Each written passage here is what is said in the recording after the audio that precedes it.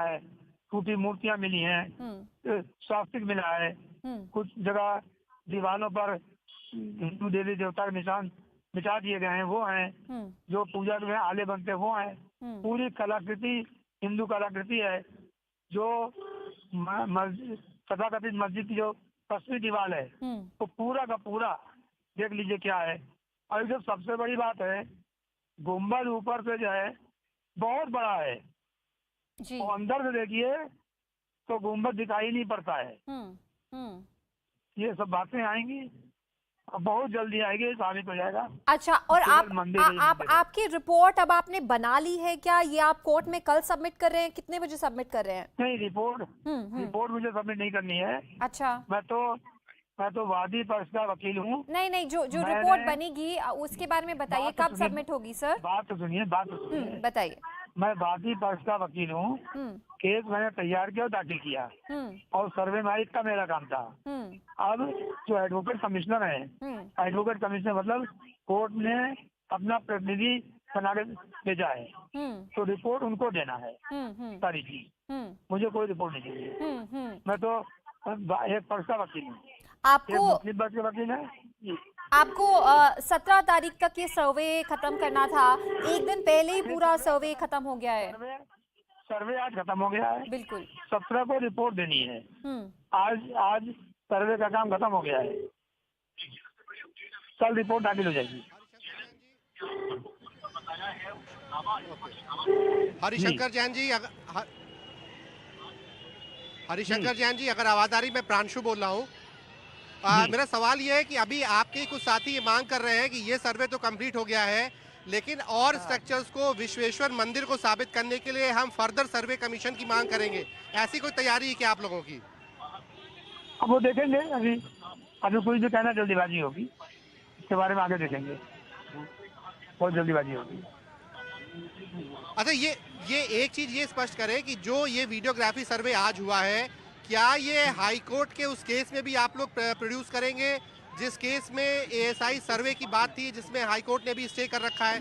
क्या ये एविडेंस उस केस के लिए भी महत्वपूर्ण बनेगा आपकी नजर से? बिल्कुल 100% वहाँ भी दाखिल होगी, और इसका फायदा उसमें मिलेगा।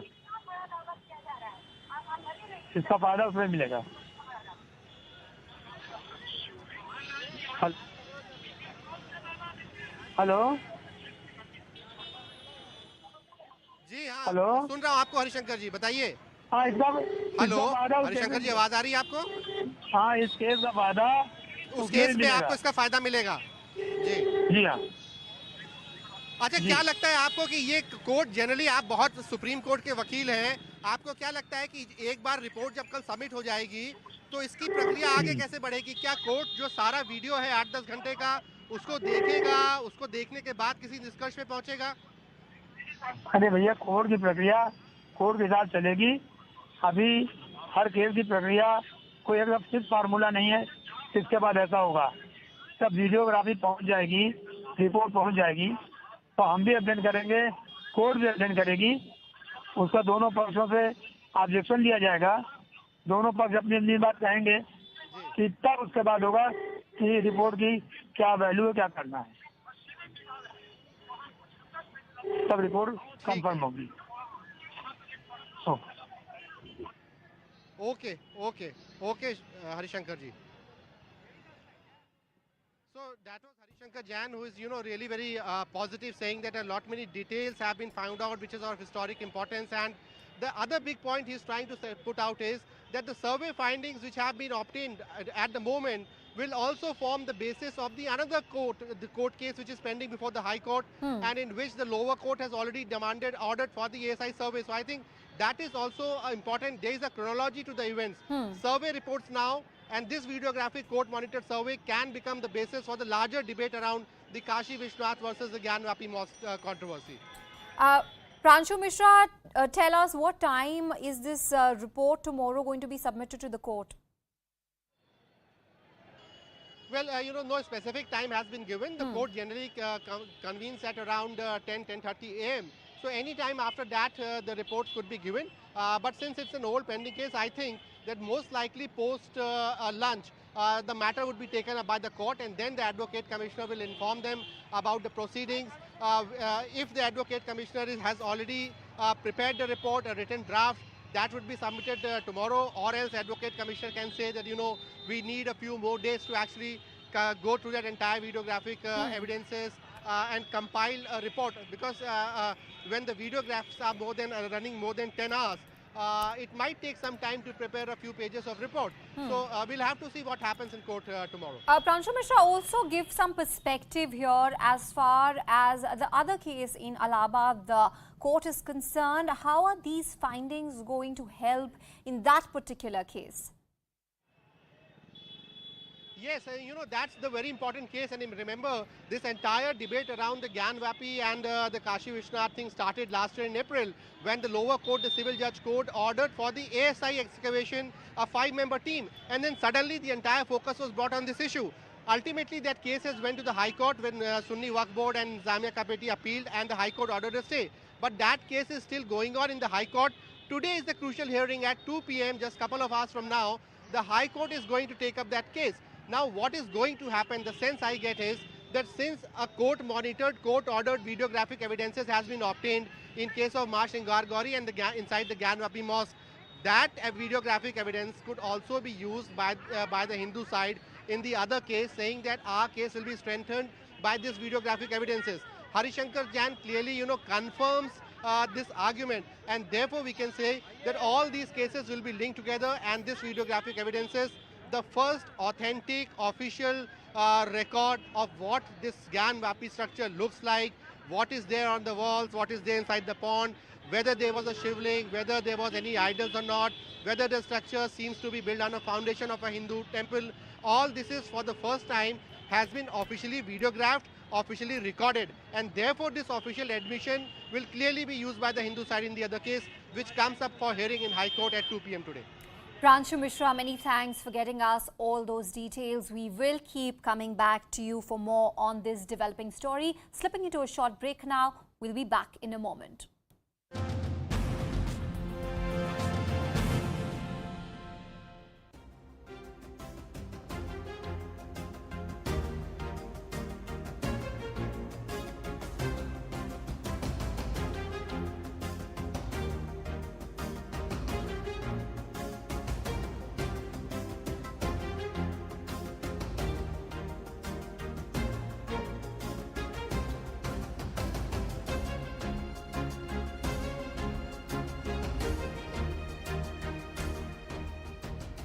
That certain diplomats and political figures have fled to India out of fear. No, nonsense, nonsense. More likely the reverse. Many Indians unhappy in India have fled to Sri Lanka. It makes no sense. I mean, really, why would Indians be unhappy in India? Can't say. IPL results maybe, KGF success, inflation maybe, arrest of Bagga, sedition, कुछ भी कारण हो सकता है. Please, please, please help. Are you saying please? Did you say please, please, please? There's something you're trying to say in code, no? No. One sec, you're saying yes with your face and no with your mouth.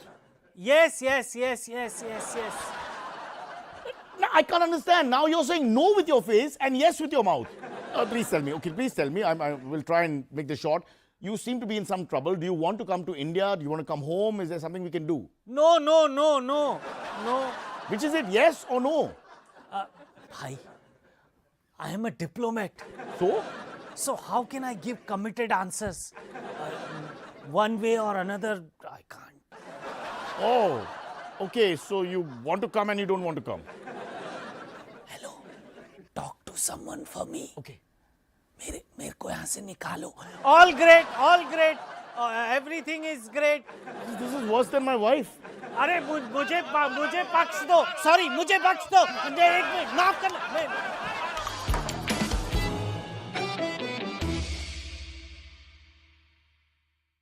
Hello and welcome. Usually I tell you to sit back and relax, but that's not possible today. I can't either. I'm on the edge of my seat because here's a man whose energy is so infectious. I just can't even. Ranveer I bhai just जोरदार. can't I even. can't even. Madam मुझे देखो मैं कितना relax बैठा हूँ, आप भी relax करो यार, गप्पे शप्पे मारते हैं. Okay, but let us look at you. Really look at him. Let's Yeah. take a moment. Look at Work me. of art. A work of art. Look, Indeed. a work of art. Yeah. You say, my mind.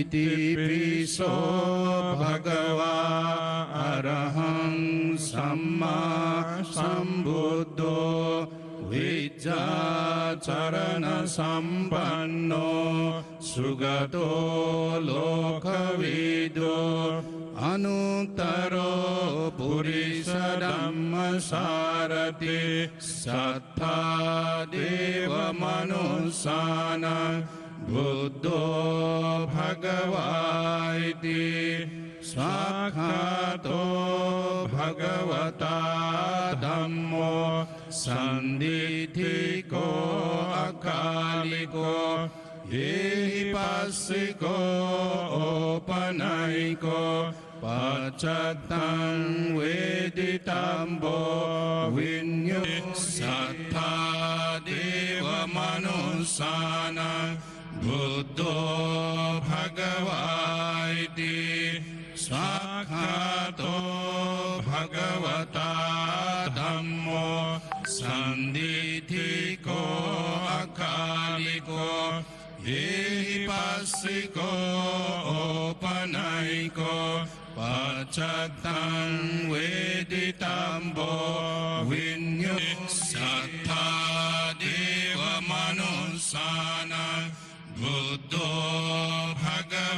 Bhagavaiti Swakhato Bhagavata Dhammo Sandithiko Akaliko Yehi Passiko Opanaiko Pachatang Veditambo Vinyo Sattha Deva Manusana Buddho Bhagavaiti Swakhato Bhagavata Dhammo Sandithiko Akaliko Yehi Passiko Opanaiko Pachatang Veditambo Sabbitiyo vivajjanto sabbarogo vinasatu mate bhavantvantarayo sukhi dikayuko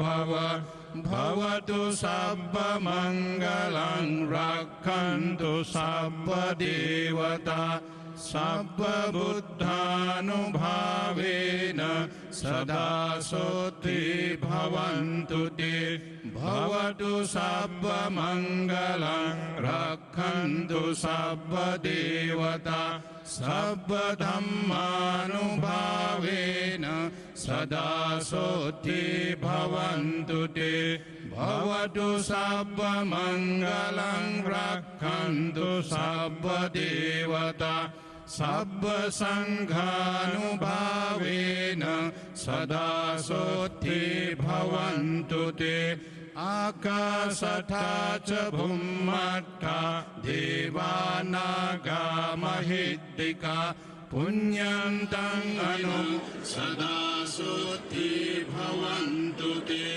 Akasatha ca bhumma devanaga mahiddika punyantang anumoditva chirang rakhantu sasanang Akasatha ca bhummattha devanaga mahiddika punyantang anumoditva chirang rakhantu desanang Akasatha ca bhummattha O Sangye Chodo Tsoge Sonam Lai Chanchu Pardo Kandane Gyapso Dage Jinzo Yebe Sonam Yendo Lai Penjere Sangye Ndo Sho Semje Daze Dewa Dang Devi Gyudan Damba Gyurje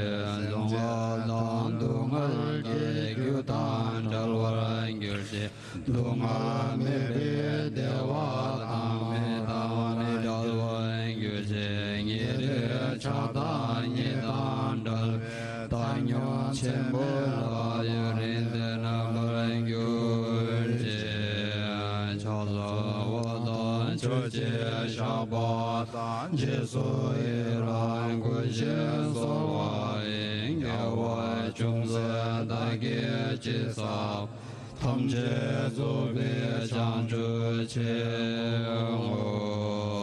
Naze Namda Ranshe Lundu Beta She Chochu Shingna Juba Sange Chodan Gedo Pambe So Kunla Chazan Toshe Shun Dume Gyalbo Zanda Dundu Go Chambe Gyamba Gedan Baldamba Kula Gomba Geche Raba Lumbo Tambara Zarda Baldan Simje Tamje Lagon Rabeba Ite Zamba Zara Daba Samzan Tube Dashe Balbe Wende Wai Sheba Gelain Chaza Jambal Shino Baldan Durje Zen Chera Ziwa Gombo Jambe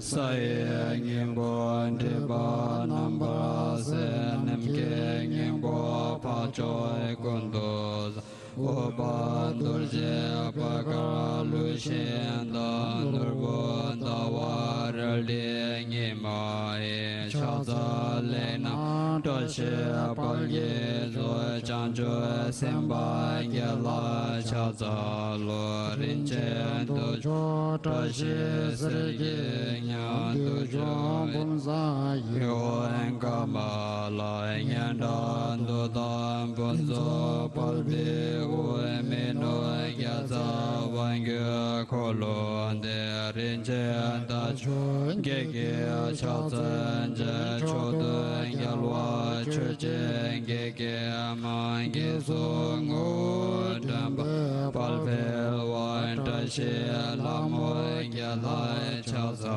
Loy Tamba Chimbo De Jo Sime Meton Dandan Yalbo Yunko Fage Vodan Lua Mime Namto Shada Laza Kolo Dan Tisho Ladan Dondon Durje Pewa Marale Chorten Gelsan Ze Saso Naso Gele Tashe Tenden Gyawa Gyalayan Chaza Loen Daja Dede Chawa Zumba Gita Nyewa Tewa Kunshen Dude Pabe Samda Ishe Tashe Dede Punzon Sobarai Sho Janjo Simjo Rimbo Jema Ge Panama Ge Gunje Gewa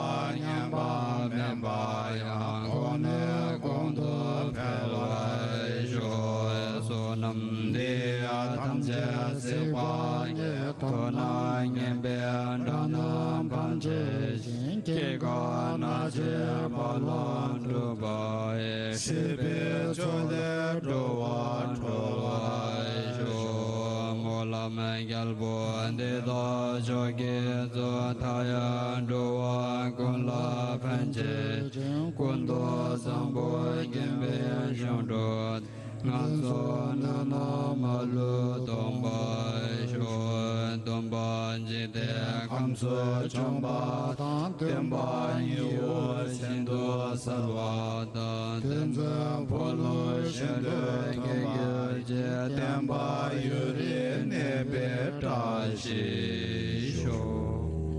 Sarvabhuddham namasyami dharmancha jinavasitam sanghancha silasampannam ratnatrayam namastute swasti bhakurutam buddha swasti deva sastraka swasti sarvani bhutani sarvakalan disantu va buddha punyanubhavena देवतानां मतेन च यो यो अर्थ समभिप्रेत सर्वदोदेशमर्पिताम् स्वस्तिर्भो द्विपदे वन्तु स्वस्ति वस्तु चतुष्पदे स्वस्ति वो भद्रतां मार्गे स्वस्ति प्रत्यागतेषु च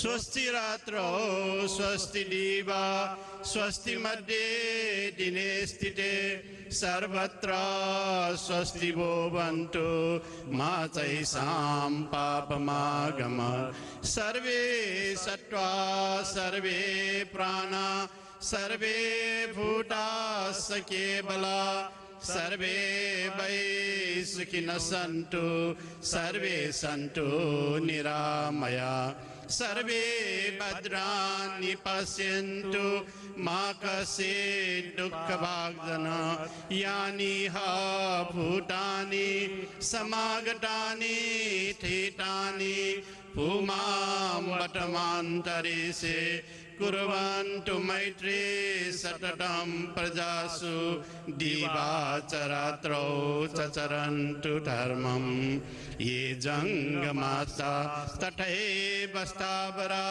ते सर्वसत्त्वा सुखिनो भवन्तु शास्तारमग्रं नरदेव पूज्यं बुद्धं नमस्ये देहास्तु स्वस्ति ये जङ्गमास्ता तथैव स्थावरा ते सर्वसत्त्वा सुखिनो भवन्तु शान्तां विराग्रं नरदेव पूज्यं बुद्धं नमस्ये देहास्तु स्वस्ति ये जङ्गमास्ता तथैव स्थावरा. Slipping into a short break now, but before we go, we have some announcement. In fact, we are pleased to announce that Money Control Pro has risen to number 14 amongst the top global digital news subscription services. Remember, Money Control Pro is the only Indian publisher in the global elite list and has achieved this feat within just 3 years of the launch. That's not all. Money Control Pro has shown the highest growth. That's nearly a 38% jump amongst the top 30 services in this category.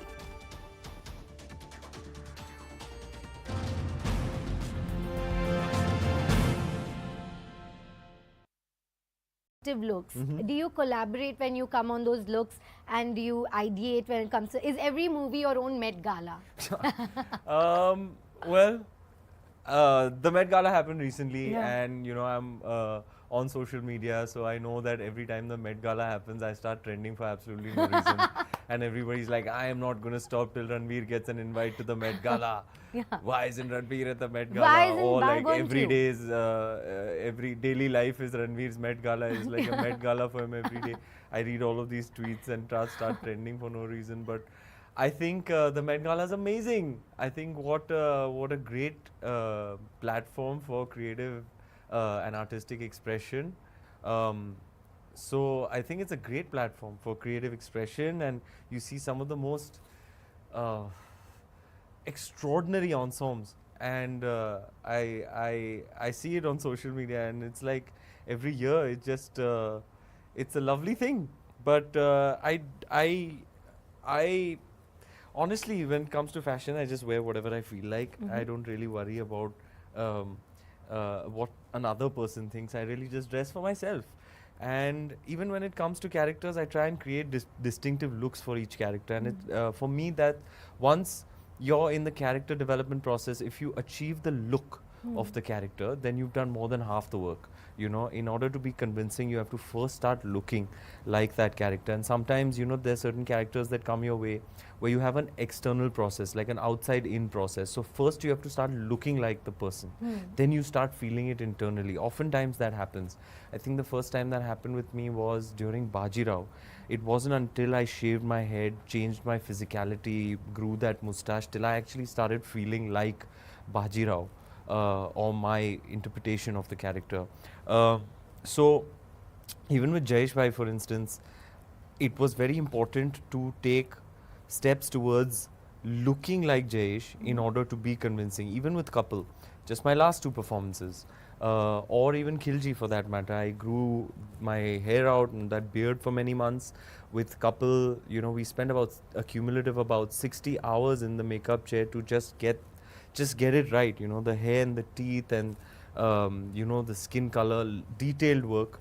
And I remember even during Jayesh Bhai workshops, Divyang was like, you really need to work on your physicality, because here's a character who's supposed to be intimidated by Baman's character. Welcome back. Thanks for staying with us. Now, Team India scripted history on Sunday in badminton, winning the Thomas Cup, the World Championship in men's arena. For the very first time, my colleague Anand Narasimhan spoke to the Thomas Cup champions. Listen in. You've beaten the 14-time champions at the Thomas Cup and you put Bharat right there. And it's happening in the 75th year of our independence. So that is something which is all the more special. Joining us now are members of that champion team, that world-beating team, Kidambi Shrikant, Chirag Shetty, Satwik Sairaj. My namaste, and also thank you very, very, very, very much to all of you. Wow, I'm so proud of all of you. So let's start with the Buddha of Indian badminton. That's what everybody is calling you, Shrikant. Take us through the journey of this tournament. Well, you know, frankly, we didn't get enough time to, you know, practice as a team because the team got announced very late and we were also playing a lot of tournaments. So me, Satwik, Chirag, you know, we were in Philippines for Badminton Asia Championships, and then we went back from there. We only had about 3-4 days before we came here. So, and then the team also got announced really late. So, you know, first thing that we did immediately after the team got announced is that you know, we made a WhatsApp group, and then we named it as "It's Coming Home." Wow. So I think it started from there, and you know, always, you know, I have memories of some of my previous team events where we did really well, and me, Satvik, Chirag, we were part of the Commonwealth team that won the gold. So, you know, we actually have some memories of the team that actually did, and what we more or less know, you know, what will work and what will not work in a team events. And there are also a lot of other youngsters, and you know, it's more about, you know, it's just like we told each other that we can do it. Individually, we've done you know, a lot of good stuff. You know, we've won tournaments, we played exceptionally, we beat some top players, but now this is an opportunity where we can perform together for the nation.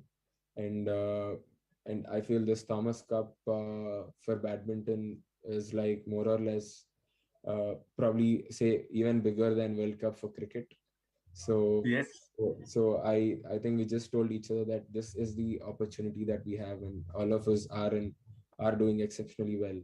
So, you know, if we can really you know, get together all of that, and then you know, play the best badminton possible on court, we always knew that we can do well.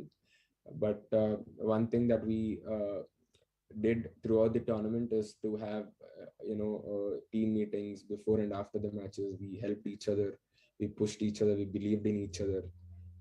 Even if somebody is having a bad day, we try and you know, one of the player from the team used to, you know, go and talk to them and then motivate them. And then, you know, because we all know that, you know, each of us have done really well. That is the reason we're part of this Indian team. Yeah, and Lakshya was battling food poisoning, wasn't he, Satwik? And talk us through your match. What happened in that in the final when you were playing match number 2? Were you surprised that the Indonesians shuffled their badminton doubles team? Actually, we know Kevin and Hassan was playing because Marcus was not there in that team, and head to head, Kevin is far, like, he can comfortably play with us. But as a pair, we played with them before in the team championship as well. So even with them before last time in Malaysia, I think BATC even third game 24-22. I remember that match. So I was expecting the same match, it was like a close match. But when we started the first game and we were leading and we lost, then in the second game we got a little rhythm back and we kept our nerves calm, and there was like a lot of encouragement for the match. So every time when Indonesia is playing, there will be a lot of crowd for Indonesia. But Yeah. this time, like there is a lot of crowd for India. Then I was like, okay, let's do this now. So we have to play, and hopefully we did it. No, absolutely. But Chirag, this It's Coming Home WhatsApp group name, whose idea was it?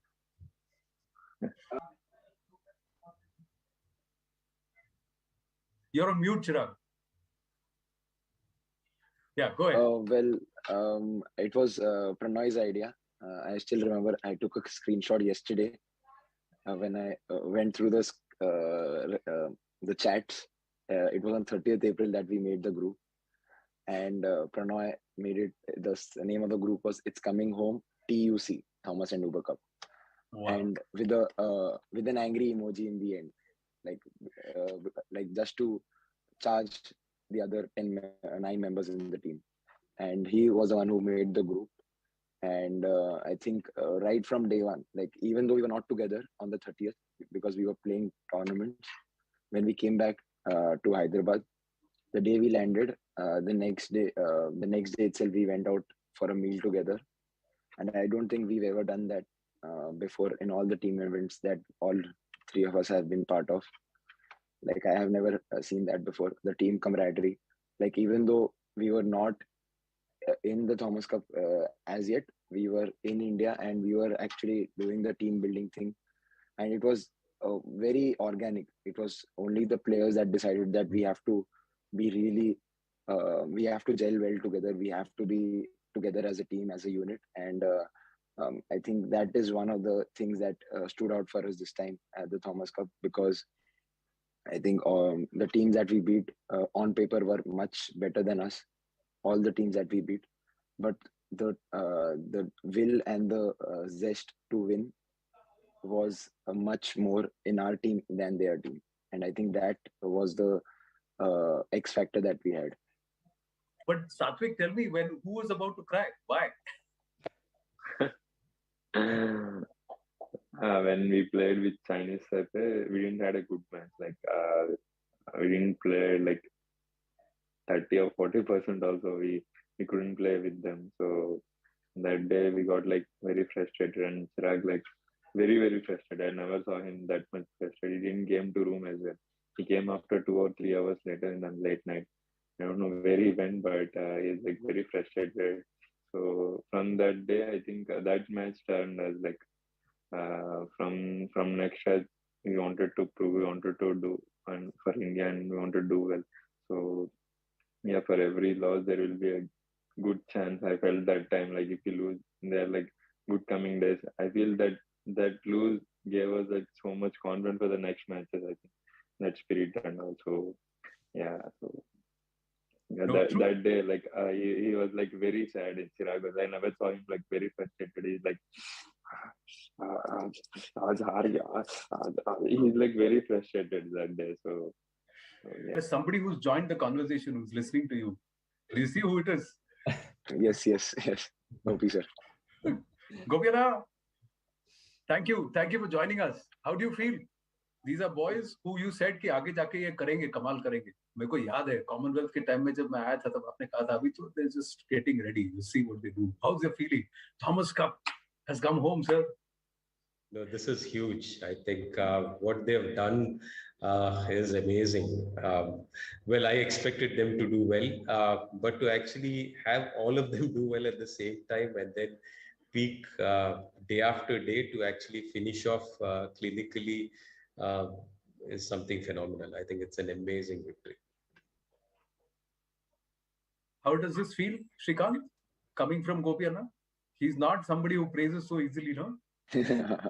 I know. I now have, say, almost 13 years of experience. I can count on my fingers how many times he praised me. So yeah, it feels really happy. I think one of the most important things is that they were tough matches and they were very close, whether it was Shrikant or Laksh or Pranoy or Chirag and Satvik pulling it off. I think each one of those matches were very close. All of them stayed, played the course, and also stayed cool to finish it. I think that was important. At the end of the day,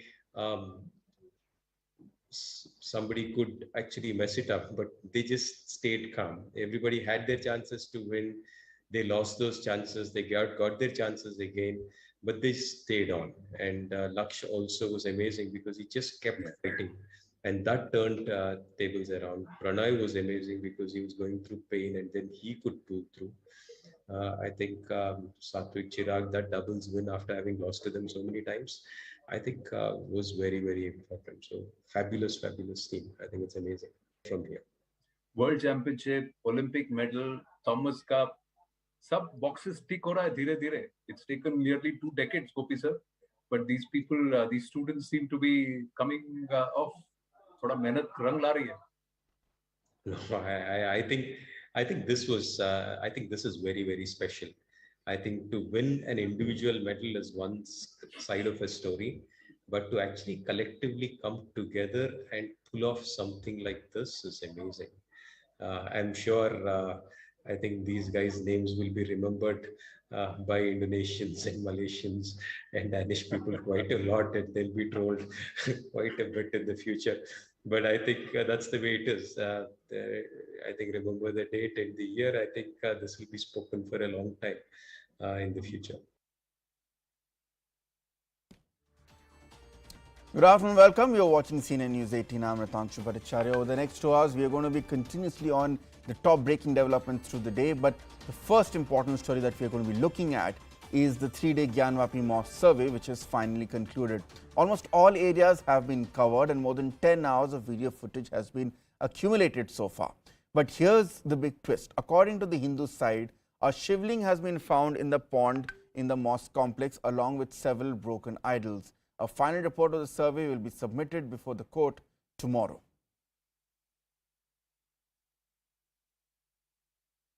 Sohan Lal ji, सर्वे का काम आज खत्म हो गया? हाँ, ये सर्वे काम खत्म हो गया. संतुष्ट हैं आप सर? हाँ, हम पूर्णतः संतुष्ट हैं. रिपोर्ट कब तक जमा हो जाएगी? रिपोर्ट आज या कल हो जाएगा. तो क्या क्या रहा? आपने कहा बाबा मिल गए उसमें? हाँ जी. हाँ, इधर ये बाबा, हाँ बाबा मिल गए. बाबा कहाँ पर मिले? बाबा कुछ बताएंगे? बाबा का कंकड़ पत्थर है, हर जगह हृदय में लोग रहते हैं. जी. हाँ, लेकिन नंदी को जिस बाबा की प्रतीक्षा थी वही बाबा मिले. देखिए, ये काशी की नगरी है. अब काशी की नगरी में थोड़ा सा गोला चढ़ा लेने पर बाबा ही दिखाई देते हैं. देखिए, हमने एक लाइन में कहा कि साक्ष्य के बारे में कुछ भी नहीं बताऊंगा जब तक न्यायालय में दाखिल न हो. सबसे बड़ी बात है कि हमारी कमीशन की कार्रवाई आज समाप्त हो गई, बिना बाधा के हो गई और आप शासन प्रशासन सबका भरपूर सहयोग रहा, विपक्षी भी सहयोग किए. कानूनी कार्रवाई या रिपोर्ट दाखिल होगी, रिपोर्ट दाखिल होने के बाद न्यायालय इसको पुष्ट करती है, फिर साक्ष्य स्तर पढ़ी जाती है, फिर बहस होता है, तो फैसला होता है.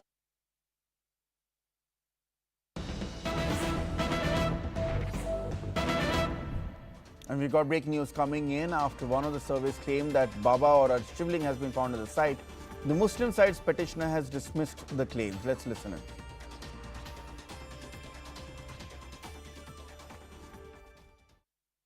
ये इन लोगों के कहने से फैसला नहीं होगा. फैसला कोर्ट करेगी. रिपोर्ट जब आएगा, रिपोर्ट आने के बाद उस पर ऑब्जेक्शन इनवाइट होता है. जिसको आपत्ति होगी आपत्ति दाखिल करेगा. वजू खाने का सर्वे हुआ है और उसको पानी निकाल के हुआ बस. और साहब ये बता रहे हैं मस्जिद की दीवारों पर त्रिशूल के निशान मिले हैं, ऐसा दावा किया जा रहा है. अरे भाई, उनका दावा है, हमारा कहना नहीं है. Let's go across live to my colleague Pranshu Mishra, UP Bureau Chief, who's been joining us from Varanasi from Ground Zero. Pranshu, what exactly is this latest interesting twist that has happened here? Who exactly has come out and claimed that Baba Mil Gaye, which has led to a flurry of activity on the streets of Varanasi? Well, it is Mr. Sohan Lal who is one of the Hindu petitioners. Now, we need to clearly take all these claims with a certain sense of pinch of salt. The reason being that these are the parties concerned. Hindu side will of course claim that, the survey has gone in their way. It has been a historic survey. We have found ample evidences to prove our case. Muslim side, being the respondent, will clearly say that survey has been a normal exercise. Nothing new has been found out. Ultimately, it's the court which has to decide what the findings of the survey commission actually means. So at this stage, what we are seeing is enthusiasm on the side of the Hindu side, going out and making claims which ultimately the court has to verify. So, on the face value of it, what the claims which are being made by the Hindu side, they actually at the end of the day need to be verified by the court. Now the process from here on is that Hindu side and the Muslim side all are making claims, but the advocate commissioner has to submit his own report, and after that report has been submitted, it will be decided by the court that what is the findings, whether the court rules in the favor of the Hindus or else in the favor of the Muslims. It's a sub judice process, but at the moment, the big story, of course, is that Hindu side is very vocal, claiming that survey has gone on in their favor. They say that it's a historic moment. Their claims have been, vindicated. Some of those members also claiming that, a shivling has been found. Others are saying that there is a dome over the dome, suggesting that it might be a Hindu temple. And remember, there is already another case in which some of the petitioners who have been the party in this case also say that the actual Gyanvapi mosque is the place where the original shivling that is said to have been established by Lord Shiva himself exists, and they say that it's the Lord Vishweshwara Mahadev temple rather than being the Gyanvapi mosque. So clearly the Hindu side is claiming that survey has gone in their favor. Well, the Hindu side is claiming that the survey has gone in their favor, the Muslim side is denying it, but have the surveyors themselves given any indication as to what they found, or at least in terms of the volumes of what they found, and can anything be drawn out from them at all? Well, not so far. See, the advocate commissioners, we have been speaking to them even yesterday, even today, and they say that they will submit their report to the court. Now, almost 52 people have gone inside. People can come out with different version of the story. Some can say, Shivalinga has been found. Other sides can say that these claims are not appropriate. So ultimately, it's a legal case, and the courts proceed on their own pace, in their own style. The advocate commissioner report needs to be submitted, and only then the court, we can get a finality on what the advocate commissioner's report says about the survey, which has lasted well over 3 days in continuation today, and before that on May 6th.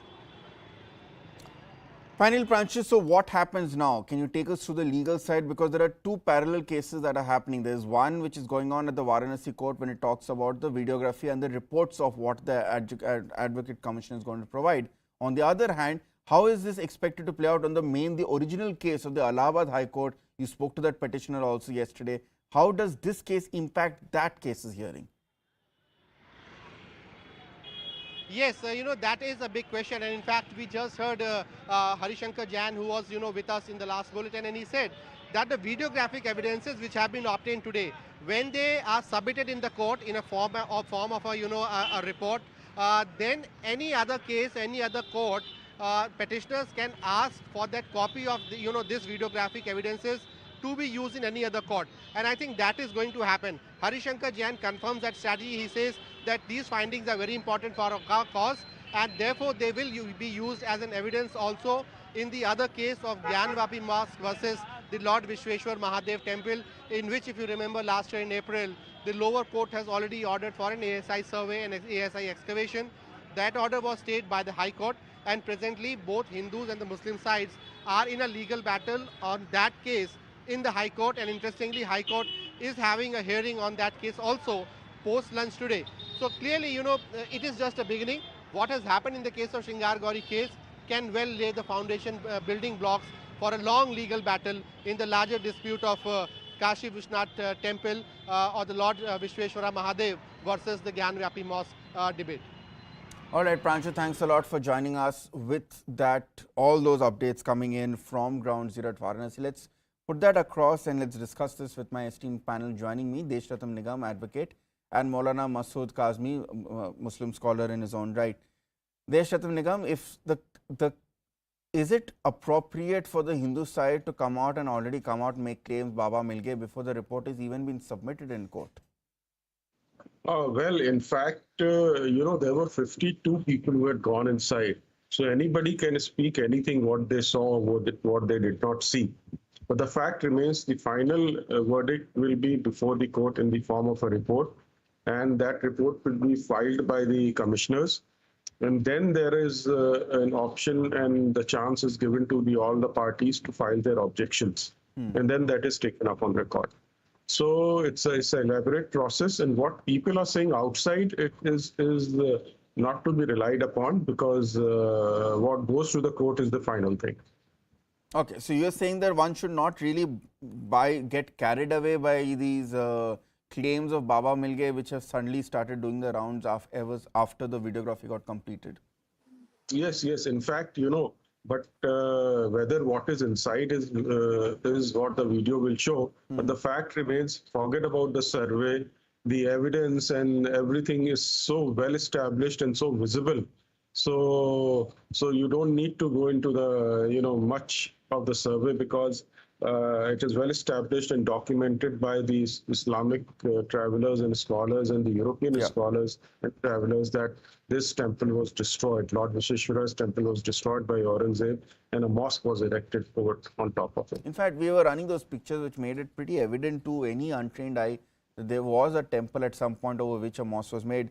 Maulana Kazmi, maybe I am being very naive, maybe I can just ask a very simple question, that if evidence does indeed confirm what many people see and believe, that there was a temple and there was a mosque built on top of it, and the temple was destroyed by a Mughal ruler many years ago, perhaps would it not be prudent? Yes, would it not be prudent for the Muslim side, maybe as an act of goodwill, to say that okay, your place of faith was raised on to build ours, we'll ensure that justice is given out, or if especially if the court also agrees, if the court also mandates this, then we will ensure that you get that something which is a historical wrong has been corrected. First of all, we respect our Hindu brothers' religious sentiments, and we are not here to spread communal passion. We are not here to spread communal hatred. But the point is, coming to the findings, whatever the findings, whatever the symbols, whatever the signs are found in the survey, question is, what impact these findings are going to make on the ground, with the fact that the site is protected by an act of parliament and also by the verdict of the Supreme Court. Supreme Court on Ayodhya issue very, very clearly said that this judgment cannot be seen as a precedent for other places of worship. So whatever the findings are there, what larger question is, what impact they are going to make on the ground. All right, Maulana Kazmi and Deshratan Nigam, I'll come back to this discussion. I just have to bring our viewers to some important news that's coming in. The Delhi Chief Minister has broken his silence on the demolition drive in the capital. Arvind Kejriwal has said that the BJP-run MCD is targeting Kachi colonies in Jugis. Let's listen in to what the Chief Minister had to say. रखा उससे लोगों को बाधा पहुंचती है, ऐसे लोगों को मौका देके उनको हटाने के लिए कहा जाएगा। लोग हटाते हैं, कई बार हमने ऐसे प्रयास किए, लोगों को बुलाया, उनको कहा भाई ये ठीक नहीं है, इसको हटाओ, लोग हटा लेते हैं, अपने खुद ही तोड़ लेते हैं। आप लोगों पे बुलडोजर क्यों चला रहे हो? हम दिल्ली को ठीक करेंगे, हम दिल्ली को ठीक करके दिखाएंगे। जैसे हमने शिक्षा में बेहतर काम किया, स्वास्थ्य में बेहतर काम किया, बिजली ठीक करी, पानी ठीक कर रहे हैं, ऐसे ही हम इसको इलीगल और अतिक्रमण को भी इसको ठीक करेंगे। लेकिन इस तरह से बुलडोजर चला के लोगों के घरों को और लोगों की दुकानों को उजाड़ना ये सही नहीं है। हम इसका सख्त विरोध करते हैं।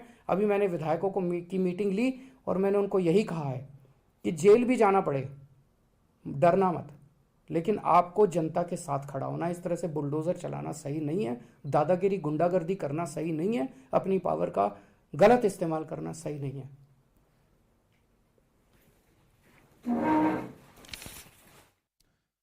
So that was Arvind Kejriwal, Delhi Chief Minister, making a statement on the demolition drive that's been going on in the national capital for the past few weeks. Let's go across to my colleague Nikhil, who is joining us on the phone line. Nikhil, the Delhi Chief Minister is clearly deciding not to get into the religious debate which the opposition, with some other parties in the opposition, are claiming that this is an attack on the minorities. He is just saying that why target the poor? We will take care of it. We will handle the encroachments and the illegal structures. Do not bulldoze the houses of the poor.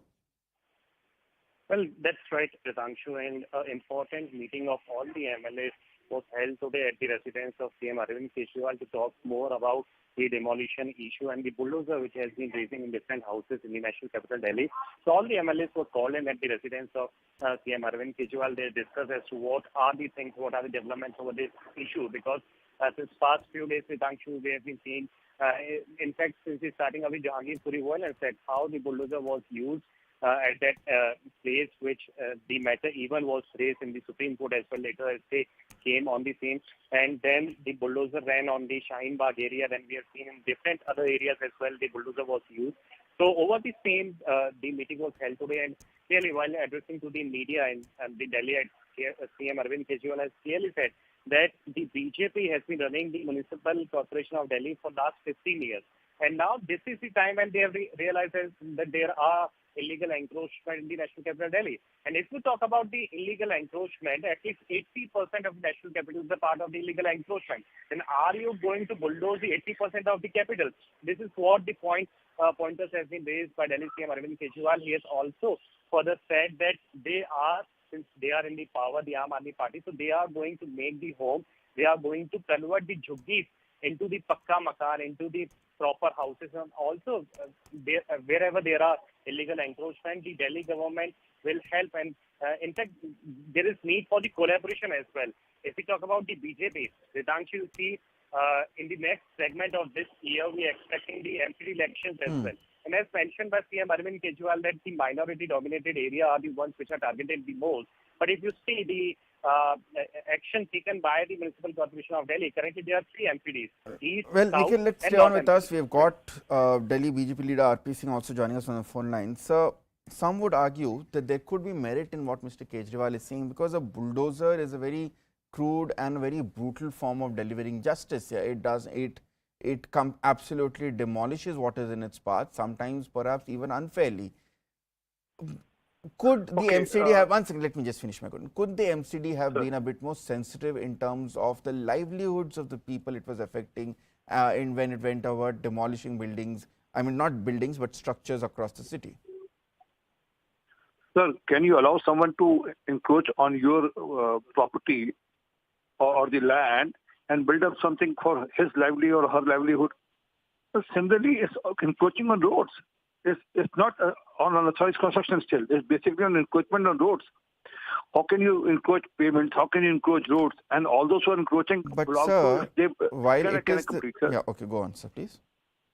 And why Kejriwal is making hue and cry for them? Because he's looking for certain vote bank. He's appeasing certain vote bank. He's looking for Bangladeshi and Rohingyas who have encroached on such roads. And then if Delhi MCT is taking action, why shall he make hue and cry? And secondly, he's talking about juggies and hutments and all. I give him a challenge. Last 7-8 years he has been in Delhi as a chief minister. Has he provided a single house to any juggi cluster? There are more than 50,000 houses which are lying vacant of Delhi district board, on which crores are being spent to maintain those houses. He has not allotted those houses also, which are meant for juggi clusters. So who's talking? Look, I mean, he can keep coming and repeating the lies and spreading the lies again and again and trying to give you lies as truth. But the lie will stay as a lie. The falsehood will stay as a falsehood.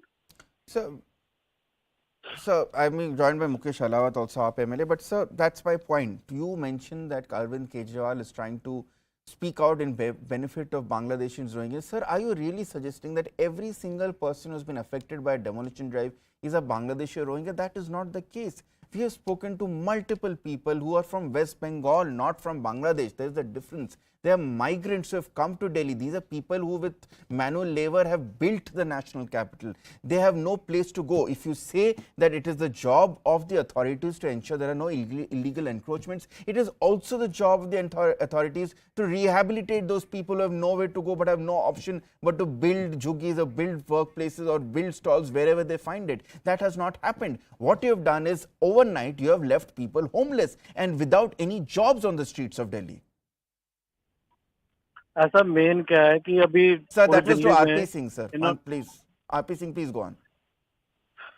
You're talking about, tell me one place where any juggi has been, it is only the encroachments on the roads which have been demolished.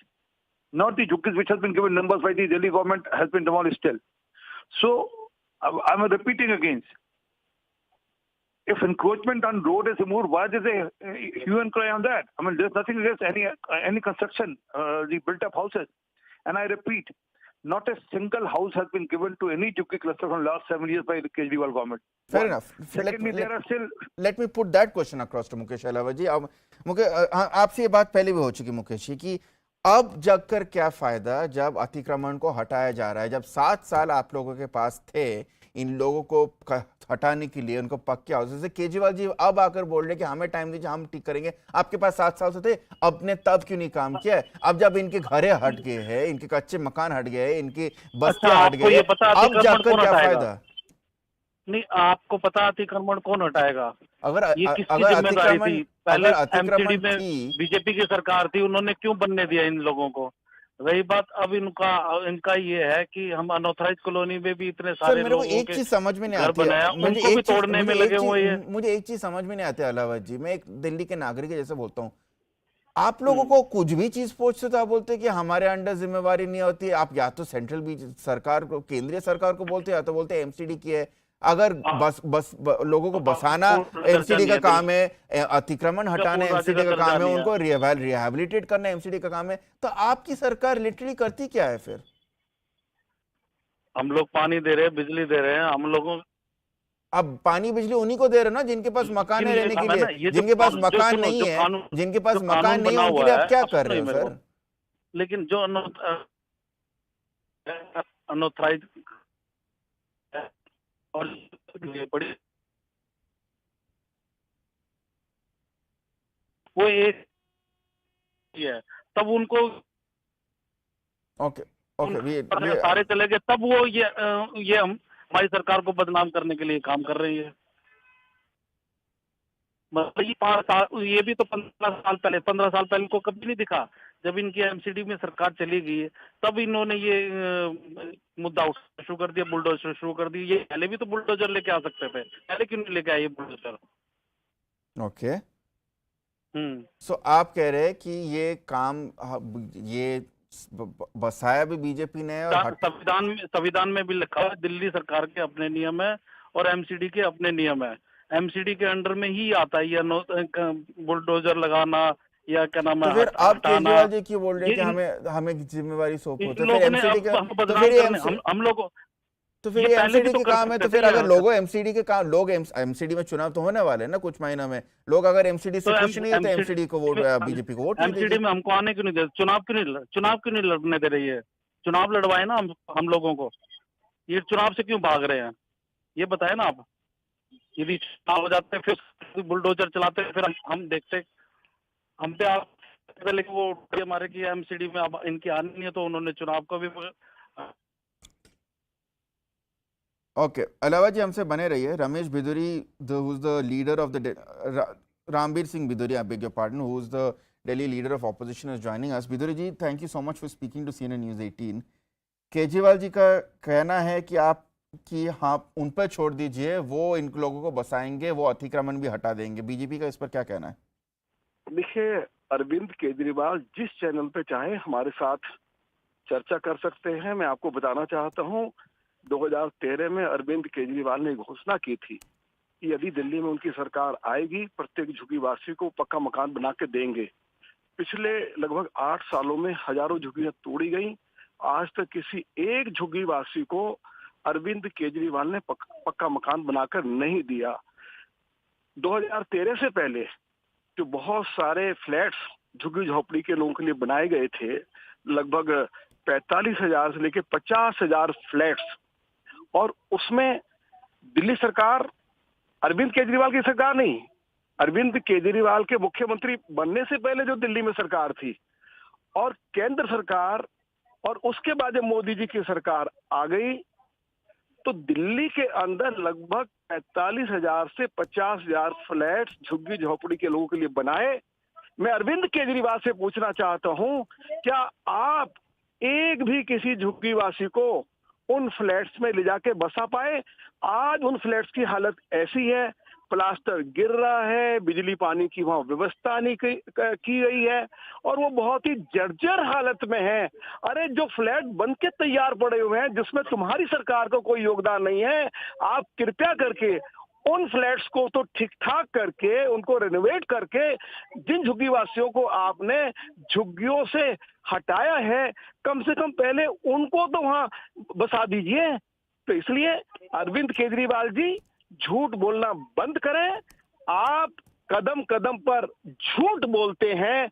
और दूसरी तरफ नरेंद्र मोदी जी की सरकार ने दिल्ली के अंदर प्रधानमंत्री आवास योजना को लागू करना जो चाहती थी, अरविंद केजरीवाल ने प्रधानमंत्री आवास योजना को दिल्ली में लागू नहीं होने दिया।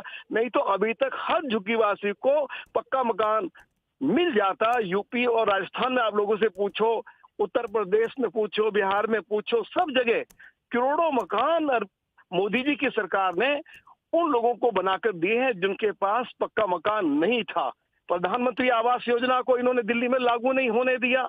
और अब मोदी जी ने असेंबली के चुनाव से पहले, लोकसभा के चुनाव से पहले ये घोषणा की थी कि हम दिल्ली में जहां झुग्गी वहीं मकान झुग्गी वासियों को उपलब्ध कराएंगे। लगभग 20,000 फ्लैट्स नरेंद्र मोदी जी की सरकार ने झुग्गी झोपड़ियों में बनाकर तैयार कर दिए हैं। जल्दी से जल्दी झुग्गी वासियों को, उनको इन पक्के जो मकान उनके लिए बनाए गए हैं उनको वहां शिफ्ट कर दिया जाएगा। अरविंद केजरीवाल बताए, क्या उन्होंने कोई एक पक्का मकान किसी गरीब झुग्गीवासी के लिए बनाया? उनसे आप सवाल करिए और मैं उनसे आग्रह करता हूं कि आपके चैनल पर वो आए, सरकार के सारे डॉक्यूमेंट्स लेकर आए। मैं भी बीइंग ए लीडर अपोजिशन वहां बैठूंगा और एक आधा घंटा की इस पर डिबेट हो जाए। मैं मुख्यमंत्री जी को got more breaking news इसके coming लिए in. I'm sorry, I'll have to move on from this, and we have to switch our focus back to the big story that we began this bulletin with. The Supreme Court is going to hear the Gyanvapi Mosque survey issue tomorrow.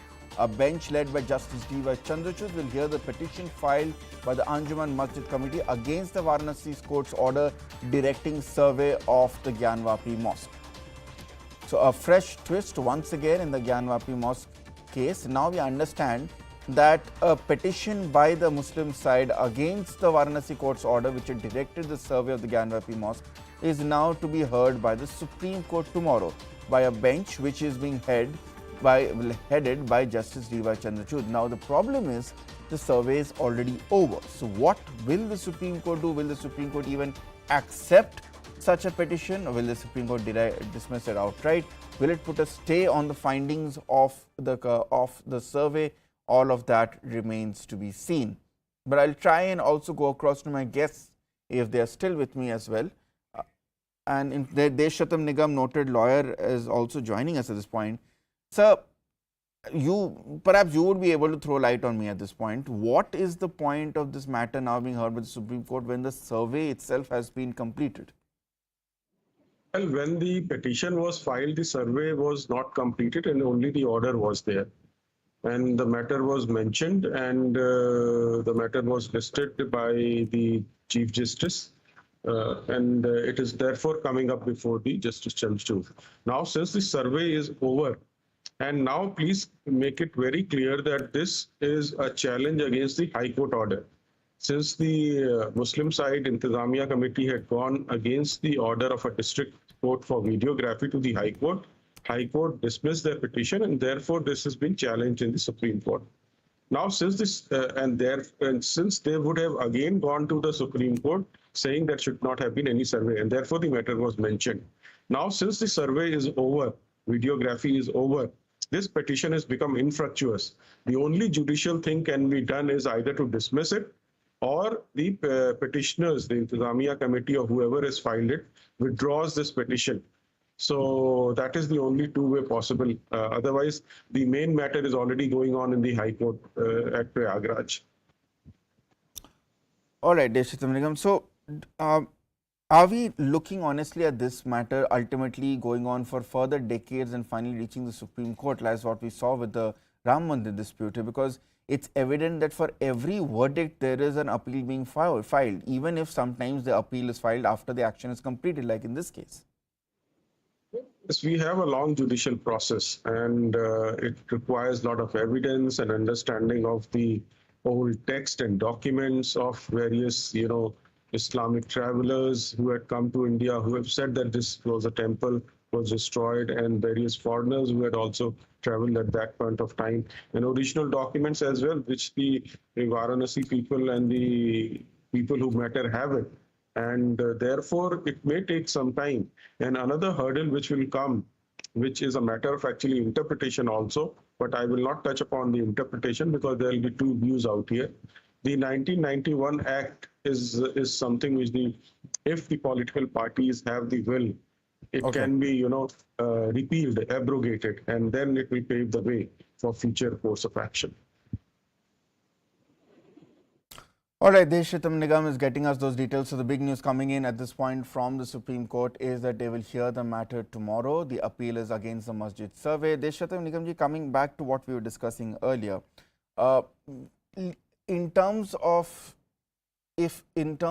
acceptance of the verdict, given the fact that at the local level, the survey, this videography did get conducted very smoothly. For all the legal battles that are going on over the courts, whether it be in Supreme Court, whether in the High Court, whether in the local courts, at the ground level, as my colleague Pranchu was reporting, the survey was carried out with the smooth cooperation of both Hindu and Muslim sides. Does this not indicate that an issue which had been dormant for so many years, even if it was a historical wrong, it was left buried for good, is now being unnecessarily dug up with the idea of getting political gains from it? Well, this is not about political gains by any party. This is an aspiration of Indian civilization. This is an assertion of an expression of Indian civilization. Now, the historical wrong was done, but it was not even recorded in our history books, not narrated in our schools and colleges. So even if this survey takes place and nothing happens, this will become a part of our history, duly recorded, and rewriting and restoring our history is absolutely important. So the generations in posterity will come to know what the grave brutality and genocide was committed by the Muslim invaders from outside. Please understand, Indian Muslims need not, trace their lineage from those invaders or from the Arabs or Turkish people. You are Indian, and you have to realize that you live in India and you have a distinct identity as opposed to other, Muslims in the world. And secondly, in Islam, any temple which is destroyed or converted into mosque, the mosque is not considered to be Islamic in nature. Any prayer which is done out there is not accepted by Allah. So what Maulvis are doing is brainwashing Muslims. I mean, that namaz is invalid, illegal also, even not, has no sanctity in the eyes of Islam also. The Muslims have to first realize this. You need not take pride in what the invaders did. And if you start thinking that you were the rulers for so many years and then you will continue taking pride in it, I don't think Indians would like just it. Stay on with me. We've got big news coming in at this point. Big development has happened, is that there has been a shivling that has been found at the disputed site. That area has been sealed.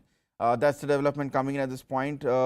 Vishnu Jain, one of the key petitioners in the case, has just said that the entire area has been sealed, and in the area adjoining the Gyanvapi mosque, there has been a shivlinga which has been found. We'll try and get details from Pranchu at the moment, but this is the big news that is coming in at this point. There's been a big development on the Gyanvapi survey. The shivling which has been found reportedly from the well of that. These are what reports are saying. We'll get more clarification on that.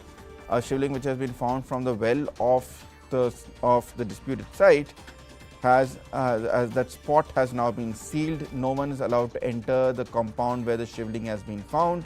This is to ensure that the area is not tampered, there is no evidence which is planted, and also to ensure that there is no development in terms of security. There is no law and order issue that has been found. Earlier today, remember, the shivling, the 3-day videography session ended today, and right after that, the Hindu petitioners came out with a claim that, and I quote, "Baba mil gaye." In other words, a shivling has been found in the well of the mosque, and that there was other evidences of a Hindu temple also found. In fact, the exact quote was that we've got more evidence than we had even imagined. This, of course, has been discounted completely by the Muslim side, and as a result, to avoid further inflammation of tensions, the spot has been seized, and that there has now been, the CRPF has now been set up to guard the shivling area.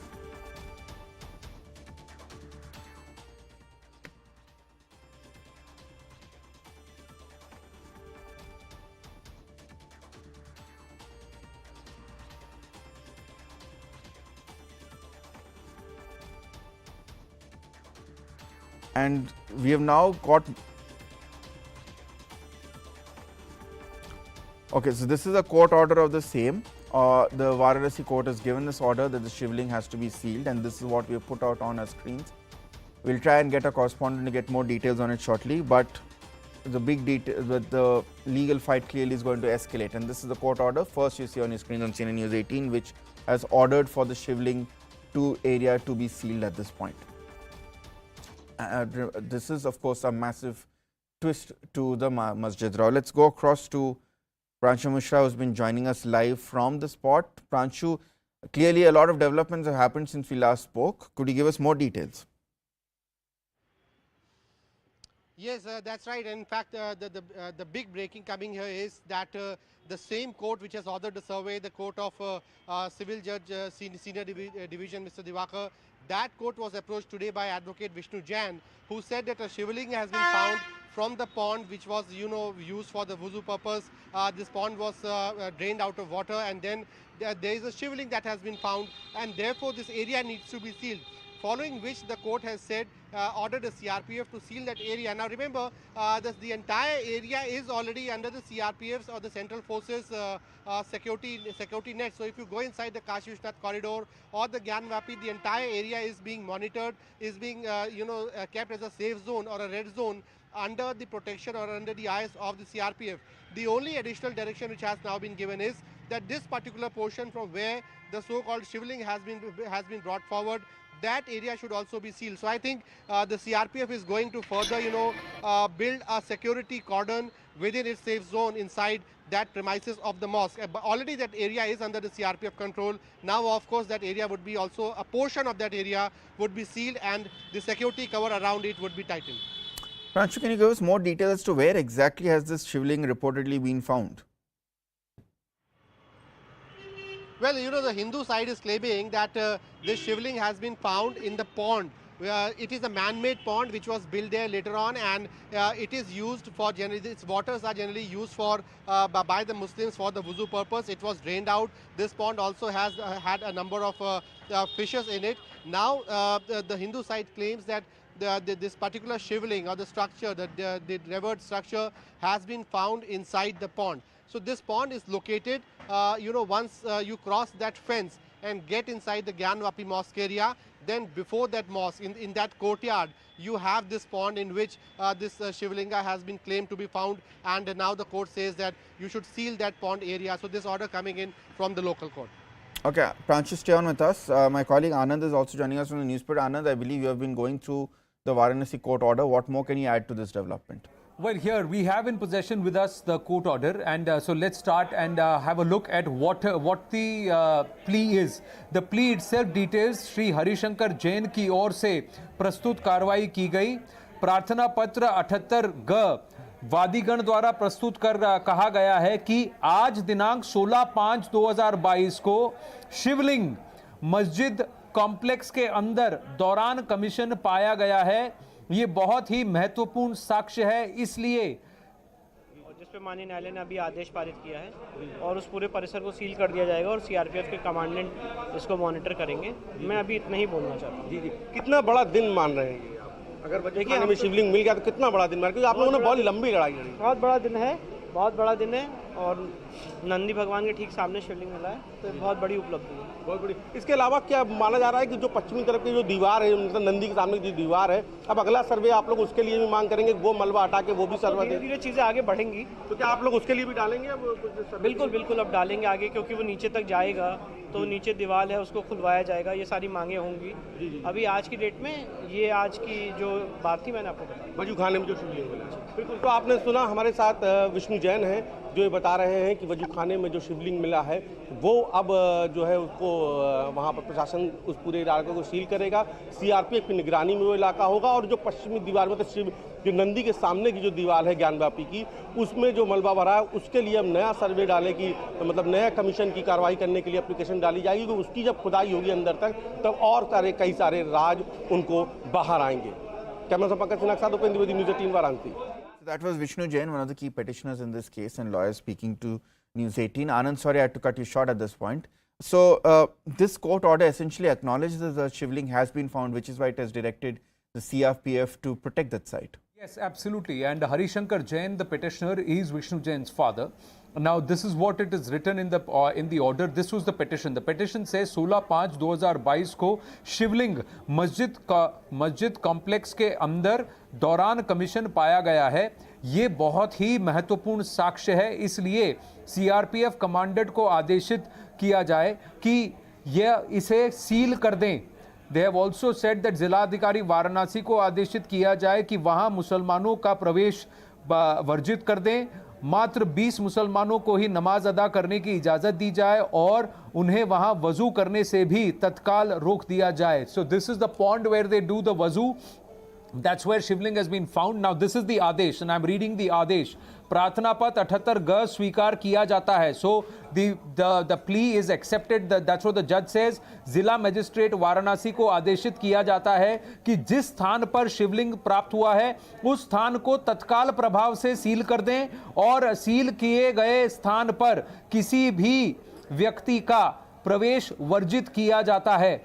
जिला magistrate Varanasi, police commissioner, police commissionerate Varanasi तथा CRPF commandant Varanasi को आदेशित किया जाता है कि जिस स्थान को सील किया गया है उस स्थान को संरक्षित एवं सुरक्षित रखने की पूर्णतः व्यक्तिगत जिम्मेदारी उपरोक्त समस्त अधिकारियों की व्यक्तिगत रूप से मानी जाएगी। That means each of the officials mentioned here, the departments mentioned here, will be individually held responsible for the safety and the security of that particular place.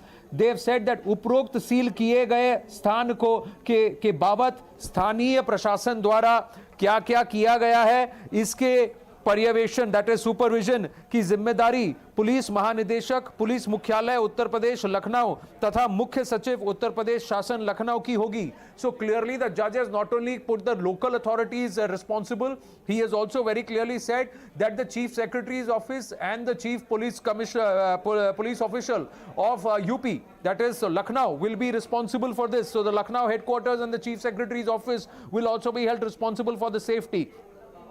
वाद लिपिक को आदेशित किया जाता है कि वह अविलंब इस आदेश की प्रति संबंधित अधिकारीगण को नियमानुसार प्रेषित किया जाना सुनिश्चित करें। That means immediately set out the written order and communication without any further delay, seal the area where the shivling has found. Now you heard Ritangshu, this is the order in detail where it accepts the plea, but more importantly what it is also saying, this is the part that it is accepting that the shivling has been found, that it is a महत्वपूर्ण साक्ष्य as far as the plea is concerned, and what Vishnu Jain said, that this pond and the shivling has been found in the exact direction where Nandi is seen facing the shivling. So this is the big claim that the Hindu Paksh is making, that for them they have found the key evidence or saksha which many faithful believe that Baba Vishwanath or Vishweshwar, the original Jyotirling of Shiva, was inside the Gyanvapi complex, and that is where the bull Nandi, which anybody who goes right now even to the Kashi Vishwanath, the existing Kashi Vishwanath Dham and the Kashi Vishwanath corridor area, they can see Nandi facing in a different direction than where the current shivling is, because many Hindu Paksh believe that it is actually facing the original shivling.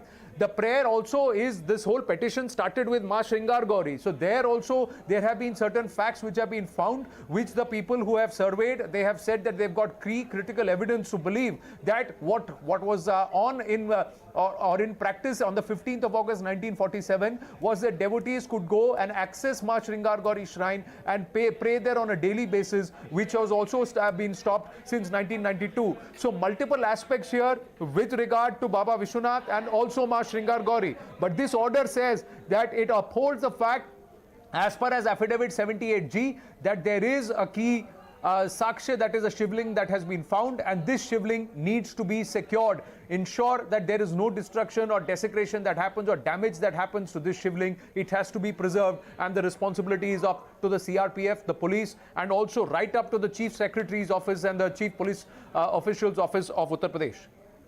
Anand, stay on with us. Let's go back to Pranshu as well. Pranshu, in fact, if I'm not mistaken, Hari Shankar Jain, one of the advocates, is also joining us. Anand, would you like to take that question to Mr. Jain? हमारे साथ हैं, इन्हीं की plea थी Harishankar Jain ji. How would you see the court order today? You have claimed that it's a very, very important evidence that you have been able to unearth during the survey, that a shivling has been found in a pond. Can you take our viewers through more details? Shivlingam has been found and very old and big. That has to be secured. For that purpose, we have filed urgent application before the court, and court has passed effective order that the entire premises be encircled, be safe, and nobody should enter within the premises, and this shivling be protected by all means. Harishankar ji, can you please tell us where was the shivling found? Which area inside the Shivling complex? was found just before Nandi ji in a well. In a well, just before Nandi ji. It was found, and very big shivling, and actually they did not want that we should enter there. I'll see that place. But it is God's grace that we will be able to see and found Nandi ji. What is the significance of this shivling, Harishankar ji? You can understand. Still, if the deity is Virajman, so you can understand it can be mask. जितने mask के दावे तो झूठे हो गए, हवाई हो गए, और जो हम लोग कह रहे थे साबित हो गया. Thank you very much. इस समय इससे ज्यादा मत पूछिए. जी हरिशंकर जैन जी, धन्यवाद हमसे बात करने के लिए. ये हिंदू पक्ष के लिए बहुत बड़ी बात है, is what Harishankar Jain ji is saying. Everybody can understand the significance and importance of this shivling that has been found, and he is the wadi or the plaintiff. And to our viewers and Ritangshu, the allegation that he has just made is that there was an attempt to try and conceal. They didn't want this area to be captured under videography or survey, and this is what was being hidden, but now it is out there for everybody to see. This is the shivling that Nandi was facing. This is what Harishankar Jain ji has said, and said after this, beyond this, I don't want to say anything now because the matter is sub judice. Vinod Bansal ji is with us. Vinod Bansal ji, namaste. ये वादी की तरफ से, हरिशंकर जैन जी की तरफ से कहा गया है कि एक शिवलिंग वहाँ दिखा है, वहाँ एक कॉम्प्लेक्स के अंदर एक छोटा तालाब था, उसके अंदर है. नंदी जी इसी शिवलिंग की तरफ थे और उन्होंने मांग की है कि इस शिवलिंग को सुरक्षित किया जाए, इसे संरक्षित किया जाए. आप क्या कहेंगे? What would you like to say? निश्चित रूप से न सिर्फ शिवलिंग को बल्कि उस पूरे क्षेत्र को संरक्षित करने की आवश्यकता है, और वहाँ पर जो है ना श्रद्धालुओं को दर्शन के लिए अनुमति भी देनी चाहिए. माननीय न्यायालय जो है ना इस जो सत्य का अन्वेषण हुआ है, आप देखिए कि यही कारण था कि जिसकी वजह से वो इस्लामिक जिहादिस्ट फोर्सेज जो है, या मैं कहूँ कि जो मस्जिद की इंतजामिया कमेटी के जो अपने सेक्रेटरी थे, वो कैंपस में जाने से कोर्ट के कमिश्नर को रोक रहे थे. मैंने डे 1 में कहा था कि देखिए कुछ न कुछ ऐसा है डेफिनेटली जो इसको छुपाया जा रहा है. इनको पता है कि इनके पैरों तले जमीन खिसक जाएगी. तो प्रश्न ये है कि हमारी जो मान्यताएं हैं, विश्वास है, धर्म ग्रंथ हैं, शास्त्र हैं, इतिहास है, और जो पुराणों में जो कुछ वर्णन है, उन सबको देखते हुए हम तो पहले ही कह रहे थे, डे 1 से कह रहे थे कि निश्चित रूप से हमारा जो असली जो ज्योतिर्लिंग है वहीं पर विद्यमान है. करोड़ों हिंदुओं की आस्था के साथ अब तक खिलवाड़ हो रहा था. लगातार उनको प्रताड़ित और पीड़ित किया जा रहा था, सिर्फ और सिर्फ ये तथाकथित अल्पसंख्यक समुदाय के द्वारा. दुनिया का एकमात्र ऐसा देश है जहां पर कि तथाकथित अल्पसंख्यक समुदाय के उत्पीड़न का शिकार यहाँ का बहुसंख्यक समाज हो रहा है, और आज नहीं सदियों से हो रहा है. पर विनोद बंसल जी, यहाँ पर जो वादी ने जो ये किया था, पिटिशन किया था, वो सर्वे श्रृंगार माँ श्रृंगार गौरी की आराधना करने की इरादे से किया था, पर यहाँ बात अब शिवलिंग पर आ गई है. तो एक का दूसरे से संबंध है नहीं है, आप कैसे देखते हैं इसे? और ये मामला जो है, ये विषय जो है, अभी माननीय उच्च न्यायालय के अधीन है. कल इस पर वहाँ सुप्रीम कोर्ट में भी सुनवाई है. नहीं, बिल्कुल ठीक है, होना चाहिए. सुनवाई से किसी को घबराहट नहीं होती. घबराहट उनको होती है जो सत्य के अन्वेषण से वो चिंतित हैं और पीड़ित हैं, प्रताड़ित महसूस कर रहे हैं अपने आप को. जो लोग कोर्ट कमिश्नर को वहाँ कैंपस में जाने से रोकते हैं, हमें कोई दिक्कत नहीं है. हमारे लिए तो तथ्य सत्य और जो भगवान का जो धर्म है हमारे साथ है. हम कह रहे हैं कि देखिए जो भी कुछ है चाहे कोर्ट जिस तरह से भी निर्णय लेता है, हम माननीय न्यायालय का सम्मान करेंगे, चाहे वो न्यायालय अपना लोअर कोर्ट हो या उच्च न्यायालय हो या सुप्रीम कोर्ट हो। हमने हमेशा से हिंदू समाज ने अपनी आस्था को अपने कंट्रोल में रखा है एक तरह से, अंटिल द डिसीजन कम्स।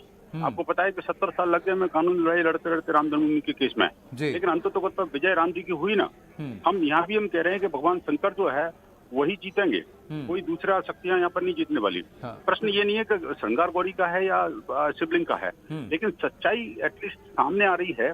माननीय न्यायालय को मैं बधाई देता हूँ, साधुवाद देता हूँ कि ये सत्य के अन्वेषण में उन्होंने जिस कठोरता के साथ में वो निर्णय लिया, और उस निर्णय के बाद में जो कुछ तथ्य सामने आ रहे हैं, माननीय न्यायालय ने जिस तरह से अभी आज ही ऑर्डर पास किया उसको उस स्थान को संरक्षित करने के लिए, मेरा एक निवेदन है कि सिर्फ शिवलिंग नहीं बल्कि पूरे उस स्थान को संरक्षित करके हिंदू समाज के दर्शन के लिए अविलंब खोलना चाहिए, और जो पूजा की जो अनुमति बीच में रोक दी गई थी उसको तुरंत शुरू करना चाहिए। देखो, करोड़ों करोड़ हिंदुओं की आस्था, विश्वास और हृदय से जुड़ा हुआ मामला है।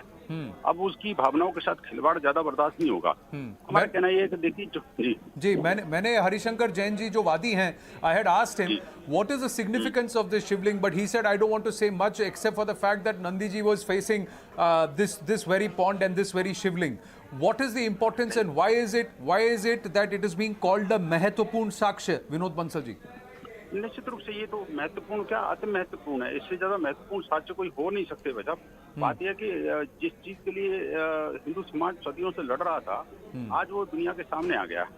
आप देखिए कि ये बार बार जो है हमारे जो ऐतिहासिक जो लोग हैं या जो पौराणिक ग्रंथ हैं या जो हमारी मान्यताएं हैं कि जो नंदी जी कहाँ रहेंगे तो उस हिसाब से भगवान शंकर का निवास कहाँ होगा, ये बड़ा सर्वविदित सत्य है। इसमें कोई इफ्स एंड बट्स नहीं हो सकते, और वही बात अब सच्चाई सामने आ गई। लेकिन आप देखिए कि किस तरह से औरंगजेब ने वो शिलालेख लिख करके गया था कि भाई मैंने ये जो मस्जिद बनाई है वो हिंदुओं को चिढ़ाने के लिए बनाई है, जिससे कि वो जन्म जन्मांतर तक तो अपने आप को एक महसूस करते रहे। विनोद जी आप मेरे साथ प्लीज फोन पे बने रहिए। एक और वादी हैं जो हमारे साथ फोन पर है, petitioner Rekha Pathak ji is with us. Rekha ji नमस्ते। आज अभी एक बहुत महत्वपूर्ण साक्ष्य मिलने की बात सामने निकल कर आई है, आप क्या कहना चाहेंगी? कोर्ट ने अब ऑर्डर किया है कि इस शिवलिंग को सुरक्षित करें, संरक्षित करें। जी सर, हम लोग ये दरखास्त दिए हैं कि हमारे भगवान को सुरक्षित किया जाए, उनकी रक्षा किया जाए। पर आपको क्या लगता है, क्या महत्वता है ये जो साक्ष्य मिला है? क्या आपको विश्वास था कि ये ऐसा कुछ वहां मिलेगा? सर, हम लोग को पूरा विश्वास था कि हमारे भगवान वहीं पे हैं। तो आप ये मान रही हैं कि यही असली ज्योतिर्लिंग है? जी, स्वयंभू यही है। यही स्वयंभू है। आपके हिसाब से यही स्वयंभू हैं? तो जी यही स्वयंभू हैं। ये कहाँ मिले हैं? आपको पता है कि ये सर्वे के दौरान कहाँ मिले हैं ये स्वयंभू शिवलिंग जो आप कह रहे हैं? सर ये हम लोग नहीं बता सकते क्योंकि हम लोग के ऊपर पाबंदी लगी हुई है। पर आपकी ये मान्यता है कि यही स्वयंभू हैं? जी यही स्वयंभू है। तो अब आप क्या चाहेंगी, क्योंकि आप जानती हैं कि वाराणसी कोर्ट ने तो उसको संरक्षित करने का ऑर्डर दिया है, लेकिन ये मामला उच्च न्यायालय में भी है, कल इसकी सुनवाई सुप्रीम कोर्ट में भी है। तो आपकी क्या प्रार्थना है कोर्ट से? हम लोग यही प्रार्थना है कि हमारे भगवान को उनकी रक्षा की जाए, उनको नष्ट नहीं किया जाए और संरक्षित किया जाए इनको। आपको क्या लगता है कि वहां पर इसके आगे अब आप क्या गुहार लगाएंगी कोर्ट से? कोर्ट ने संरक्षण की बात की है, लेकिन अभी तक पूजा की अनुमति नहीं हुई है। नहीं, अभी नहीं हुई है। अभी तो ये तो मेरे अधिवक्ता ही बता सकते हैं सर ना। हाँ, ये हम लोग दरखास्त दे दिए हैं, ये अब मेरे अधिवक्ता ही हम लोग को आगे बताएंगे क्या करना है क्या नहीं करना है। पर आपकी प्रार्थना क्या है? आप क्या सोचती हैं कि आप अंततोगत्वा आप क्या कर पाएंगी? सर हम लोग तो यही आज हम लोग की खुशी का ठिकाना नहीं है। आज हम लोग के बाबा मिल गए हैं, आज हम लोग बम काय हो गए हैं पूरा एकदम। तो आपको लगता है कि आज आपको बाबा मिल गए हैं? आज पूरा हम लोग का जन्म सफल हो गया है सर। आप कह रही हैं आपका जन्म सफल हो गया है क्योंकि आपको बाबा मिल गए हैं। क्यों आप मानती हैं कि यही वो प्राचीन पुराना ज्योतिर्लिंग है? यही है सर, यही पुराना ज्योतिर्लिंग। तो आप कह रही हैं कि यही वो पुराना ज्योतिर्लिंग है। रेखा पाठक जी बहुत बहुत धन्यवाद। तो एक वादी हैं Vinod Bansal ji, I am going to check. So this is what one of the petitioners believes, that this is the old प्राचीन ज्योतिर्लिंग एंड दैट वहाँ के बाबा के भक्त कह रहे हैं कि बाबा मिल गए हैं। निश्चित रूप से these are the facts which were crying foul since ages actually, and we were very confident that we'll definitely find our own faith and with the true means and the democratic way. और अब देखिए कि जिस तरह से हिंदू समाज की धैर्य की परीक्षा ली गई सदियों से, और वो अपने आप में इस समुदाय के लिए एक बहुत बड़ी सबक है। बेसिकली मैं कहता हूँ आप जिस व्यक्ति से बात All right. Let me now also bring in Pranshu Mishra, who's joining us live at this point from the site of the Gyanvapi Mandir in Varanasi. Pranshu, take us through what's happening right now. Have the CRPF personnel already been able to seal the spot? Is there a massive crowd which is gathered? Because I'm sure there must be a lot of excitement if this word has been doing the rounds that Babaji have mil gaye hai wahan par. No, there is absolutely calm outside the Kashi Vishwanath complex corridor. In fact, I was there just a few minutes back, and that area, as I told you, has always been under the CRPS cover. So no one can enter there without the CRPS permission. No one can cross the red zone. So this point of securing and sealing this area, of course, the central forces will take stock of it, do what has been asked. But as of now, for years, the position is, and viewers should understand, is that the iron rail that separates the mosque from the corridor area, that is heavily guarded, that is in the red zone. No one can get inside. Remember on day 6, even the people from the commission had to face hardships because they didn't have proper orders. That area of mosque to be surveyed was not mentioned, and therefore they couldn't enter inside the mosque. So that area is already secured. What surprising development in this case has been that we all were awaiting that since the commission has completed its survey, it's time for the commission to now go forward and submit its report. Remember, this commission had both members from, it was being assisted by lawyers from the Hindu side, by lawyers from the Muslim side, by lawyers from the government side, administrative officials. Every side had its own story. Hindu side had its own claim, Muslim sides have their own claim. So we were expecting that commission will compile a report, submit a report to the court, and then court will take a call on the basis of commission's report. But again, we have seen that Hindu side has preempted. It has not waited for the commission to file its report. It has gone in the court, and court has passed the order on it. And suddenly we see that this entire issue of Shringar Gauri versus the Gyanvapi Mosque is now becoming about the larger debate of Lord Vishweshwar Mahadev versus, the Gyanvapi Mosque, the case which is already pending in High Court. And that's the reason why we were saying that all the findings which have been done today, the videographic survey, the evidences, they will clearly be made a base of further evidences in the other case by the Hindu side. And I clearly feel the way in which Harishankar Jain, who is also a litigant in the other case, the way he has gone to the court today seeking immediate orders, clearly indicates that larger strategy. So, even while we talk about the legalities, I think we are also getting a clear picture of how this case is going to move forward, and also the larger politics around it. All right, Pranshu, stay on with us. Waris Pathan of the AIMIM is also joining us. Waris ji, your first response to this big development that has been happened, a shivling reportedly being found in the compound of the Gyanvapi Mosque, and as a result, the entire area has been sealed off. Well, the matter is sub judice pending before the Honorable Supreme Court, and His Honorable Justice Chandrachud will be hearing the matter soon. So why to come to conclusions? And we already said that the lower court order, we don't accept that, and Constitution is giving the right to disagree with the order. That is why we have moved the Supreme Court is moved, and the matter will be heard because it is against the 1991 Places of Worship Act. And the Supreme Court has also held during the Babri Masjid civil dispute that it is part of the Constitution, and you cannot touch, or you cannot with any monument that is prior to 15 August 1947. So how do they go about with this? So will they not follow the Parliament rule? Will they not follow the Supreme Court orders? Will they not follow the Constitution? So what are they going to follow? I fail to understand that. How can you just come to conclusions on this? So I feel that let the Supreme Court decide the matter. We will see what is to be done then. And I'm hopeful that the Supreme Court will say that, yes, we have to follow the 1991 Places of Worship Act. All right, Faris Patan, thank you so much for joining us with those views here. Let's also go across to our guests who are joining us at this point on all these developments that have happened in the recent past. Ashwini Dubey, a Supreme Court advocate. Also joining us is Maulana Masoodul Hassan Kazmi, back with us. Ashwini Dubey, coming to you first. The Supreme Court tomorrow will now hear a appeal against a petition against a verdict which came out on Friday against survey which has already been completed. Is this not becoming a bit of a farce? See, there are two rounds of litigation. One is which is in Supreme Court, whether the Supreme Court will check whether the suit which is going on before the District Court Varanasi is within the purview of law or it is barred hit by the provisions of Places of Worship Act. So that challenge is pending before Honorable Supreme Court of India tomorrow. But today, what has happened when the survey team conducted the survey and it was claimed by the Hindu side that 12 feet 8 inches Shivlinga was found, and then the application was filed before the court, and Honorable Court, taking it to the prima facie view, directed the authorities to protect and preserve the Shivlinga. I am reading the operative portion of the order here for your viewers' point of view.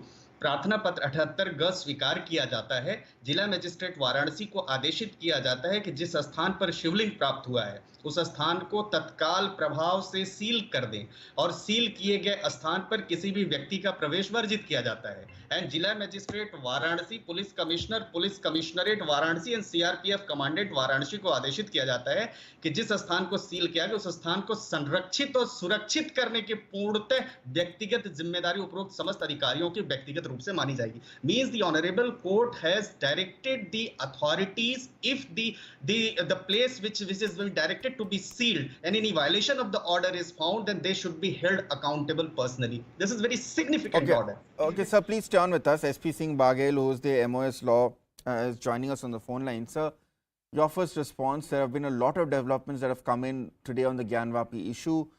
There's a hearing which is going to happen in the Supreme Court against the videography which has already been completed. The local court meanwhile has passed an order asking for the area to be sealed because a shivling has reportedly been found. How does the government view these developments?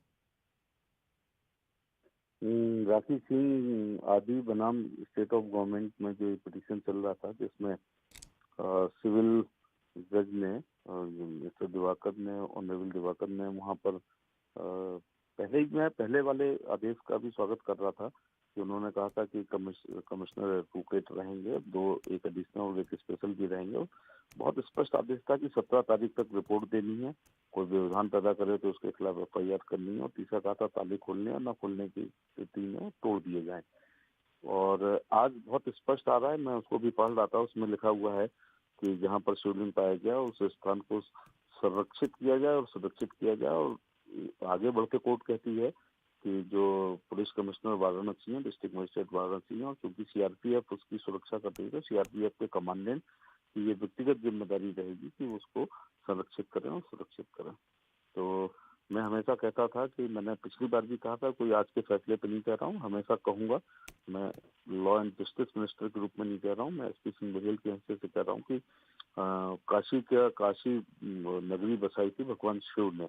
This is the oldest civilization on the earth. और दूसरी बात यह है कि इस्लाम 7वीं शताब्दी में तो पैदा ही हुआ था, उसके बाद गोरी, गजनवी, तुगलक, मुगल्स होते हुए आखिरी मुगल औरंगजेब जो था उसने यहाँ पर ये हमला किया था और यहाँ तोड़फोड़ करी थी। तो कहने का मतलब है कि सच जो है वो थोड़ा परेशान होता है लेकिन पराजित नहीं होता है। और ये जो किराएदार लोग होते हैं, ये किराएदार लोग थोड़ा गुमराह कर सकते हैं, परेशान कर सकते हैं, मिसलीड कर सकते हैं कोर्ट को, लेकिन लास्ट में फैसला मकान मालिक के पक्ष में ही होता है। तो मकान मालिक का मतलब, कहने का मतलब है कि जो ज्योतिर्लिंग में शामिल हो भोले बाबा, तो ज्योतिर्लिंग कब हुए थे, सबको इसकी कथा है।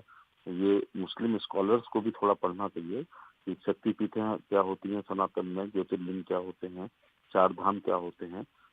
जैसे उनको अपना पता होता है कि काबे में क्या है और मक्के में क्या है और मदीना में क्या है, तो ये सनातन धर्म के बारे में भी पढ़ना चाहिए। और ये कोई ज्योतिर्लिंग की कहानी है या शक्तिपीठ की है, ये गुलशन नंदा, प्रेम वाजपेयी, रानू, इब्ने सफी BA या जेम्स शेरली चेज या आर्थर कॉनन डायल के उपन्यास के पात्र नहीं है। ये सब कुछ थे, हैं, हमेशा रहेंगे।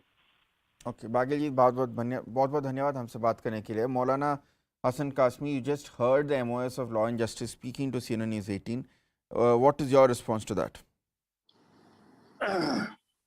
Number one, we are law-abiding citizens, and no side, masjid side or mandir side, should spread communal hatred on this issue. Fair enough. We country should prosper, should develop, and should go ahead with developmental issues.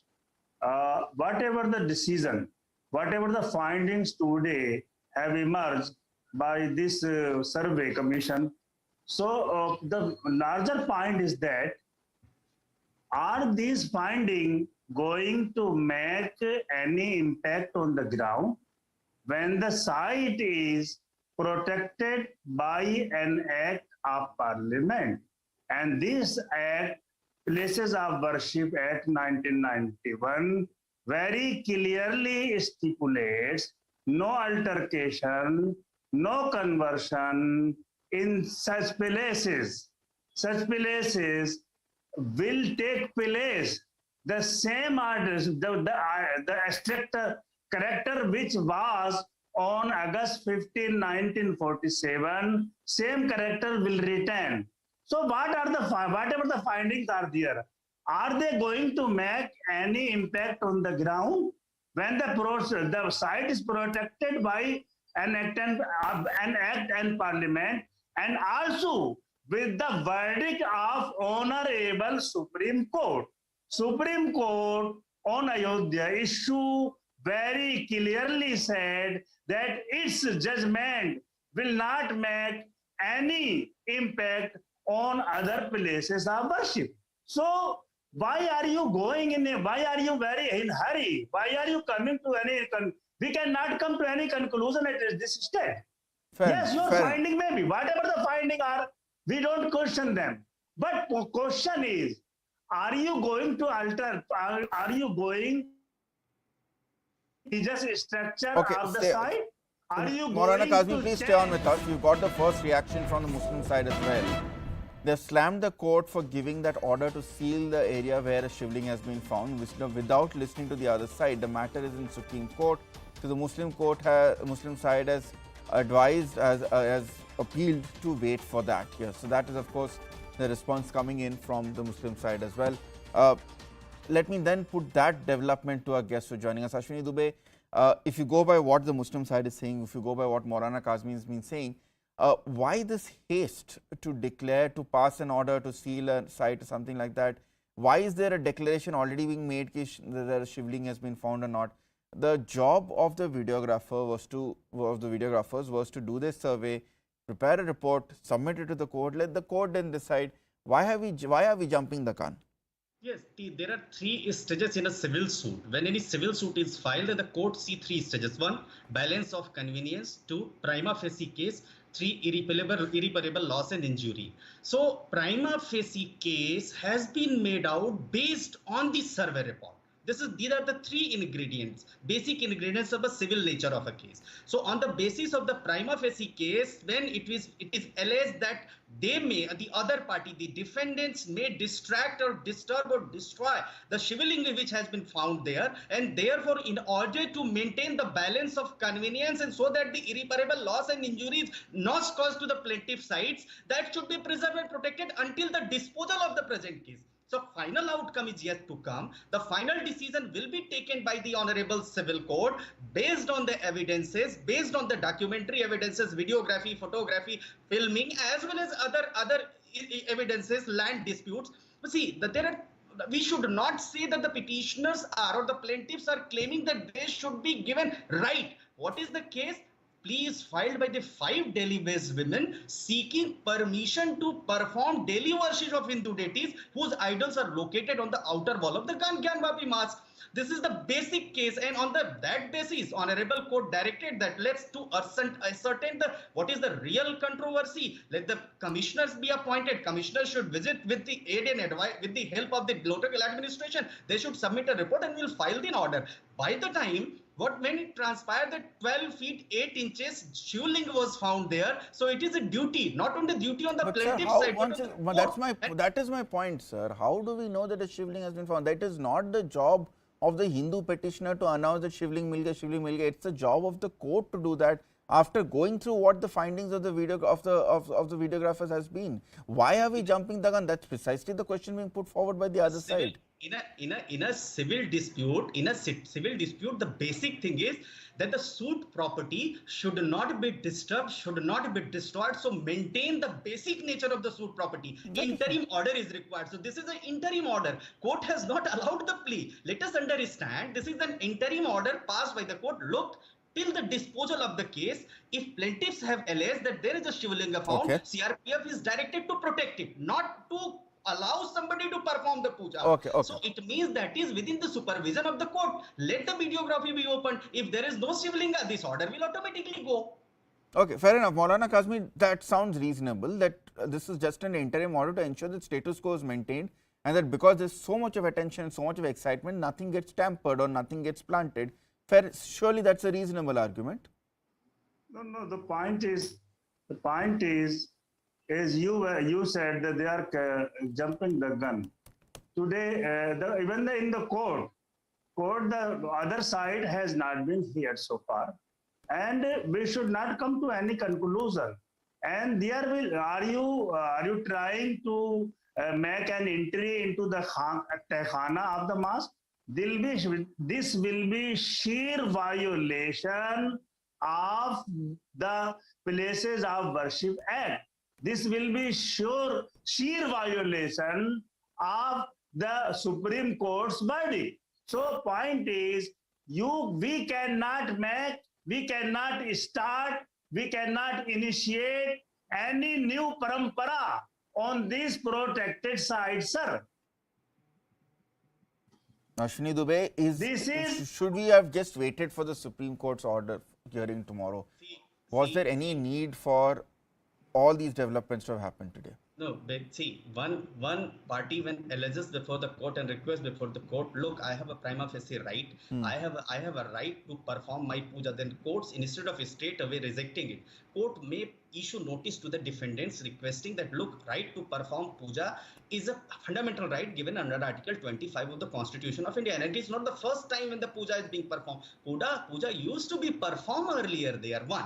And the second point, so far as the Places of Worship Act is concerned, we had discussion of the last hearing that the Places of Worship Act do have certain exceptions, whether the property is protected under the Ancient Monument Act, which is more than 100 years old, then the Places of Worship Act will not apply. That legitimacy is to be checked by Honorable Supreme Court. Point number 2. In 2018, Honorable Himachal Pradesh High Court, in a Girjaghar's case, in a church property, has said, since this property is more than 100 years old, therefore the exceptions given under the provisions of Places of Worship Act shall not apply here, and therefore suit is maintainable. Point number 2. Point number 3, Honorable Supreme Court will check tomorrow whether the suit which is being carried forward, which is being heard by the learned district judge Varanasi, is within the ambit of their powers given under the law or hit by the provisions of Places of Worship Act. That will come tomorrow. In the meantime, since there was no stay, no status quo, so Honorable Court proceeded on the basis of the documents available on record and its own wisdom,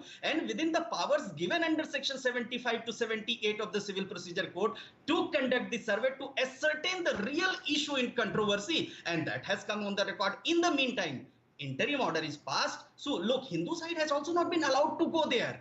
It is both the sides have been directed to maintain the status quo. Now the Honorable Court will decide. Suppose tomorrow Supreme Court says, look, the Places of Worship Act is applicable here and this suit is hit by Places of Worship Act, matter will end tomorrow. If it is not hit by the Places of Worship Act, suit will continue. So Honorable Supreme Court will also check whether the provisions of Ancient Monument Act is applicable, whether this suit is hit by the provisions of Places of Worship Act, and whether the 5 petitioners, ladies who have filed this petition, have a right to perform puja there, which they used to be performed. That is sole prerogative of Honorable Supreme Court. Honorable Supreme Court on its own wisdom, Honorable Supreme Court on the basis of the past precedented, the law settled in Mahant Ram Swarup Das case, will take a decision.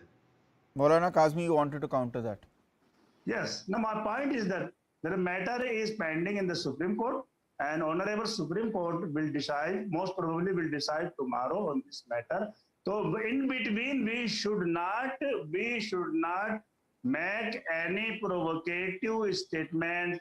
We should not try to spread communal hatred matter, and the status quo should be maintained on the side. What is the status quo? Namaz has been taking place for the centuries.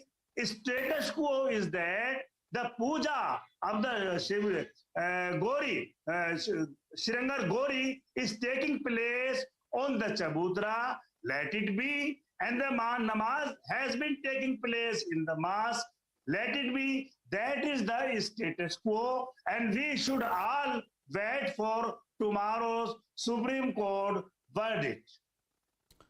Okay, stay with us, Maulana Kazmi and also Dubey ji. CNN News 18 also spoke with the man who for many years has been the chief Mahanat of the Shringar Gauri, the man whose family has been the custodian of this temple for generations. This is what he had to tell Pranchu Mishra. आप खुद और आपकी कई पीढ़ियां लगातार मां श्रृंगार गौरी मंदिर की 2016 तक तो कम से कम आप लोग उसके पुजारी थे, महंत थे। कहाँ था ये मां श्रृंगार गौरी का मंदिर, किस रूप में था, क्या क्या होता था वहां पर और कब से वो प्रक्रिया बंद हो गई? ये माता श्रृंगार गौरी का जो मंदिर था ये जो ज्ञानवापी मस्जिद है उसके पश्चिम तरफ में दीवार पे उकेरा हुआ था, अपने स्वयंभू में था वो। तो उसके ऊपर हम लोग मुखौटा लगा के माँ का श्रृंगार का रूप करते थे और फिर उसको श्रृंगार गौरी के रूप में जब पूजा की। ऐसे अभी आप जाएंगे दीवार के ऊपर उकेरा हुआ है गणेश जी, माता श्रृंगार गौरी और उनकी सखी सहेली। 1992 के पहले जब अयोध्या वाला कांड हुआ उसके पहले से हम लोग के यहाँ पे वहाँ पे 365 दिन पूजा होती थी, लेकिन 92 के बाद जो है कि वहाँ पे सब कुछ रोक लगा दिया गया, बैरिकेडिंग करा दिया गया और ये कर दिया गया, उसको रोक दिया गया। साल में एक बार सिर्फ परमिशन मिला हम लोग को श्रृंगार गौरी का, चैत्र के नवरात्र के चतुर्थी दिन पे उनका श्रृंगार होता रहा, दिन भर पूजा होती रही बस। क्या ये बात सही है कि जो मस्जिद की दीवारें हैं या जो नीचे का हिस्सा है उसके ऊपर जो लोग बात करें कि हिंदू देवी देवताओं के चित्र या जो पौराणिक चिन्ह कुछ ऐसे दिखते हैं क्या उसमें? ये मस्जिद जो मेन जो बना हुआ है वो खाली ऊपर से गुम्बद बना हुआ है, बाकी जो नीचे जो उसकी जो दीवारें हैं जो खंभे जिस पर खड़ा हुआ है वो सब यही हिंदू देवी देवता के उस पर चित्र बने हुए हैं, स्वास्तिक चिन्ह, कमल का फूल, ये सब बना हुआ है। तो आपको उम्मीद है कि जो ये एक्सरसाइज हुई है, ये जो इससे बड़ा जो लार्जर एक केस है लॉर्ड विश्वेश्वर वर्सेस ज्ञानवापी का, उसमें भी ये वीडियोग्राफी काम आएगी जो भी श्रृंगार गौरी के संदर्भ में हो? हाँ, एकदम काम आएगी और इसमें जो निकल के आएगा वो हम लोग जो कहते चले आ रहे हैं उसको ये और पक्का करेगी। और जो आपकी डिमांड है कि एसआई सर्वे होना चाहिए वहाँ पर, उसको लेकर वो भी होना चाहिए, वो हो जाएगा तो और भी बढ़िया और खुदाई से बढ़िया समझ में आएगा हमको कि मस्जिद के अंदर में क्या है। उसको अभी खुदाई का मस्जिद के अंदर खुदाई का तो हुआ नहीं है, मस्जिद के अंदर भी अगर खुदाई होगी तो उसमें भी समझ में आएगा क्या है। ये एक तरीके की प्रक्रिया चालू हो गई है जो हम लोग को और भी काम आएगी हमारे। Maulana Kazmi, this was one of the chief mahants of the temple there at the spot. He's saying that वहाँ पर Sadhu say it is very clear in terms of the architecture, the lower pillars, and ये तो photos में भी ये पता चलते हैं. So again, is it necessary to drag this issue out for so long? And when I say drag this issue out, even if a lower court passes an order for a videography for the second time, there's an appeal filed against that also in the Supreme Court. Is the message not sent out at this point by the Muslim side is that they will try and hide the truth at any cost? Are you asking this question to me? Yes, sir. To you I am asking you, sir. Hello? Yes, sir. I am asking that question to you. Hello, yes. Is this question to me? Yes, sir. That question is to you, Maulana Kazmi. Yes. Point is, on the basis of excavation, on the basis of the survey, you are going to open a Pandora box which will provide and give an endless fight between Hindu and Muslim on the name of religion. For God's sake, forgive this nation, this country.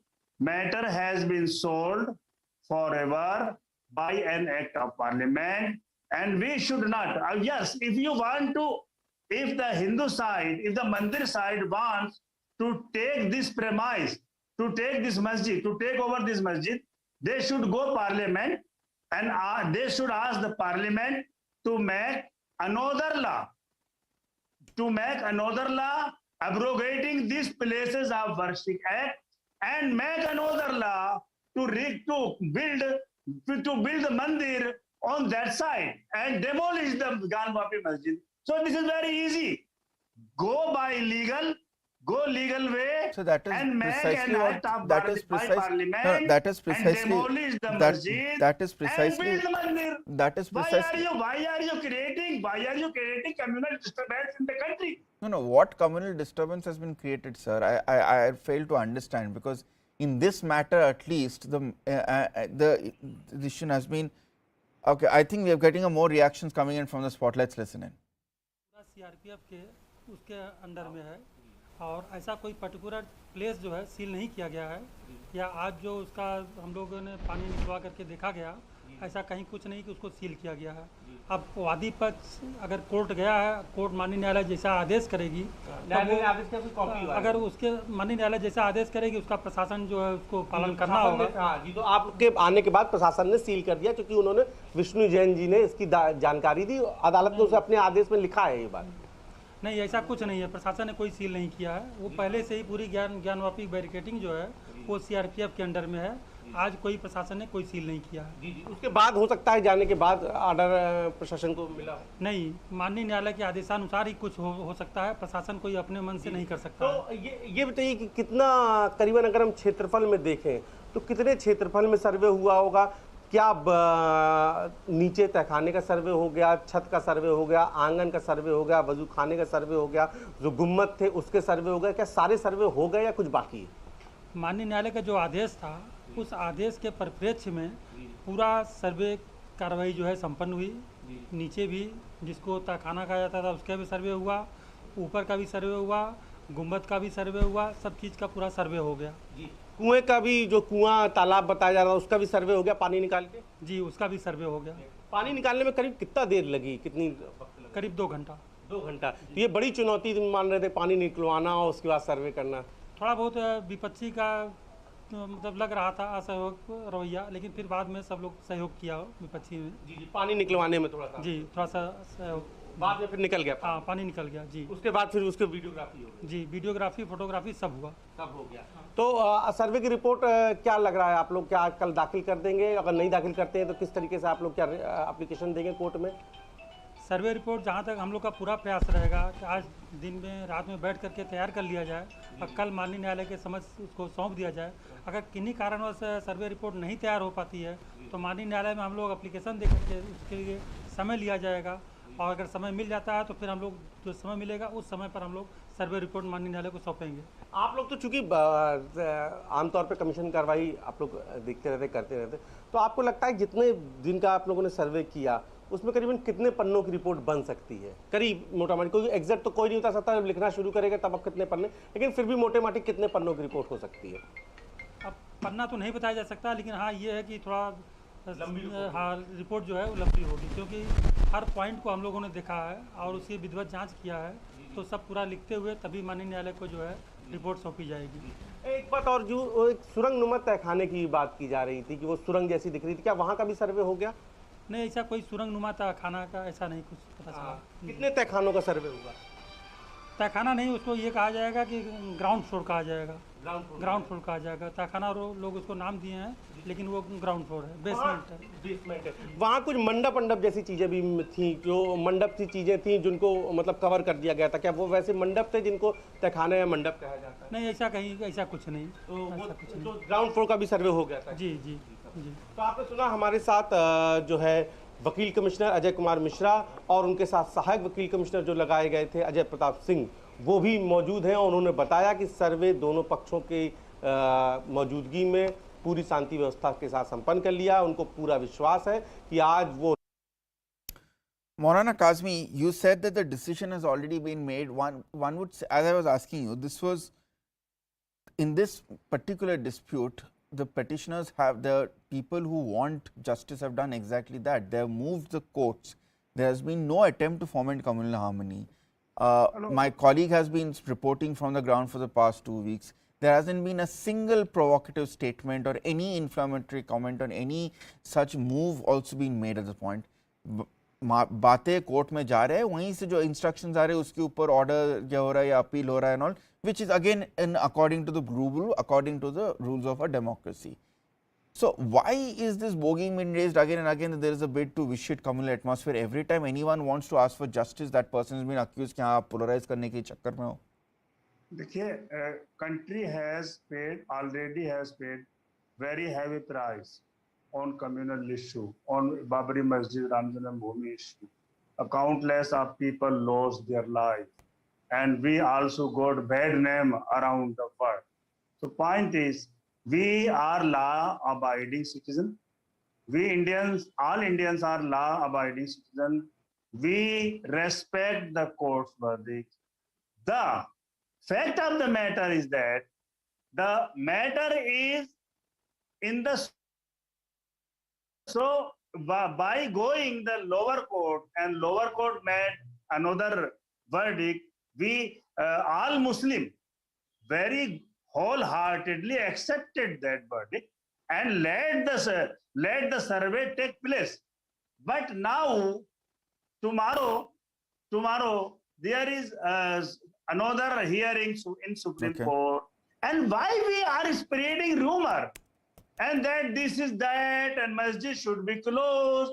It is not. Are we not spreading the rumor on this matter? Are we not spreading the restlessness in the country?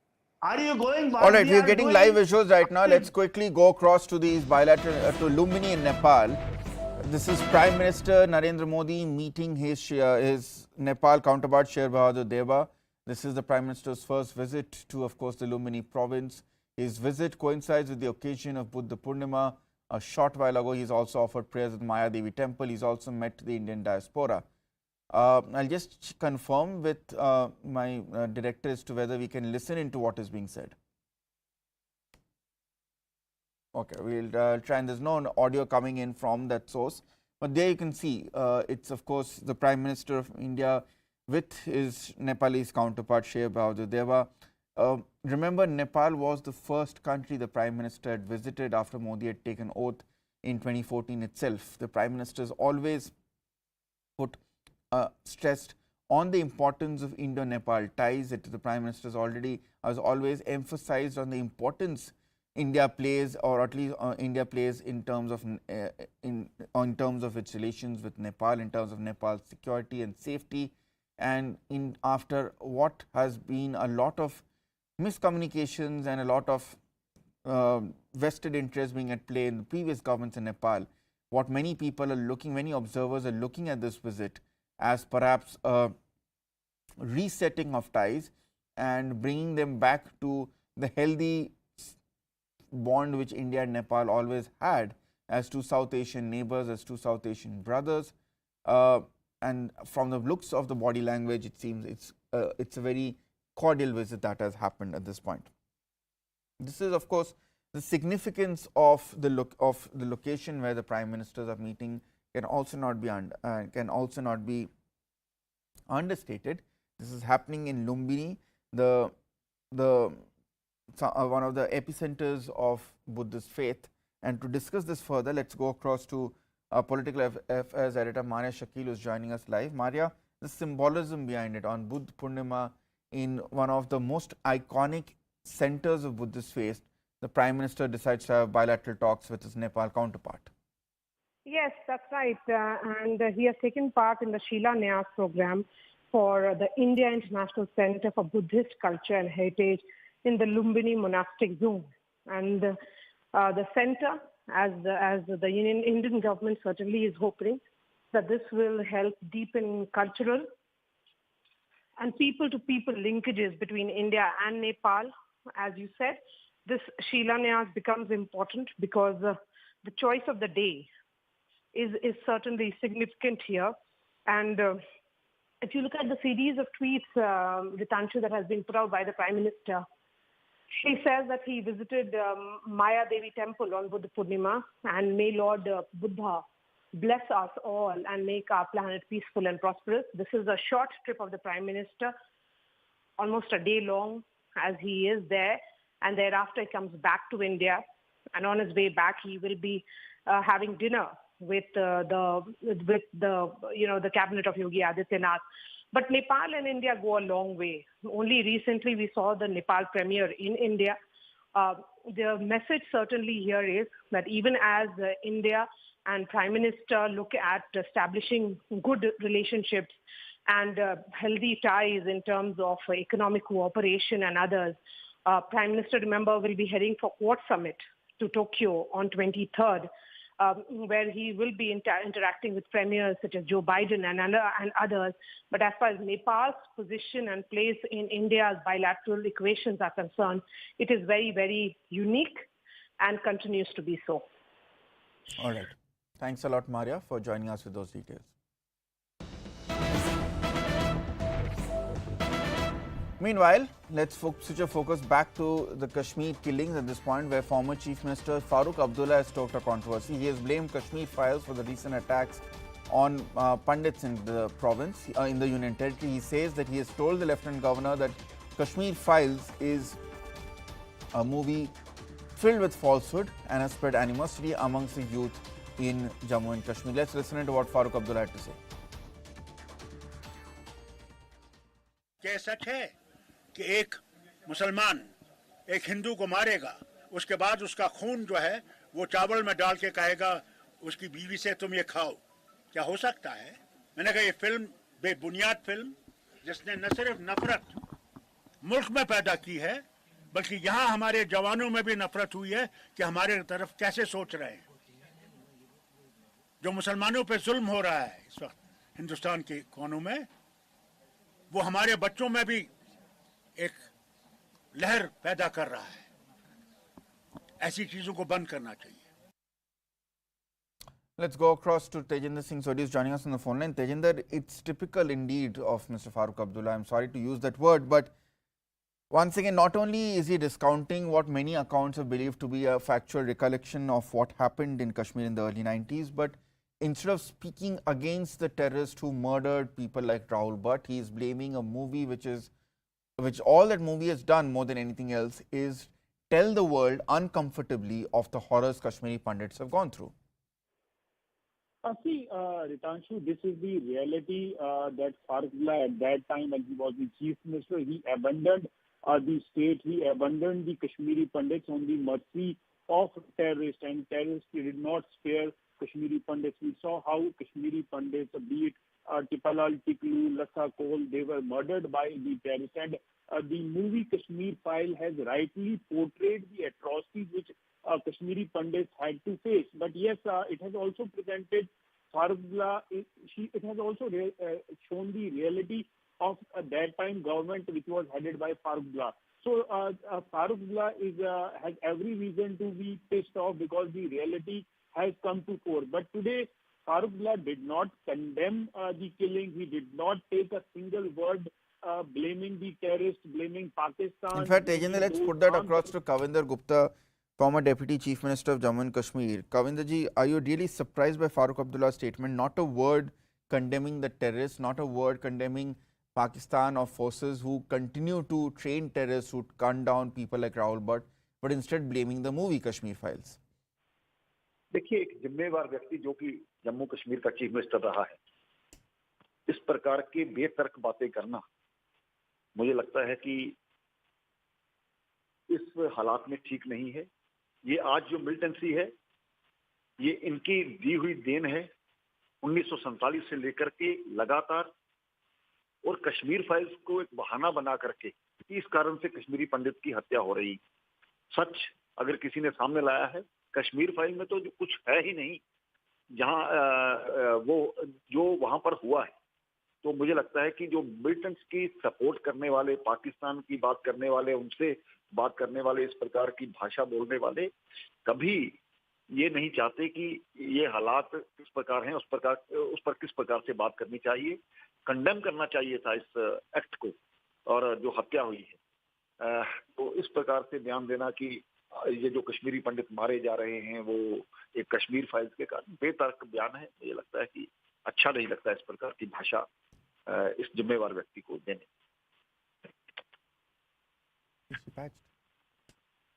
All right, Kavinder ji हमारे साथ बने रहिए. I have two people joining me on the phone line. We have Ifra Jan of the National Conference, but I am also being joined by Bhasha Sumli, one of the leading cast members of the movie Kashmir Files. Bhasha, coming to you first. You heard Mr. Farooq Abdullah, former Jammu and Kashmir Chief Minister, openly blaming a movie for promoting hatred and being responsible for the killings of Kashmir Pandits. How do you feel when a movie in which you've invested a lot of your heart and soul in, a movie which talks on a very emotional issue which you and many others identify with, is now accused of being responsible for the killings of many members of the same community? जी sir, मुझे ये बताइए कि the killing, first of all, let me tell you, this is utterly shameful and very insensitive and highly criminal of him to speak like this of the killings that have been shown in the film, because they're not imagined, they are only documented. ये सब हो चुका है जिसे दिखाया गया है. कुछ ऐसा नहीं फिल्म में दिखाया है जिससे उनको आइडिया आया है और उसके बाद उन्होंने कुछ ऐसा इजाद किया है. The jihad is ongoing. The jihad was there since long time, since such 3 decades. And उसको अगर अब हम डॉक्यूमेंट करके लोगों के सामने ला रहे हैं, मास अवेयरनेस क्रिएट कर रहे हैं about the genocide that has happened and something that has only helped our community to heal, now insulting the victimhood, insulting the martyrdom of B.K. Ganjuji and many others like this, this only speaks of the criminal intent of this person and all these successive regimes in power that have been in power in J&K, how they have been indirectly supporters of genocide, enablers of genocide. He is only a half separatist and all right, Bhasha ji, I'd request you to stay on with us. Ashok Pandit is also joining us on the phone line, but I also have a voice of the National Conference and we should give them a chance also to explain Mr. Farooq Abdullah's statements. Ifra Jan, surely, I mean, isn't this not coming across as insensitive here? Even if you feel that a movie was not an honest portrayal, how do you blame a movie for the cold-blooded murder of a Kashmiri Pandit instead of blaming the people who have actually gunned him down, instead of blaming the terrorists who are responsible for these murders? What is the how can you trivialize a blatant terror attack, a blatant cold-blooded murder of a person by saying that there was a movie which is released which is responsible for it?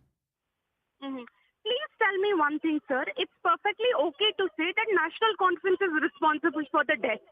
It's perfectly okay to say Farooq Abdullah Sahab is responsible for the death.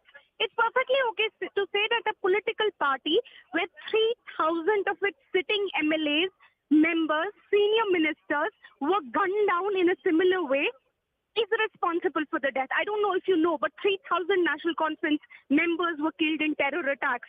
It's perfectly okay to hold National Conference responsible for it without any evidence, without an iota of respect for the please don't get involved in ma'am, one second. This is not, no, I will not allow you to get involved in whataboutery, ma'am. The point was, this was not about I cannot really, I'm afraid I'll have to leave if you do not let me even speak on a phone. No. But ma'am, please answer the question. No, please listen. My question is, I have 2 points to make, right?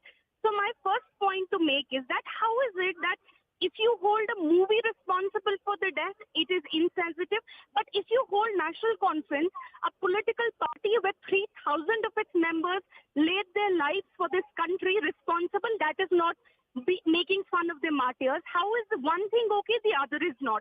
Now coming to what Farooq Abdullah Sahab has said, let me respond to that. He says that any movie, he did not say that this movie is responsible. He said that there are certain, when you show only one side of the truth, that creates animosity. Please understand the difference between the two statements. When you show only one side of the truth, that creates an animosity between two communities. Why haven't we showed thousands of Kashmiri Muslims who were killed? The fact that the movie does not show thousands of Kashmiri Muslims who were killed, it does not show thousands of National Conference workers who were killed, it does not show thousands of Kashmiri policemen who were killed, it only presents one side of the picture, making sure that you show that it was only one community that was targeted, when the reality is that there is no community that was left alone massacre. On the other hand, they come and say it's not a movie, it's a documentary. It is documented fact. Madam, if it is documented fact, then where are your facts? Is your definition of facts the same facts that Vivek Agnihotri gives? So when you show only one side of the truth, it creates animosity. Shardha, And that I just like to, Tomorrow, I just like to confirm with my PCR if Bhasha Sumli is still with us on the phone line. In which case, Bhasha ji, I'd ask you to respond to what Ifra Jan is saying from the National Conference. Please let me respond to this.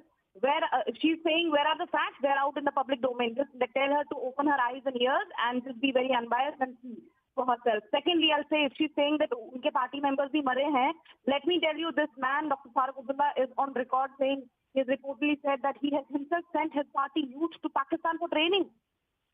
And just a few years ago, so आप समझ सकते हैं उनका मरना क्या था. And then just a few years ago, I think 2 years ago, he said to the Hurriyat leadership that in Srinagar he's on record saying कि जो आप काम कर रहे, जो काम आप कर रहे हैं, वही काम हम कर रहे हैं.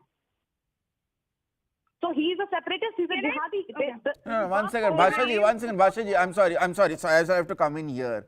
Again, let's not make accusations which we can't back it up. An elected, former democratically elected chief minister of a state can't just be called a separatist and a jihadi. I understand sentiments are high, but let us not do the same mistake which has been responsible for a lot of things. If you have to counter on facts, I invite Ifra Jan and Bhasha Sumli, and also Sushil Pandit is also joining us. I'll come to you in a minute to counter on facts. Let's not resort to name calling, please.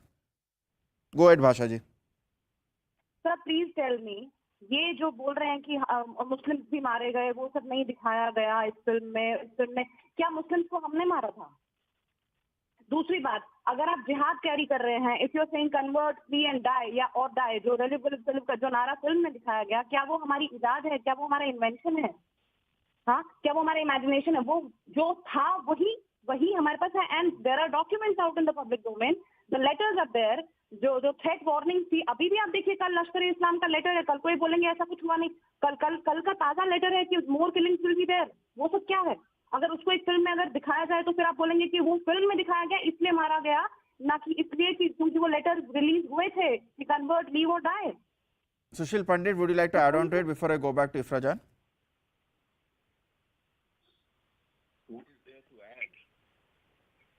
Farooq Abdullah, who you say is a democratically elected chief minister of the state several times over, is actually on record.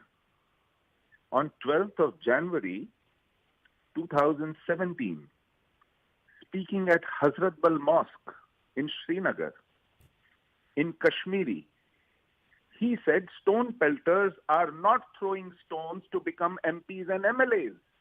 They are throwing stones for their watan.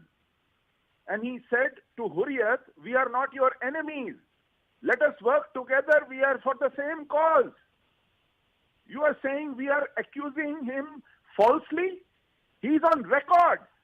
He's on film, in his own voice, with his own face. And he was the chief minister when we were committed to a genocide. It was under his watch that people were killed. Premnath Bhatt was killed. Tikalal Tablu was killed. Justice Neelkant Ganju was killed. Their killings have been shown in this film. It was under his watch that Vandhama massacre took place. That Sangrampura massacre took place. Under his watch as chief minister. Are we accusing him falsely? Was there a Kashmir Files film at that time? Were all those murders, Makhanlal Bindru was murdered a few months back. Was it because of Kashmir Files? There was no Kashmir Files at that time. Kashmir Files came on 11th of March. What about the son of Krishna Dhaba owner, Mr. Mehra? What about the jeweler, Nischal? Were they killed because of Kashmir Files? Is he prevaricating? Is he out of his mind? He should be tried for abetting a genocide. He has gone scot-free with our blood on his hands, which is why he's talking through his hat. This man should be hanged for allowing and abetting a genocide of Kashmiri Hindus in Kashmir. Nothing short of that. He's equally responsible as Gilani or Yasin Malik. This man has gone senile. He should be locked up and the key thrown in the sea. His 3 generations have ruled Kashmir. They have destroyed Kashmir. And today he is talking rich. That man deserves no space in our public life anymore. His place is in the gallows to be hung by the nearest street pole. And he finds these twerps to justify his diatribe. All right, Sushil Pandit ji, Mr. Pandit, again, once again, sentiments are running high. Let me just let me just try and bring this debate back to facts. Ifra Jan, the point which Mr. Sushil Pandit mentioned, that Makhanlal Bindru was one of the first of this recent spate of Kashmiri Pandits being targeted once again. When he was targeted for no good reason, a man who was extremely popular in the local community, had no enemies, the movie Kashmir Files was not even out. If Farooq Abdullah, one is not saying that Farooq Abdullah is responsible for the attacks on Kashmiri Pandits now, but Farooq Abdullah has refused to condemn the terrorists who are responsible for targeting Kashmiri Pandits then, and are responsible for targeting Kashmiri Pandits and other civilians, including the Jammu and Kashmir police officer who was a Muslim who has been shot dead. Farooq Abdullah has not condemned. Even today, he did not condemn them, ma'am. Go ahead. Could I please respond? Yes. Yeah, thank you. Number one, Mr. Sushil Pandit in a very emotional way says it was under Farooq Abdullah's watch that there were apparently Kashmiri Pandits who died. Right now it's under Narendra Modi's watch that Kashmir Rahul Bhatt was killed. Would you also say that Narendra Modi should be hanged? Would you also hold Narendra Modi ji responsible and say that Narendra Modi is equally culpable in a genocide? Right now when Kashmiri Pandits want to leave their homes and say कि हमको छोड़ो, हमको यहाँ से भागना है, it is happening under the watch of Narendra Modi. But if ma'am, you're true to Kashmiri Pandits, please do not interrupt. I'll leave your show. If you're responsible, if you're holding Farooq Abdullah responsible for 1989 when he was not even the chief minister, and if you're true to Kashmiri Pandit cause, then you should equally hold Narendra Modi responsible for what's happening right now. But you're doing political election campaigning for Narendra Modi. You are a BJP election strategist. You're not a Kashmiri Pandit activist. That is the problem. Number two, he says under his watch. By under his watch, to Gujarat mein Lies cannot be allowed to go on unchallenged. One second, ma'am. 1 second. I'm sorry. No, ma'am. You can't just come and say whatever. That's symptomatic of what really is happening. Anyway, thank you so much for joining us. Let's listen to what Mehbooba Mufti is speaking now. उसका कुछ हो सकता है, ये मैंने उनको तफसील से बात बता दी. मैंने कहा कि हमारा जम्मू कश्मीर वाहिद एक मुस्लिम मेजॉरिटी स्टेट है और हमने ये सोच के हाथ मिलाया था इस मुल्क से कि हमें अलग तरीके से ट्रीट किया जाएगा, बेहतर तरीके से ट्रीट किया जाएगा, स्पेशल तरीके से ट्रीट किया जाएगा. मगर जो हमारे साथ हो रहा है उसमें हम लोगों का दम घुटता है. यहाँ पूरा जो है दबाव करके रखा हुआ है, किसी को बात करने की इजाज़त नहीं है.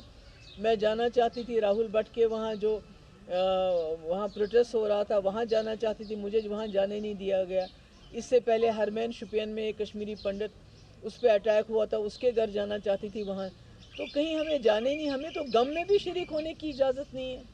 खुशियों की तो बात बहुत दूर की है. तो मैंने ये ओवरऑल जो है उसके बारे में मैंने बात की उनसे कि ये खाली एक कश्मीरी पंडित जो हमारा, और कश्मीरी पंडित हमारे जिस्म का हिस्सा है. देखिए जो लखनपुर से वहाँ है उनको दर्द होने में टाइम लगेगा, मगर हम जानते हैं कि कश्मीरी पंडित हमारे लिए क्या माने रखते हैं. मैं जानती हूँ और मैंने सुना ये राहुल भट्ट कितना अच्छा लड़का था, कितना अच्छा ये सबके साथ इसका व्यवहार कितना अच्छा था. मगर चढ़ गए ये बीजेपी के, ये जो नफ़रत वो फैलाते हैं, ये जो उन्होंने पॉलिसी अडॉप्ट की है पिछले 3-4 साल से, उसकी भेंट चढ़ गया ये.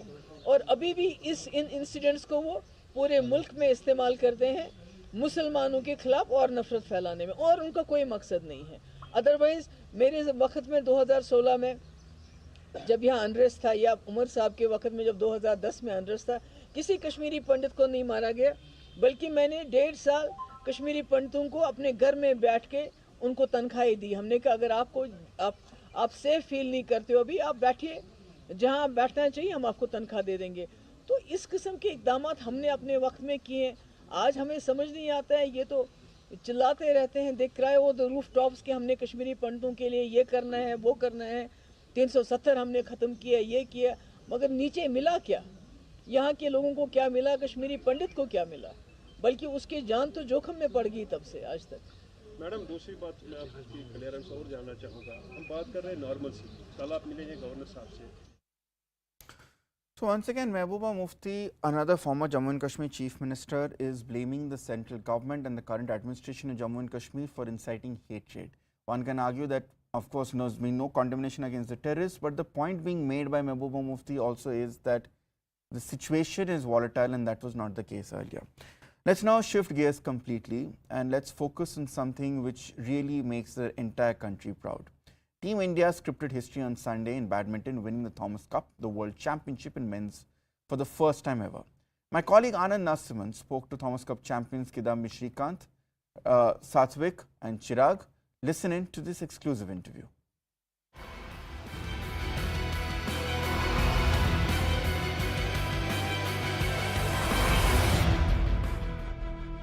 You've beaten the 14-time champions of the Thomas Cup and you put Bharat right there. And it's happening in the 75th year of our independence. So that is something which is all the more special. Joining us now are members of that champion team, that world-beating team, Kidambi Shrikant, Chirag Shetty, Satvik Sairaj. My namaste, and also thank you very, very, very, very much to all of you. Wow, I'm so proud of all of you. So let's start with the Buddha of Indian badminton. That's what everybody is calling you, Shrikant. Take us through the journey of this tournament. Well, frankly, we didn't get enough time to, practice as a team because the team got announced very late, and we were also playing a lot of tournaments. So me, Satvik, Chirag, we were in Philippines for Badminton Asia Championships, and then we went back from there. We only had about 3-4 days before we came here. So, and then the team also got announced really late. So, first thing that we did immediately after the team got announced is that, we made a WhatsApp group. And then we named it as It's Coming Home. Wow. So I think it started from there, and always I have memories of some of my previous team events where we did really well, and me, Satvik, Chirag, we were part of the Commonwealth team that won the gold. So we actually have some memories of the team that actually did, and what we more or less know what will work and what will not work in a team events. And there are also a lot of other youngsters, and it's more about it's just like we told each other that we can do it. Individually, we've done a lot of good stuff. We've won tournaments, we played exceptionally, we beat some top players, but now this is an opportunity where we can perform together for the nation. And I feel this Thomas Cup for badminton is like more or less probably say even bigger than World Cup for cricket. So yes, so I think we just told each other that this is the opportunity that we have, and all of us are doing exceptionally well. So if we can really get together all of that, and then play the best badminton possible on court, we always knew that we can do well. But one thing that we did throughout the tournament is to have team meetings before and after the matches. We helped each other, we pushed each other, we believed in each other. Even if somebody is having a bad day, we try and one of the player from the team used to go and talk to them and then motivate them. And then because we all know that each of us have done really well. That is the reason we're part of this Indian team. Yeah, and Lakshya was battling food poisoning, wasn't he, Satvik? And talk us through your match. What happened in that in the final when you were playing match number 2? Were you surprised that the Indonesians shuffled their badminton doubles team? Actually, we know Kevin and Hassan was playing because Marcus was not there in the team, and head-to-head, Kevin is far like he can comfortably play with us. But as a pair, we played with them before in the team championship as well. So even with them before last time in Malaysia, I think BATC won third game 24-22. I remember that match. So I was expecting the same match, like a close match. But when we started the first game and we were leading and we lost, then in the second game we got a little rhythm back and we kept our nerves calm and there was like a lot of encouragement for the match. So every time when Indonesia is playing, there will be a lot of crowd for Indonesia. But this time, like there is a lot of crowd for India. Then I was like, okay, let's do this now. So we have to play and hopefully we did it. No, absolutely. But Chirag, this It's Coming Home WhatsApp group name, whose idea was it?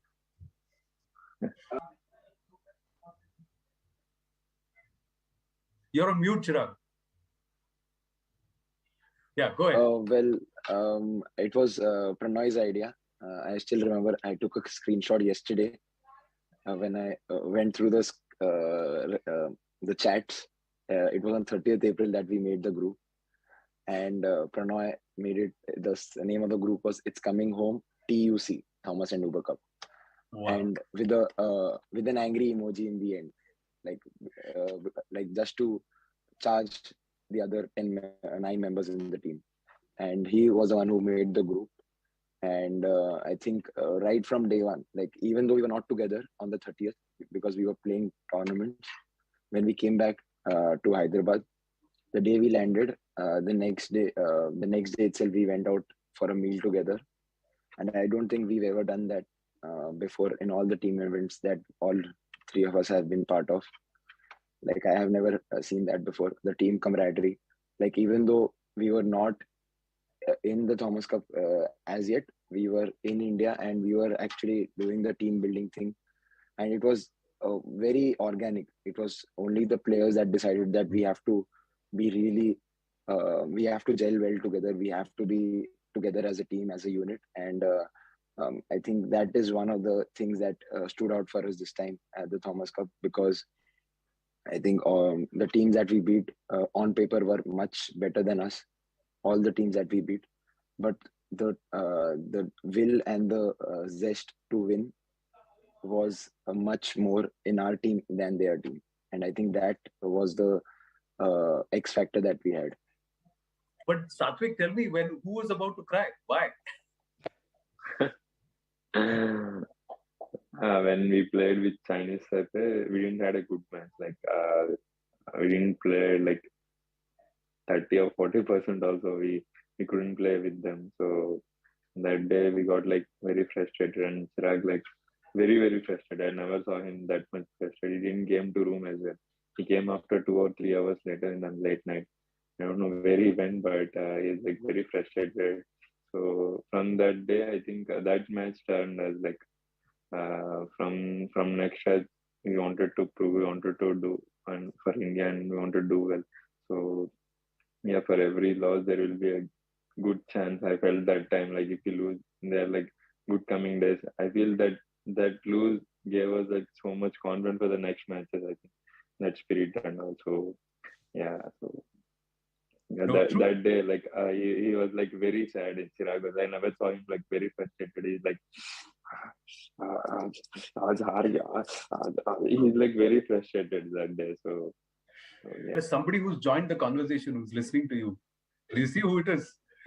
Yes. Gopi sir. Gopiana, thank you for joining us. How do you feel?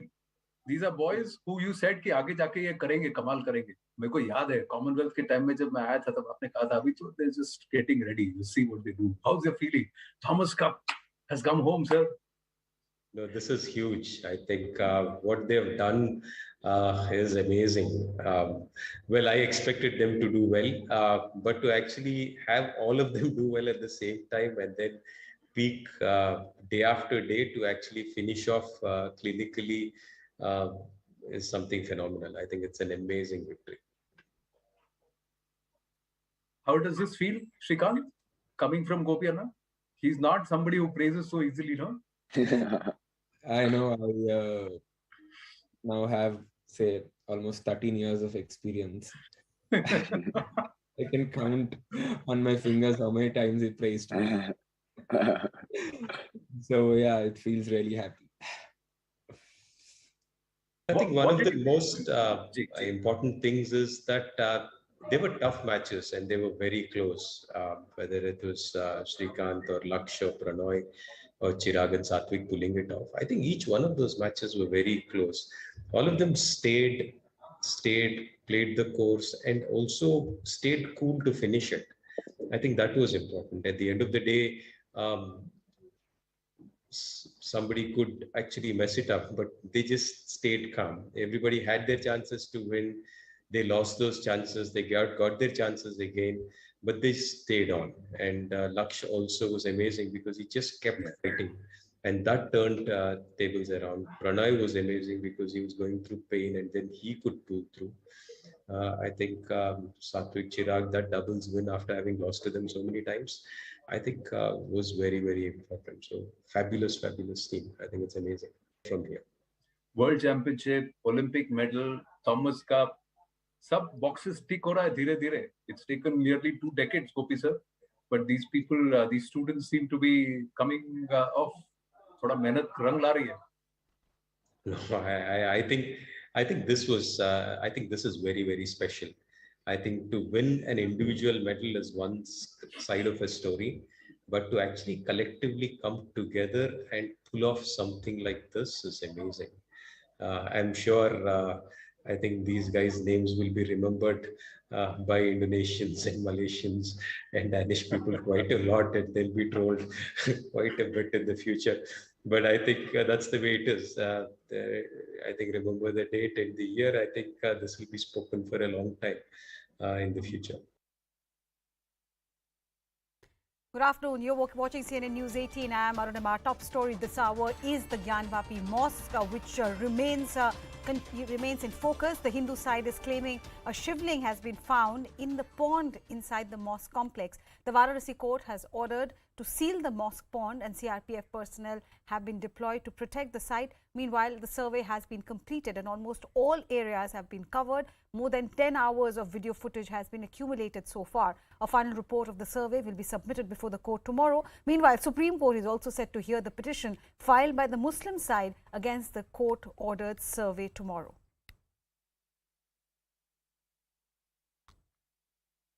देखिए सर्वे में क्या क्या मिला वो तो आपको सर्वे की report बताएगी. जो वजू खाने में शिवलिंग मिला था उसको हमने मांग की है कि उसको वहाँ पे सील कर दिया जाए, और जिस पे माननीय न्यायालय ने अभी आदेश पारित किया है, और उस पूरे परिसर को सील कर दिया जाएगा और सीआरपीएफ के कमांडेंट इसको मॉनिटर करेंगे.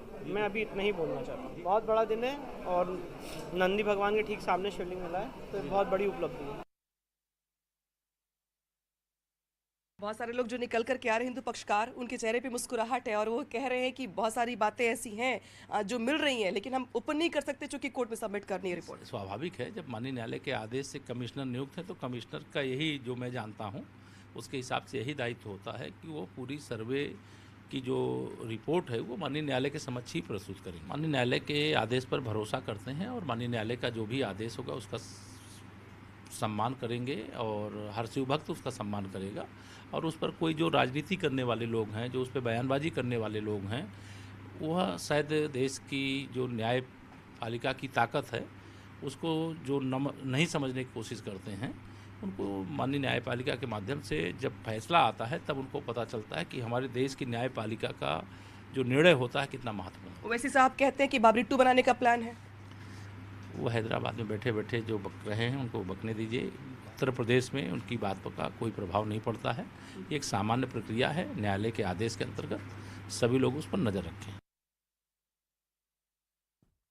सोहन लाल जी, सर्वे का काम आज खत्म हो गया? हाँ, ये सर्वे काम खत्म हो गया.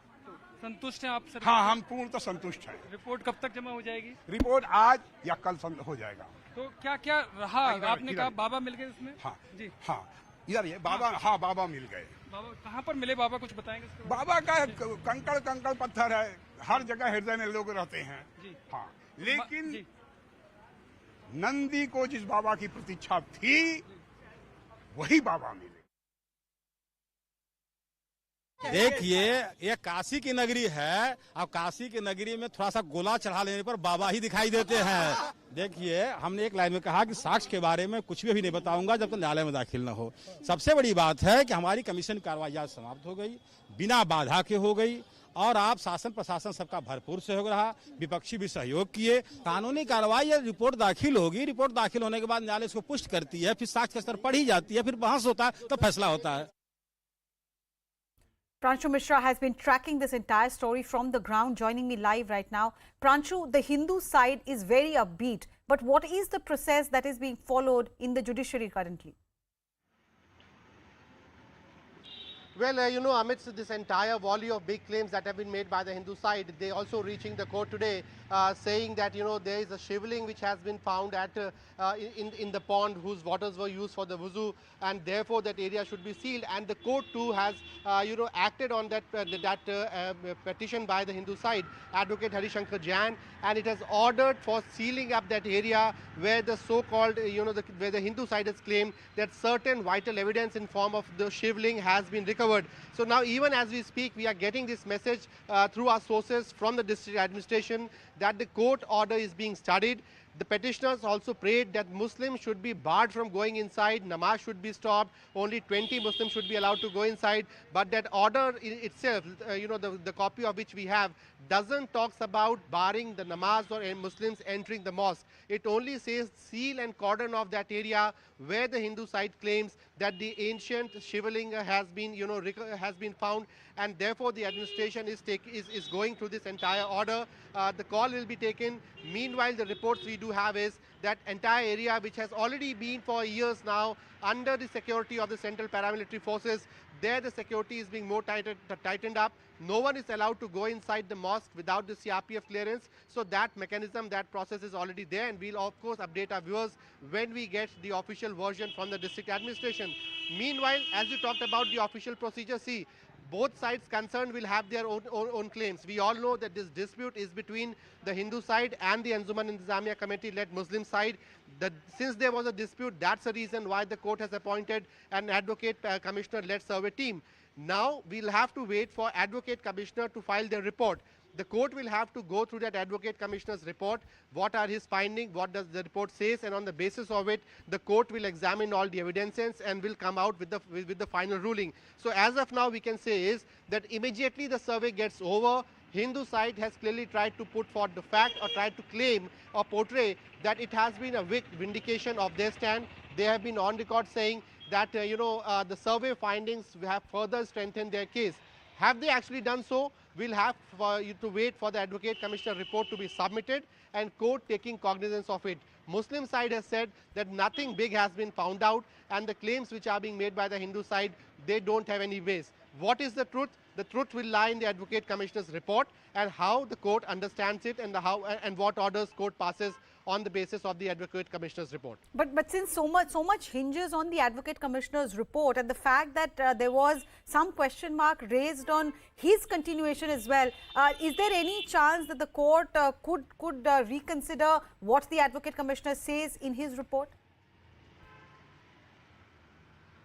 Well, if you recall, see, Advocate Commissioner's integrity was in fact doubted by the Muslim side initially, after which the Advocate Commissioner has appointed two more commissioners, Assistant Commissioner and a Special Advocate Commissioner to assist Ajay Mishra, who is acting as the Chief Advocate Commissioner. So it will be a combined report. Now, it's a lower court and it's the process of evidence collection. So the Advocate Commissioner's report or the videography which has been done is basically the evidences. Evidences need to be examined, cross-examined in the court. So the process is that this is a set of evidence which has been collected on the directions of the court. Now these evidences will surely be examined, cross-examined, debated upon by both the sides in the court. So see, what happened will be, for example, the particular structures, particular finding mentioned in the Advocate Commissioner report, which will be cited by the Hindu side as an important evidence of a temple being in place, would be countered by the Muslim side's lawyer of being, not in that capacity. So I think these arguments will take some time, and on the basis of these arguments and discussions, finally the court will reach any conclusion.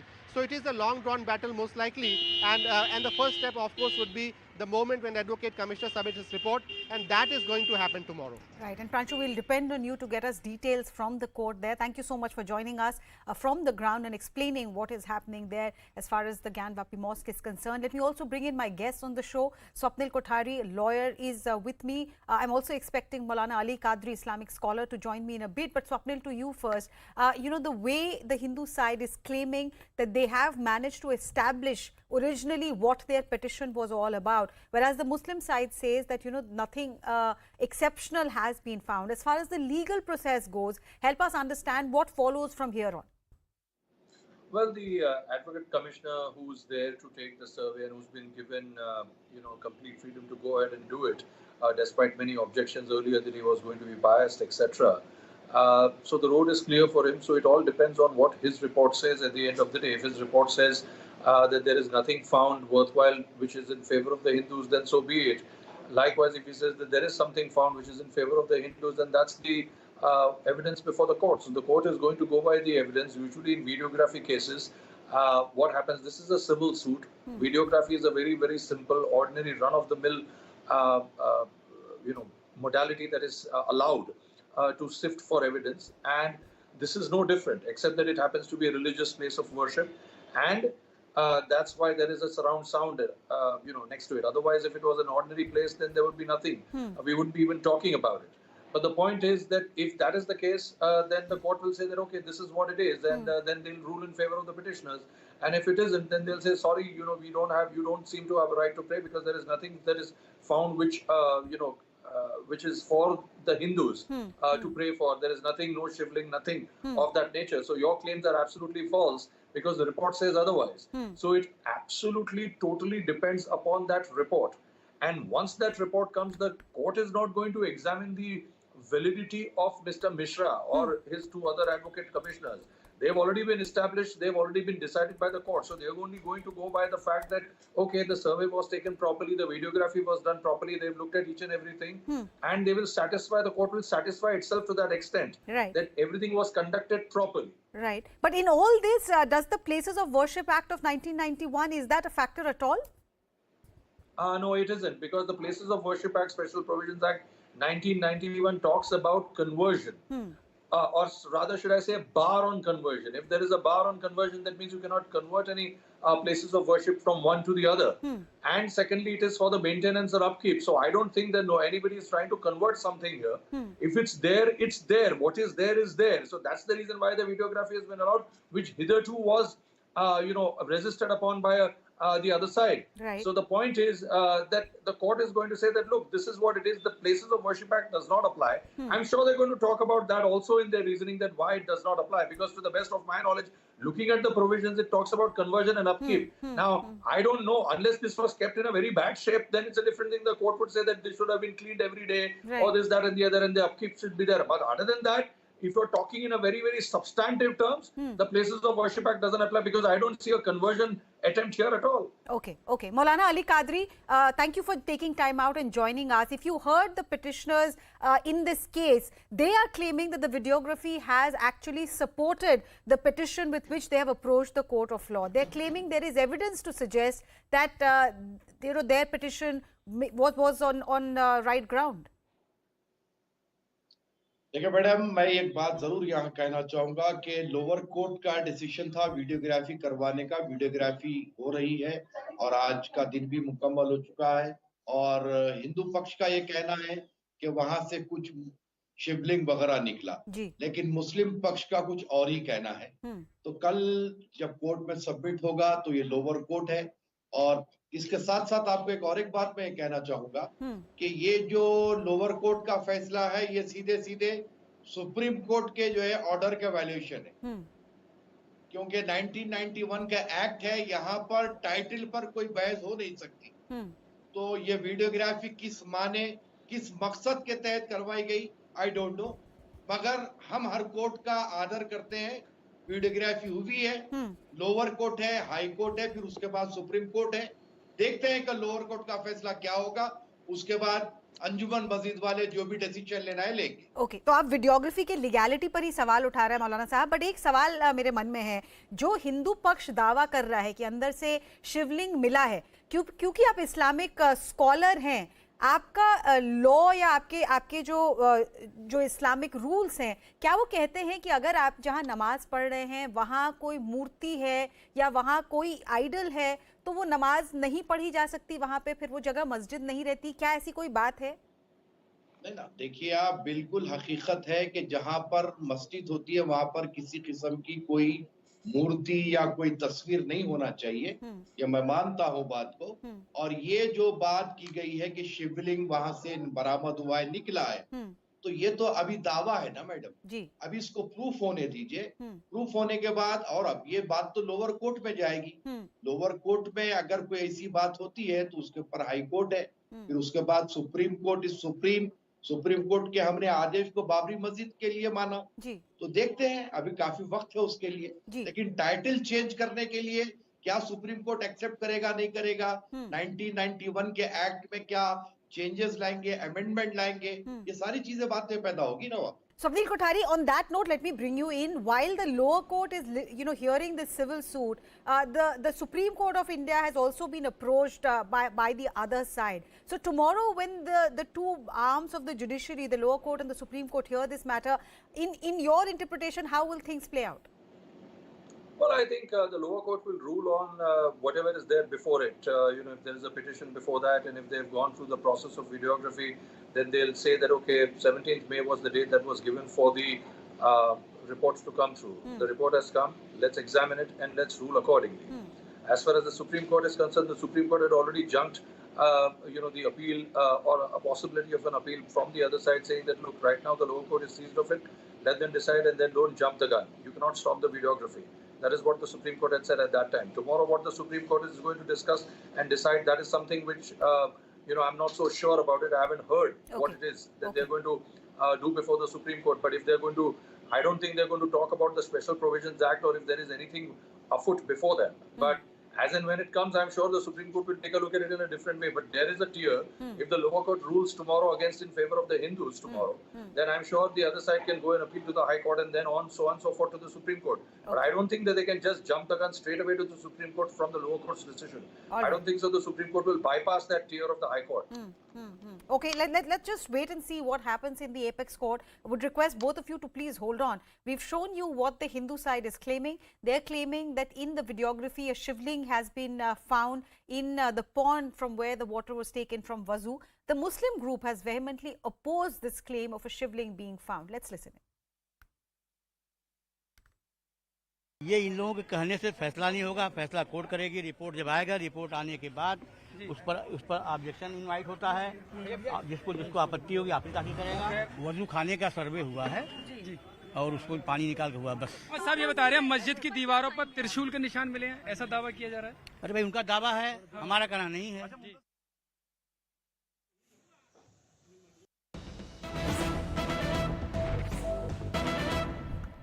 Okay, we've news that is just coming in. The Allahabad High Court bench has assembled to hear the Gyanvapi mosque case. We were just discussing that while this matter is going on in the lower court there in Varanasi, there are others, others who are opposed to the petitioners who have approached the higher courts as well. So there is a hearing in the Supreme Court and now there is a hearing in the Allahabad High Court as well. The bench has assembled to hear the Gyanvapi mosque case. Why this is important is because this is coming at a time when the Hindu side is claiming that videography has shown a shivling inside the pond with the water of which was used for Vazu.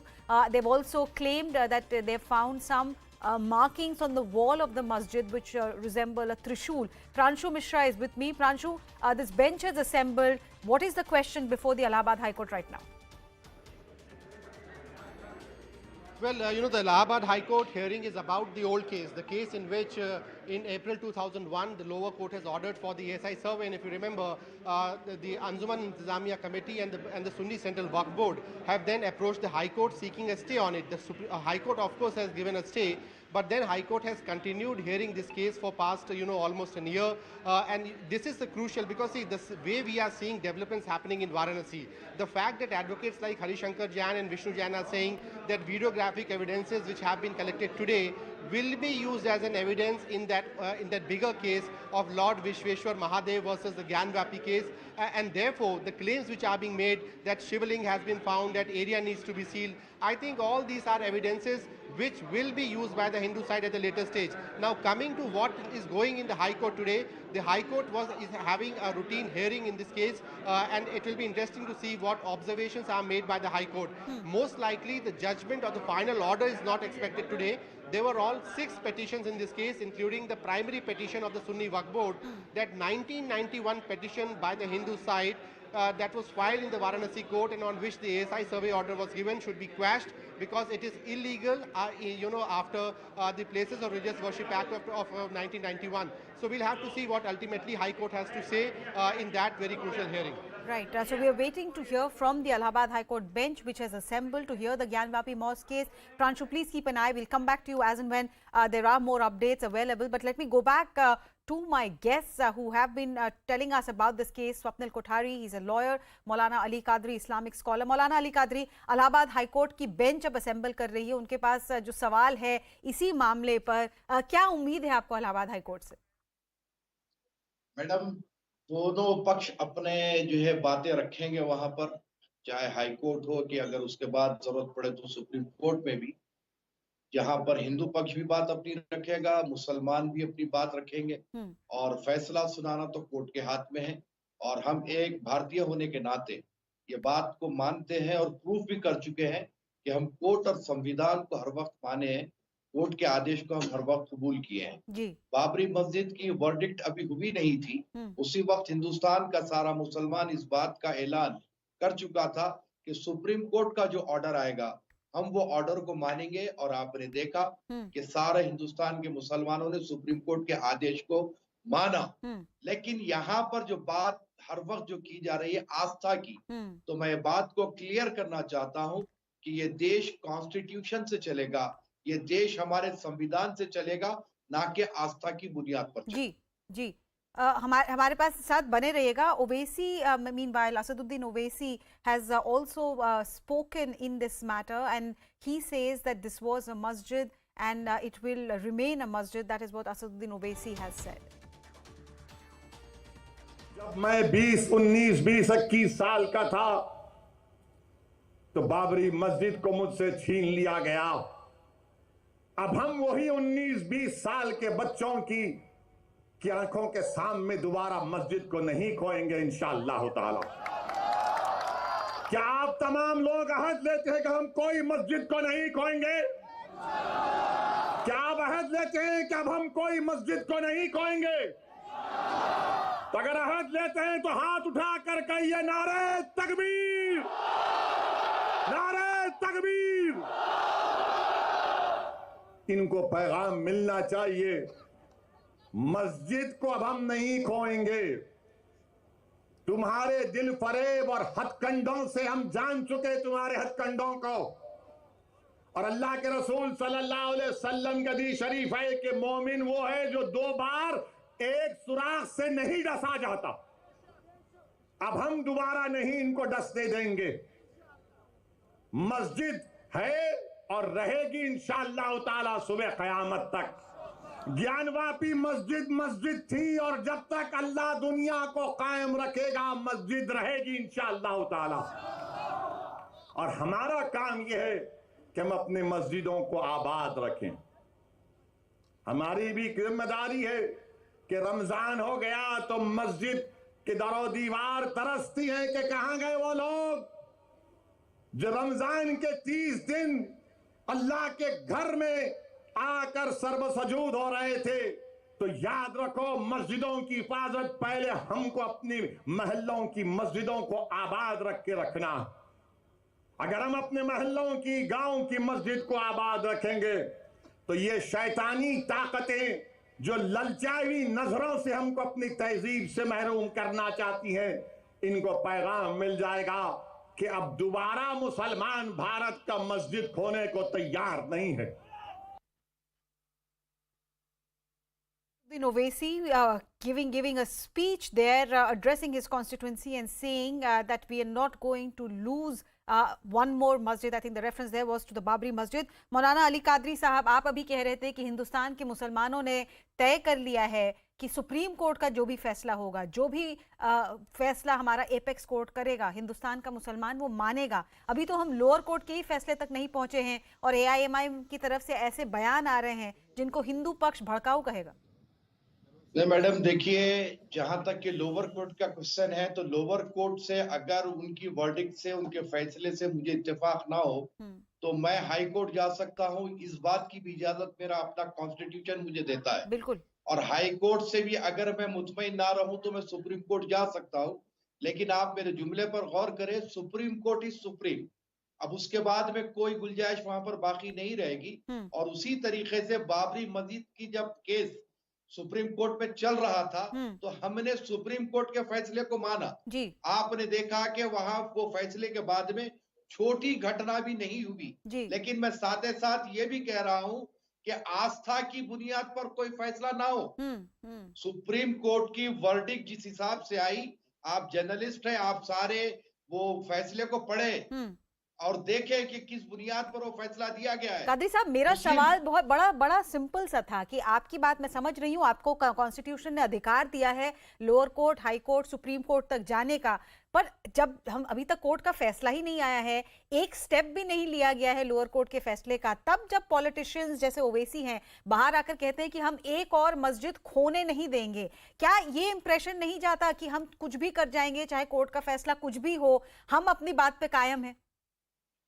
है ना। देखिए madam, Owaisi साहब खुद संविधान को मानने वाले हैं और वो संविधान पर चलते हैं और वो पार्लियामेंट में बैठे हैं जहां पर कानून बनता है। तो उनकी जो बात है, आप शायद उनके पुराने स्पीचेस नहीं सुने हैं। जब बाबरी मस्जिद वर्डिक्ट के लिए जो है बात हो रही थी तो कई पब्लिक मीटिंग्स में मैं खुद भी उनके साथ में था और हम मुस्लिम कम्युनिटी से इस बात की अपील कर रहे थे कि सुप्रीम कोर्ट का जो फैसला आएगा हम वो फैसलों को मानेंगे। और सुप्रीम कोर्ट का फैसला ऐसे वक्त आया था जब प्रॉफिट मोहम्मद के बर्थडे सेलिब्रेशन था। सारे इंडिया में प्रोसेशंस निकलते थे, लेकिन वो हालात में भी मुसलमानों ने उस फैसले का विरोध नहीं किया। तो आप इसको प्रोवोकेशन नहीं मान रहे? आप नहीं मान रहे कि ये प्रोवोकेशन है? Let me see if Swapnil Kothari agrees. Swapnil Kothari, would you agree that whatever Asaduddin Owaisi is saying is not a provocation? Some of it can be considered as provocative, but when you compare his earlier speeches and the way he seems to abide by, whatever the Supreme Court says, I believe he himself has a law degree or is a lawyer. Yes. And he is pretty much aware of all the Constitution and all the Supreme Court. Kothari, if you just give me a moment, I have an update from the Allahabad High Court. That's the news that is just coming in. The Allahabad High Court bench had assembled. It is hearing the Gyanvapi Mosque case. Now the Shivling claim has been raised before that bench. The High Court has asked petitioner Rastogi as to whether the case should be heard or should it be sent to Delhi. Rastogi requests the court to not put it off anymore. So that's the update that we have. Swapnil Kothari, can you help us understand what does this really mean from the law point of view? Petitioner being asked by the Allahabad High Court bench whether this matter should be referred to Delhi.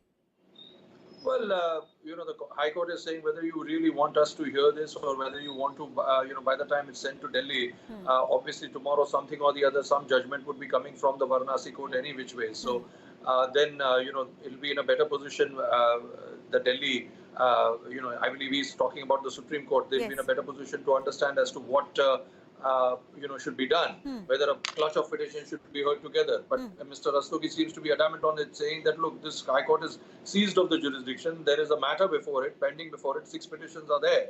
So why don't, and I believe 4 of them have been heard so far completely, and the rest 2 are being heard. So I believe let's go and complete this. So Mr. Rastogi is very adamant about it, and he's right about that, because any lawyer would say that, look, when a matter is there before the court and the court has jurisdiction to hear it, why do I want it to go to the Supreme Court? Let's finish it here and now. Right. All right. So while the judiciary is seized of the matter, the political class is also making its opinion known. Let's listen to what Keshav Prasad Maurya has to say. परिसर के सर्वे में शिवलिंग प्राप्त होने के समाचार से एक शिव भक्त के नाते मैं भी बहुत खुश हूँ। देश का हर शिव भक्त खुश है। सदियों से नंदी बाबा की जो प्रतीक्षा थी कि कब मेरे भोलेनाथ मिलें और कब मैं उनके दर्शन करूं, तो वह शायद अवसर माननीय न्यायालय के आदेश के बाद जो कोर्ट कमिश्नर के माध्यम से सर्वे हुआ, उस सर्वे के बाद जो शिवलिंग मिले, उसके बाद वह सब स्पष्टता हो गई है। मैं बहुत बहुत न्यायालय के फैसले का स्वागत करता हूं। इस समाचार की खुशी को मैं शब्दों में व्यक्त नहीं कर सकता। मुस्लिम पक्ष कहता है कि 1991 का ये वायलेशन हो रहा है, जो है इमारतों के लिए हुआ था। देखिए, मुझे लगता है कि कांग्रेस की जब सरकार होती थी तो वह ऐसे ही कानून बनाती थी या ऐसे ही एक्ट लाती थी जिससे इस प्रकार के विषय को बढ़ावा देने का काम किया जाए, इस प्रकार के विवाद कैसे रोके जाए। माननीय न्यायालय को आदेश नहीं था। जो तमाम श्री राम जन्मभूमि आंदोलन जो उस समय हो रहा था, तो उस आंदोलन को छोड़ करके बाकी में आंदोलन न किए, ये आंदोलन के आधार पर वहाँ पर शिवलिंग प्रकट नहीं हुए हैं। We're waiting to hear from the Allahabad High Court bench, which is asking the petitioner if this matter should be referred to Delhi. I think the reference is to the Supreme Court. We're taking a very quick break, but after this, we will continue to speak to our reporters on the ground to try and understand how this matter is playing out on ground. Stay with us.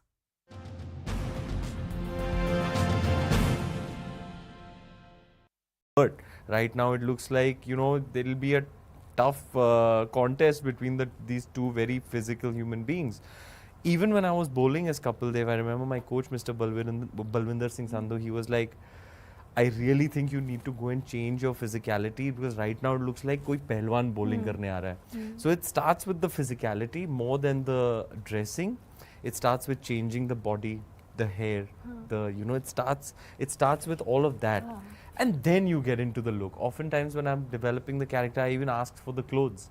Like when I was locked up trying to create Bajirao, I had asked for a dhoti, I had asked for the, the thread, I had asked for some props.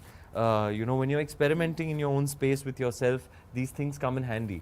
So yeah, I really enjoy creating distinctive looks for characters, and I would like to believe that I've achieved it so far, that one character, and it's not just restricted to the look, feel, vibration, energy, everything from the eyes, the facial expression, the voice, everything should be distinctly different from each other. Then I'm really creating, it's what keeps me excited and invested. So yeah, starts with the physicality, but yes, I make it a point, and it is ever so important to me in my process to have in my filmography characters that are distinctly different from each other, and that of course means they also look very different from each other. I love how heavily invested you are in the character, in the look.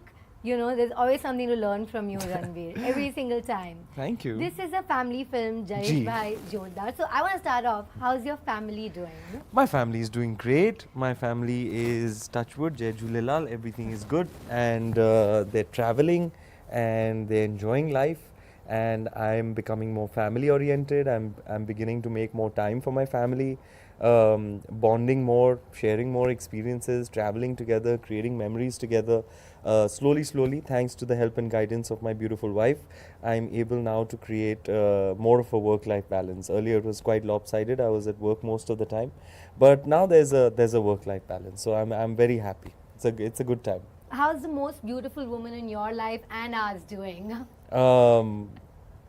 She is traveling at the moment, and off late I haven't got a lot of time to spend with her. She's been away for several weeks shooting her big actioner Pathan, which is looking amazing. And then she got back, my promotion started, so it's been busy for the both of us, but she'll be back tonight, and I can't wait to spend my evening with her. Do share a glimpse on Instagram. Huh? I don't know. I'm not really comfortable sharing those moments on Instagram. It's not like I'm in that moment and I want to live that moment. It's not like, it doesn't strike me that, hey, let me capture this moment and put it on the gram. Oftentimes, and I'm on social media and I read everything that my fans write to me. I don't have the time to reply to all of it.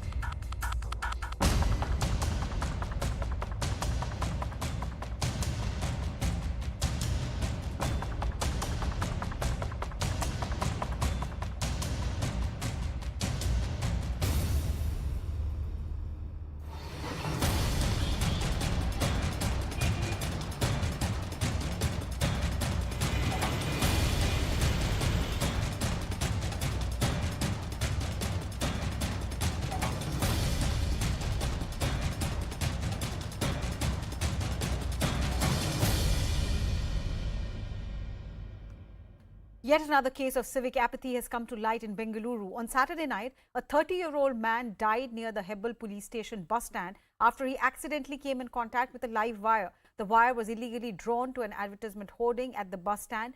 A case has been registered at the Hebbal police station. Remember, just last month, a 22-year-old man had lost his life after he too accidentally came in contact with a wire on a footpath and got electrocuted. ರಾತ್ರಿ 9:30 ಘಟನೆ ಆಗಿದೆ ಅಂತ ಅಂದ್ಬಿಟ್ಟು ನಮಗೆ Hebbal police ಸ್ಟೇಷನಿಂದ ನಮ್ಮ assistant engineer Atiq ಅಂತ ಇವರಿಗೆ ಅವರು ಕಾಲ್ ಮಾಡಿ ಹೇಳಿದಾಗ ನಮ್ಮವ್ರ ಸ್ಟಾಫ್ ಬಂದು ನೋಡಿದರೆ ಅಲ್ಲಿ ವ್ಯಕ್ತಿ ಮೃತಪಟ್ಟಿರೋದು ಕಂಡು ಬಂದಿರ್ತದೆ. ಅವಾಗ ಇಮಿಡಿಯೇಟ್ ಅಂಬೇಡ್ಕರ್ ಮೆಡಿಕಲ್ ಕಾಲೇಜ್ ಹಾಸ್ಪಿಟಲ್ಗೆ ಶಿಫ್ಟ್ ಮಾಡಿದ್ದಾರೆ. ಇದು ಹೇಗಾಗಿದೆ ಅನ್ನೋದು ನಮಗೆ ಪರಿಶೀಲನೆ ಮಾಡಿದಾಗ, ಪ್ರಾಥಮಿಕ ತನಿಖೆ ಮಾಡಿದಾಗ ಮೇಲೆ ನಮ್ಮದು ಆಕ್ಚುಲಿ ಇದಕ್ಕೆ ಸಪ್ಲೈ ಟೆಂಪ್ರರಿ ಪವರ್ ಸಪ್ಲೈ 2019ರಲ್ಲಿ 20ರಲ್ಲಿ ಡಿಸ್ಕನೆಕ್ಷನ್ ಆಗಿದೆ. ಇದು ನಮ್ಮ ಪ್ರಕಾರ ಅವ್ರ ಅಮೌಂಟ್ ಎಲ್ಲ ಕಟ್ಬಿಟ್ಟು ಮೀಟ್ರನ್ನು ನಾವು ರಿಮೂವ್ ಮಾಡಿಬಿಟ್ಟಿದ್ದೀವಿ. ಬಟ್ ಅನ್ಎಕ್ಸ್ಪೆಕ್ಟೆಡ್ ಆಗಿ ಯಾವುದೋ ಒಂದು ವೈರಲ್ಲಿ ಪವರ್ ಸಪ್ಲೈ ಎಕ್ಸ್ಟೆಂಡ್ ಆಗಿದೆ. ಬಟ್ ಇಲ್ಲೆಲ್ಲೂ ಪವರ್ ಸಪ್ಲೈ ಯೂಸ್ ಮಾಡ್ತಿರೋದು ಕಂಡು ಬಂದಿಲ್ಲ. ಪವರ್ ಸಪ್ಲೈ ಎಕ್ಸ್ಟೆಂಡ್ ಆಗಿರೋದು ನಿಜ. ಯಾರು ಎಕ್ಸ್ಟೆಂಡ್ ಮಾಡಿದ್ದಾರೆ ಅಂತ ಗೊತ್ತಿಲ್ಲ. ಇದಕ್ಕೆ ನಾವು ಅಧಿಕೃತವಾಗಿ ಪವರ್ ಸಪ್ಲೈ ಕೊಟ್ಟಿಲ್ಲ ಅಂತ ಅಷ್ಟೇ ಹೇಳಬಲ್ವಿ ನಾವು. ಈಗ ನಮ್ಮ ವಿಜಿಲೆನ್ಸ್ ಅವ್ರಿಗೆ ಇದು ಅನ್ಆಥರೈಸ್ಡ್ ಎಕ್ಸ್ಟೆನ್ಷನ್ ಆಗಿದೆ ಅಂತಂದ್ಬಿಟ್ಟು ನಮ್ಮ ವಿಜಿಲೆನ್ಸ್ ಅವ್ರ ಗಮನಕ್ಕೆ ತಂದಾಗ ಅವ್ರು ಬಂದು ಯಾರು ಮಾಡಿದ್ದಾರೆ ಏನು ಅಂತಂದ್ಬಿಟ್ಟು ಕೇಸು ನಮ್ಮ ಬೆಸ್ಕಾಮಲ್ಲಿ ಅನಧಿಕೃತ ವಿದ್ಯುತ್ ಸ್ಥಾಪನೆಗೆ ನಮ್ಮ ಬೆಸ್ಕಾಂ ರೂಲ್ಸ್ ಪ್ರಕಾರ, ನಾರ್ಮ್ಸ್ ಪ್ರಕಾರ ಏನು ಕಾನೂನು ಕ್ರಮ ಜರುಗಿಸಬೇಕು ಅದನ್ನು ಜರುಗಿಸ್ತಾ ಇದ್ದಾರೆ. ನಮ್ಮ ಬೆಸ್ಕಾಮಿಂದ ಪವರ್ ಸಪ್ಲೈ ಅಧಿಕೃತವಾಗಿ ಕೊಟ್ಟೇ ಇಲ್ಲ ನಾವು. ಆಕ್ಚುಲಿ ಇದು ನಮ್ಮ ಬೆಸ್ಕಾಂ ನಿರ್ಲಕ್ಷ್ಯ ಅಂತ ಹೇಳಲಿಕ್ಕೆ ಬರೋದಿಲ್ಲ. ಯಾಕಂದ್ರೆ ಇಲ್ಲಿ ಅಷ್ಟು ರಾತ್ರಿ ಹೊತ್ತು ಸುಮಾರು ಜನ ಇಲ್ಲಿ ಕುತ್ಕೊಳ್ತಾ ಇದ್ದಾರೆ. ಅವ್ರು ರಾತ್ರಿ ಜಿನಿ ಮಳೆ ಬರಬೇಕಾದ್ರೆ ಆಗಿರೋದು ಉಂಟು. Potholes, live wires, water logging. When will the civic horrors end? Call us and share your views on the numbers that we are flashing on your screen. We are waiting to hear from you. What do you think really about the municipal bodies giving up their responsibilities? I'm also bringing in my colleague Harish, joining me live from Bengaluru. Harish, in this particular case, this is not the first time we have seen this kind of civic apathy. Any accountability fixed? No accountability fixed. We are seeing blame game. You have the BESCOM saying that, which is the power utility here, saying that we did not give them a connection. It was drawn illegally. The BBMP is supposed to maintain this bus space. They haven't done their job and they haven't checked it on time. That's why they are supposed to be responsible is one of the talk, one of the justification coming in.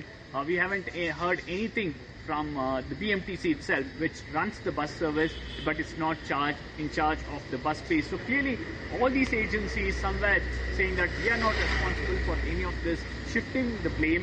But more importantly, this is the third death that's happened in the last 2 months because of civic apathy, especially people getting electrocuted in Bengaluru. As you rightly mentioned, there was one case last month where a man accidentally touched the OFC cable, which was in contact with the live wire. He was electrocuted.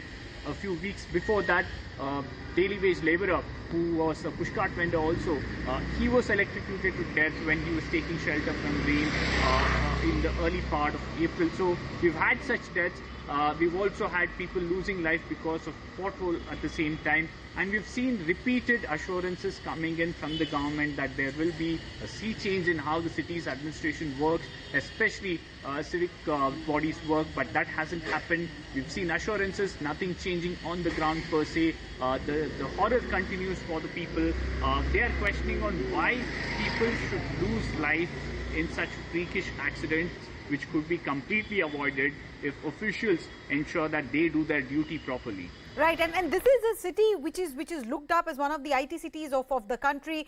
Professionals from all across come and carry on their day-to-day working. We've seen incidents of waterlogging. Now we are seeing incidents of live wire taking lives. I mean, is this accountability fixing limited till the level of municipality? Because clearly they are not doing their job. Are the citizens now asking questions of higher up in the administration as well?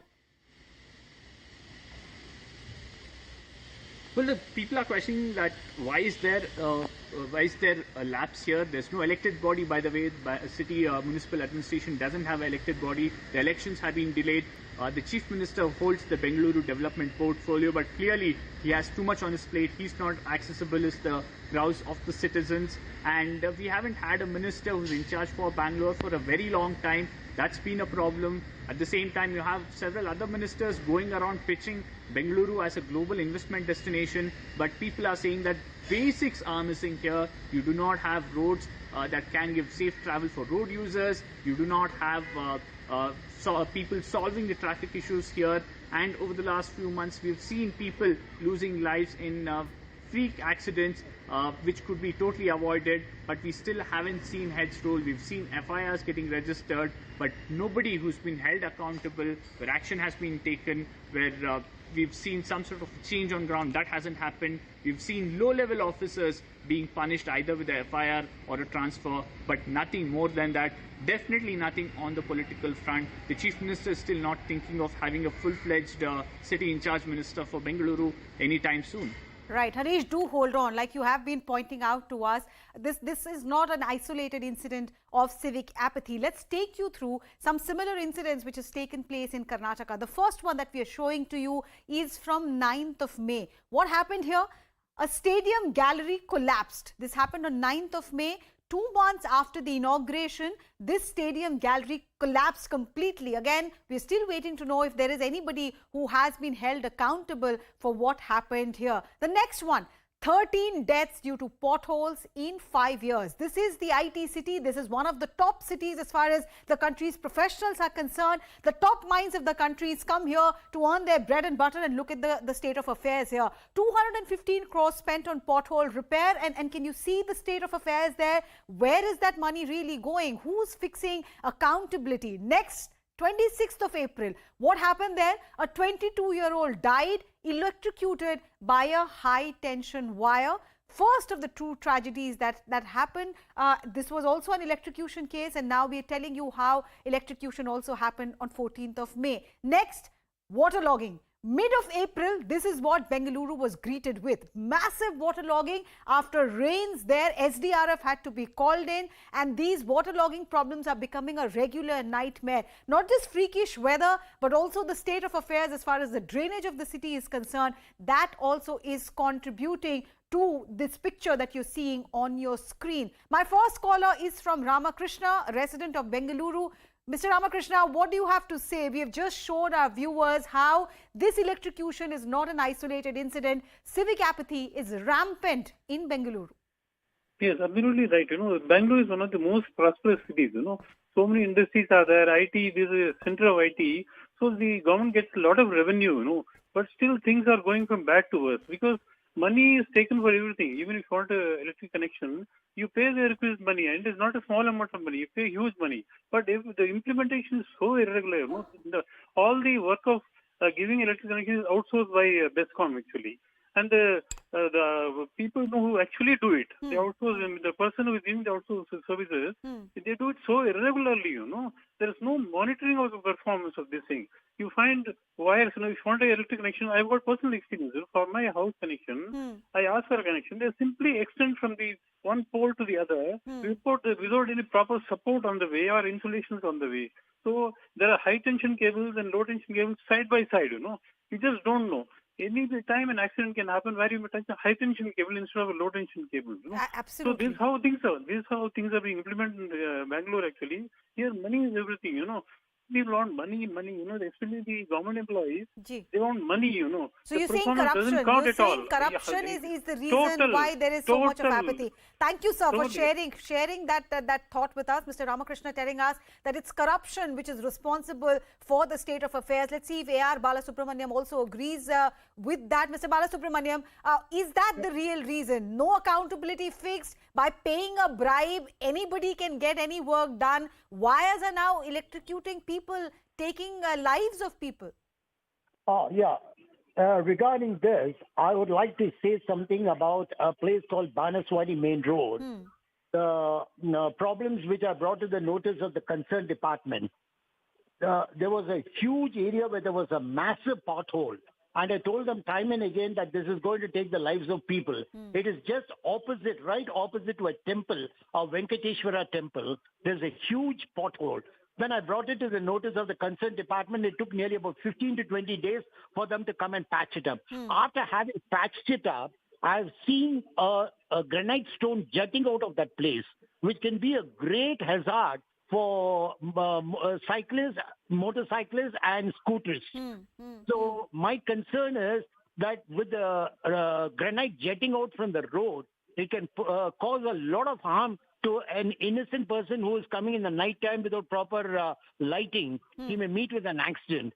And when I try to contact the BBMP people, they say it shifted from here. You will have to go to the Mayor Hall, which is in MG Road. Right. So it is not possible for a senior citizen to keep moving to 15 to 20 miles to lodge a complaint. Absolutely. I hope the politicians of the city are listening. They do so much politics on places of worships, but listen to what the residents are saying. The road to the place of worship, the road to the temple is potholed so badly that it can possibly take lives as well. Usha Priya is my next caller. She's calling me from Pune, in fact. Yes, Usha Priya, please share your concern, your thoughts.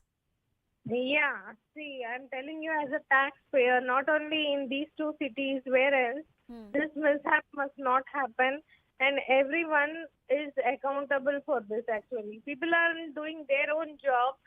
That is why these kinds of mishap hazards, people are prone to that, and this is not the way.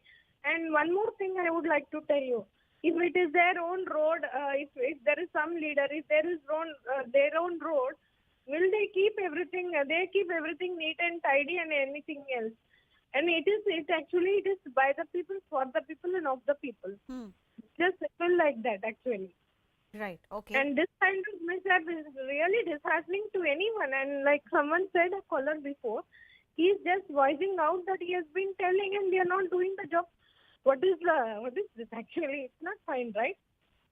Right. All right. Okay. Thank you so much, Usha Priya, there for sharing your concern. Harish, if you are still there, some of the callers seem to be suggesting that what is happening is not just apathy. There is a design behind it. The officials deliberately look away because they get money to look away. They get money to allow these illegal activities like pulling wire from one pole to the other without providing any support or any kind of insulation. Absolutely. You take this specific case from Nepal. There is an advertiser who's pulled illegal power connection, and obviously the Bescom officials are going around. There is a vigilance team as well. It's very hard to believe that when a particular bus bay is lit up in the night, the Bescom is not noticing that the power is drawn illegally. This connection has been disconnected 2 years back by the Bescom itself. So clearly it's officials, it's civic agencies who are hand in glove. There's a lot of illegality happening. There's a lot of corruption involved because you have advertisements being banned. There are only certain sites where advertisement is allowed. So there is advertisement mafia as well that might have bribed the local Bescom officials to turn a blind eye towards this illegal power connection. And eventually this led to the death of one man. The other crucial point is this is a bus bay. In a way, this could have led to something far worse if this was during peak hours, because it's in a crucial area, and if there were other people who were using this bus bay, we could have looked at a higher death toll. Thankfully, this happened much later in the night, around 9:30, so not too many people got affected.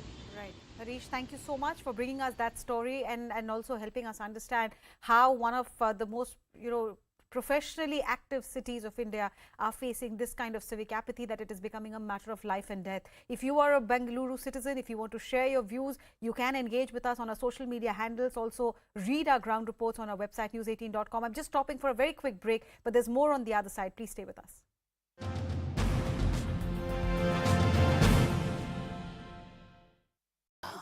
Huh? What? One sec.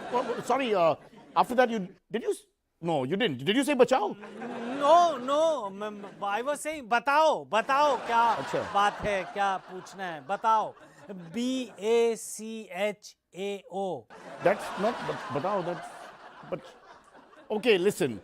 7 people killed, 200 injured. Rajapaksa, the finance minister, resigns. Citizenry is up in arms. This is not true. People are upset, yes, but not to such a degree. If your temperature is 99 degrees, you can't report it as 105, na? So it's okay. You can if you don't want to go to school the next day, but you're right, it's not right. But rumors are circulating that certain diplomats and political figures have fled to India out of fear. No, nonsense. More likely the reverse. Many Indians unhappy in India have fled to Sri Lanka. It makes no sense. I mean, really, why would Indians be unhappy in India? Can't say. IPL results maybe, KGF success, inflation maybe, arrest of Bagga, sedition, कुछ भी कारण हो सकता है. Please, please, please help. Are you saying please? Did you say please, please, please? There's something you're trying to say in code, no? नहीं. One sec, you're saying yes with your face and no with your mouth. Yes. No, I can't understand. Now you're saying no with your face and yes with your mouth. Please tell me. Okay, please tell me. I will try and make this short. You seem to be in some trouble. Do you want to come to India? Do you want to come home? Is there something we can do? No. Which is it, yes or no? Bhai, I am a diplomat. So? So how can I give committed answers? One way or another, I can't. Oh, okay. So you want to come and you don't want to come. Hello, talk to someone for me. Okay. मेरे को यहाँ से निकालो. All great. Everything is great. This is worse than my wife. अरे मुझे पक्ष दो. Sorry, मुझे पक्ष दो. एक मिनट माफ करना.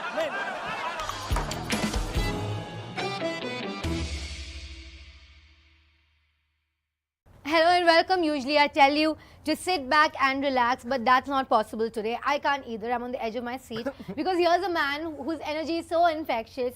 I just can't even. Ranveer bhai जोरदार. I can't even. मैडम मुझे देखो मैं कितना रिलैक्स बैठा हूँ. आप भी रिलैक्स करो यार. गप्पे शप्पे मारते हैं. Okay, but let us look at you. Really look at him. Let's take a moment. Look work of art. A work of art. Look, Indeed. a work of art. Yeah. You say? My, I'm flattered. You've become synonymous with fashion, and fashion has become synonymous with you. Has it now? It really has. So tell me, is this all your stylist or is it all you? This is all my stylist. All. Barring just this I chose and this I chose to wear. Oh. But the rest of it is pretty much Eka. All credit to her. But it's your super signature. comfy. It's like my man kaftan. So I wonder, you are so fashionable in real life. In your movies as well, you have such distinctive looks. Do you collaborate when you come on those looks, and do you ideate when it comes to... Is every movie your own Met Gala?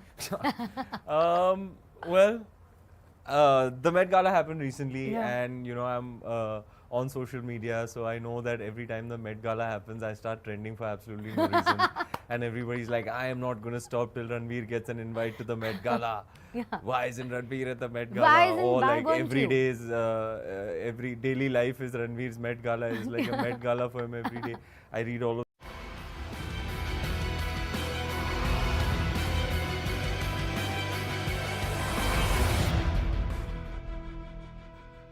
Welcome back. Team India scripted history on Sunday in badminton, winning the Thomas Cup, the World Championship in men's arena for the first time ever. My colleague Anand Narsimhan spoke to the Thomas Cup champions Kidambi Srikanth, Satvik Sairaj Ranki Reddy and Chirag Shetty. But first up, this exclusive interaction with the young and shining new talent in the badminton arena, Lakshya Sen, who yesterday starting what turned out to be the greatest ever feat in the sports for the country.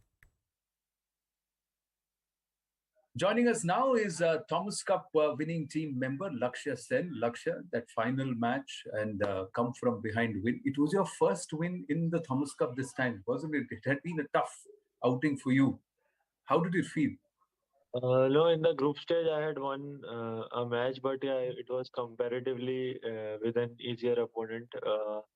But yeah, the last quarterfinals and the semifinals was tough for me, and then yeah, the confidence level were not really high going into the finals, but yeah, somehow I had that belief. And then after the semifinals, we had 1 day break, so yeah, I took that time to think as much as I can and try to do something differently in the finals and go out there with a different mentality to win a match. And it's just one match, and then let's see. So yeah, I was very motivated to go out there in the finals. So what was going through your mind? After losing the first game, I was on the faster end of the court where there was a lot of wind from my side. So yeah, it was hard for it was hard for me to control the shuttle from that end. But yeah, I knew that second game starting will be very crucial as I'll go on a better end. So if I get adjusted to the conditions faster, it'll be good for me. So, but yeah, in the second game I started well. There was always a 3-4 points lead. Otherwise, it would have been difficult in the closing stages. But yeah, there was always a 3-4 points gap in the second game, so I could pull off the second. And then in the third game, I was just trying to. I was just trying to score from the faster end, just go all out or do something and not let the lead go too much. When I change ends in 11, so I want to keep just a 2-3 or maximum 4-5 points lead. More than that, it would have been difficult for me to come back in the third set. But yeah, I managed a 4 points. A 4 point deficit against him, and then Yeah. I could recover it as soon as 12-13 or 13 all. So yeah, I think that gave me a lot of confidence uh, in the closing stages to pull out the match. But yeah, again, when I was leading, I was again very nervous to uh, to to play, and then a few points I was hurrying up a little bit. But yeah, at the end I managed to pull out of it. Sometimes it happens, when you have you're 3 points down, 4 points down. I remember in that final game, you were like 7-11 down. Yeah. Sometimes अपने अंदर एक feeling आता है ये तो घुस गया, और you feel कि ये मिल जाएगा. So what was going on in your mind?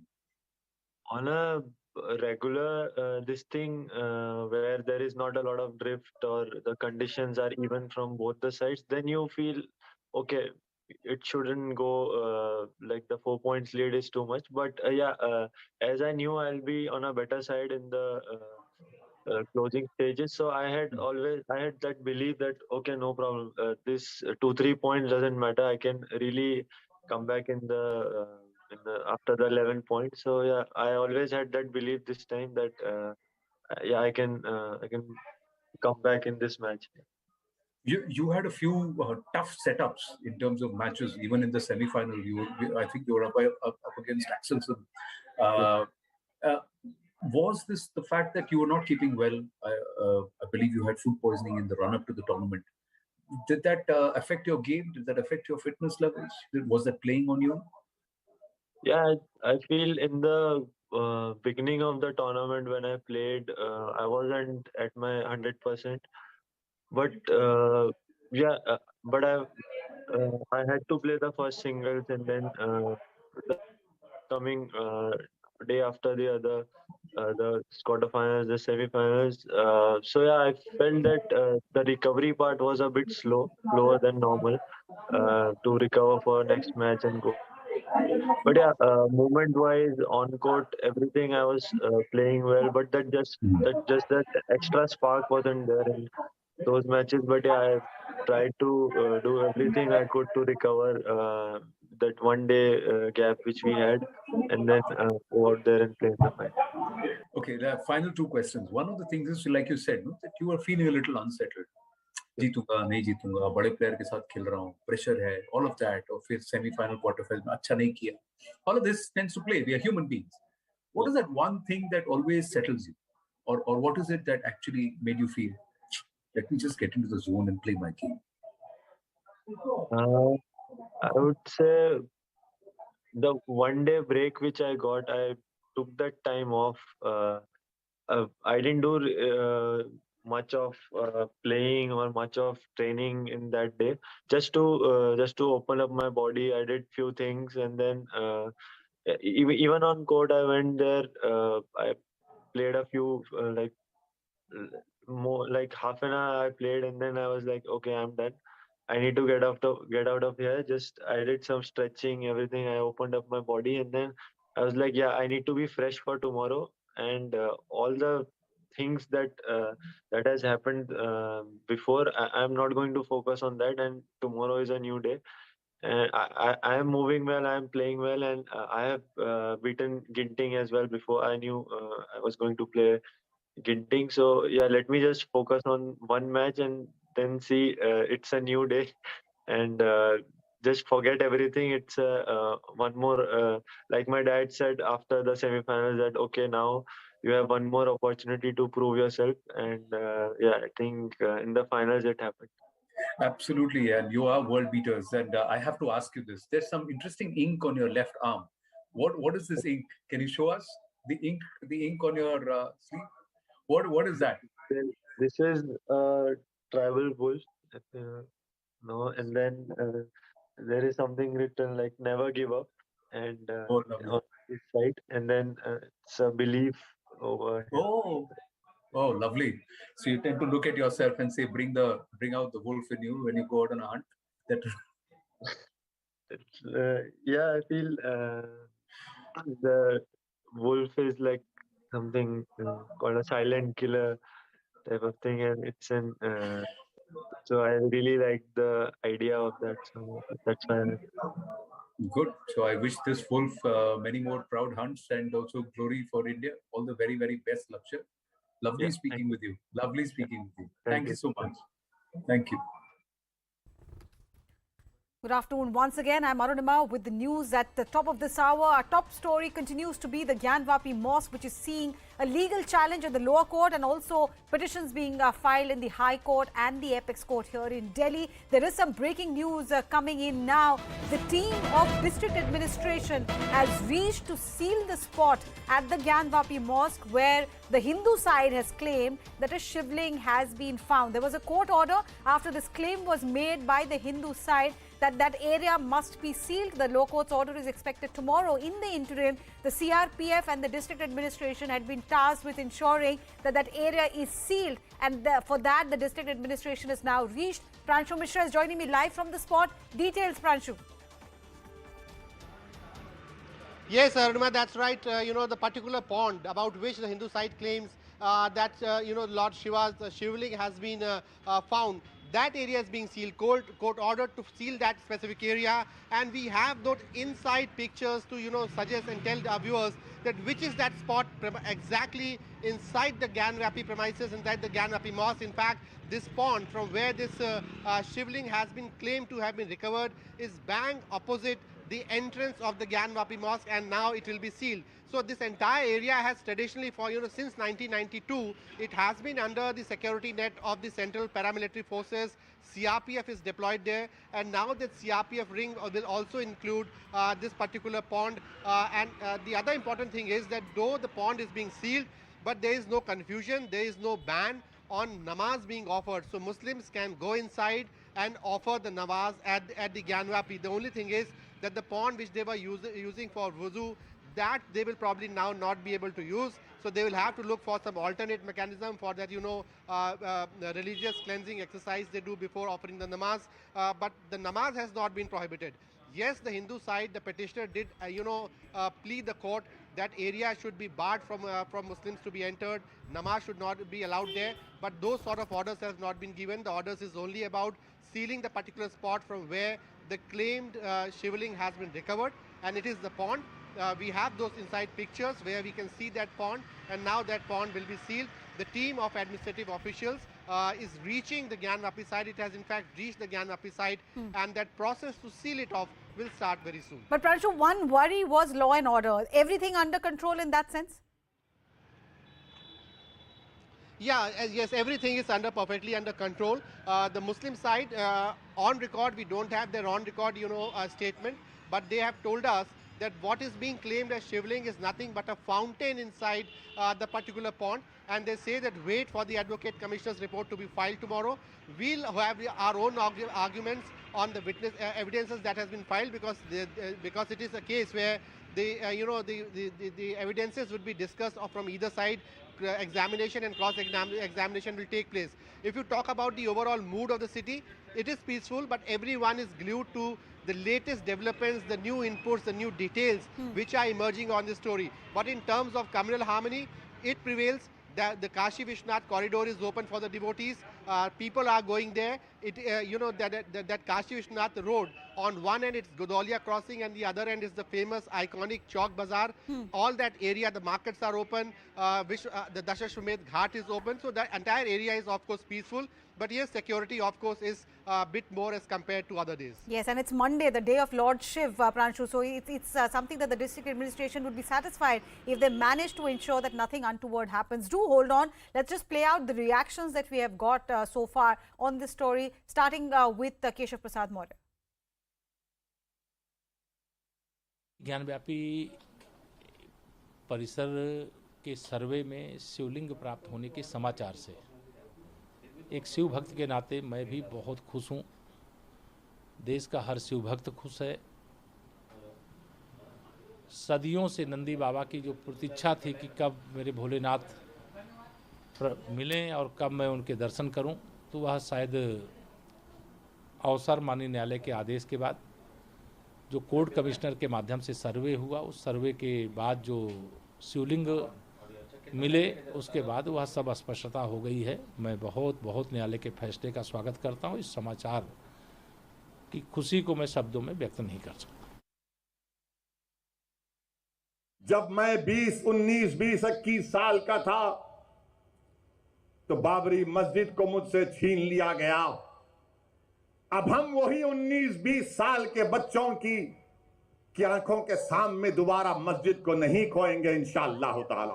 मस्जिद है और रहेगी इंशाअल्लाह ताला सुबह क़यामत तक। ज्ञानवापी मस्जिद थी और जब तक अल्लाह दुनिया को कायम रखेगा मस्जिद रहेगी इंशाअल्लाह ताला। क्या आप तमाम लोग अहद लेते हैं कि हम कोई मस्जिद को नहीं खोएंगे? तो अगर अहद लेते हैं तो हाथ उठा कर कहिए नारे तकबीर, नारे तकबीर। इनको पैगाम मिलना चाहिए, मस्जिद को अब हम नहीं खोएंगे।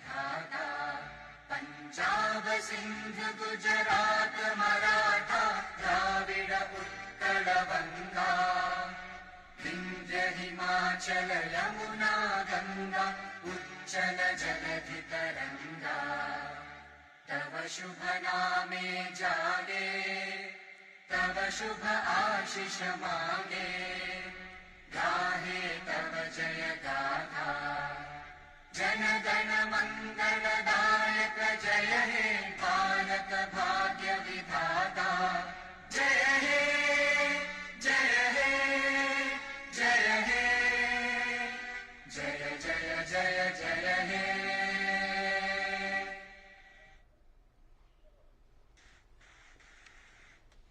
धन्यवाद।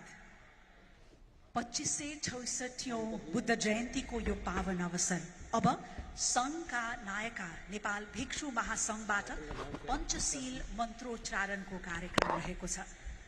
Ladies and gentlemen, the Sangha Mahanayaka Bhikshus will now be offering the 5 precepts.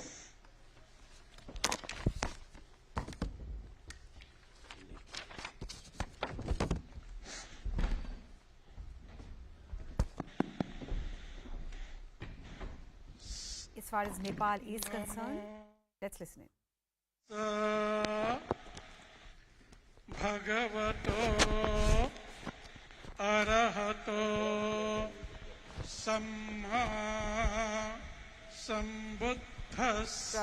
Around 4 o'clock, he's expected to leave Lumbini, and this is the religious discourse. Today is Buddha Purnima, and on that occasion, you can hear the Buddhist community there, the religious leaders there, engaging with the Prime Minister. My colleague Arun Dhanta is in fact with us on the phone line. He's there in Lumbini. Arun, this is the last part of the Prime Minister's very short visit to Nepal, but significant, coming as it does on the day of Buddha Purnima.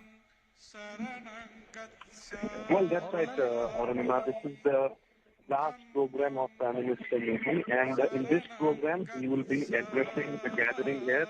Remember that this program has been organized by the Lumbini Development Trust on Buddha Jayanti. So, various people have come to this meditation center here in Lumbini to listen to Prime Minister Modi. So, before he takes off from Lumbini, from the helipad, which is approximately 500 meters away from here, he will address the gathering, and as he has been covering his entire visit since morning, Prime Minister Modi has a very jam-packed schedule here, starting his journey with a visit to the birthplace of Lord Buddha, offering his prayers there, and then immediately visiting the International Buddhist Center, which India is assisting Nepal to build, to inaugurate, to lay the foundation stone of that. And then he had those bilateral meetings with the Prime Minister of Nepal, and then the Prime Minister of Nepal hosted him for lunch. And right after that, Prime Minister Modi has reached there in Lumbini at the meditation center where he will address him. And Prime Minister Modi has a very, very tight schedule here, and of course, this is coming at a time when, in fact, we are hearing that today itself, the Chinese side, which has, constructed the Gautam Buddha International Airport in Lumbini, that will also be inaugurated, in which the Nepal Prime Minister will later on participate. In that background, China is trying to wield their influence in Nepal, trying to put more investment in Nepal. This visit of Prime Minister Modi is coming, and we've seen in the past that there were a few rough patches in the relationship between Nepal and India during especially the time of KP Oli. That's something which India and Nepal both want to forget about and move forward. And this is the reciprocation coming from Prime Minister Modi, because a month ago, the Prime Minister of Nepal was in India. He visited that Varanasi, Kashi Vishwanath temple, offered his prayers there, and various MOUs are also signed. And within a month, Prime Minister Modi himself coming here on a very, very auspicious day, which is of course of Buddha Jayanti, meetings with the government officials, and also addressing the gathering of this program on Buddha Jayanti. All right, Arun Dhanta there reporting from the ground, even as we hear the chants from the Buddhist religious leaders on that auspicious day of Buddha Purnima. The Prime Minister is there in Lumbini, Nepal.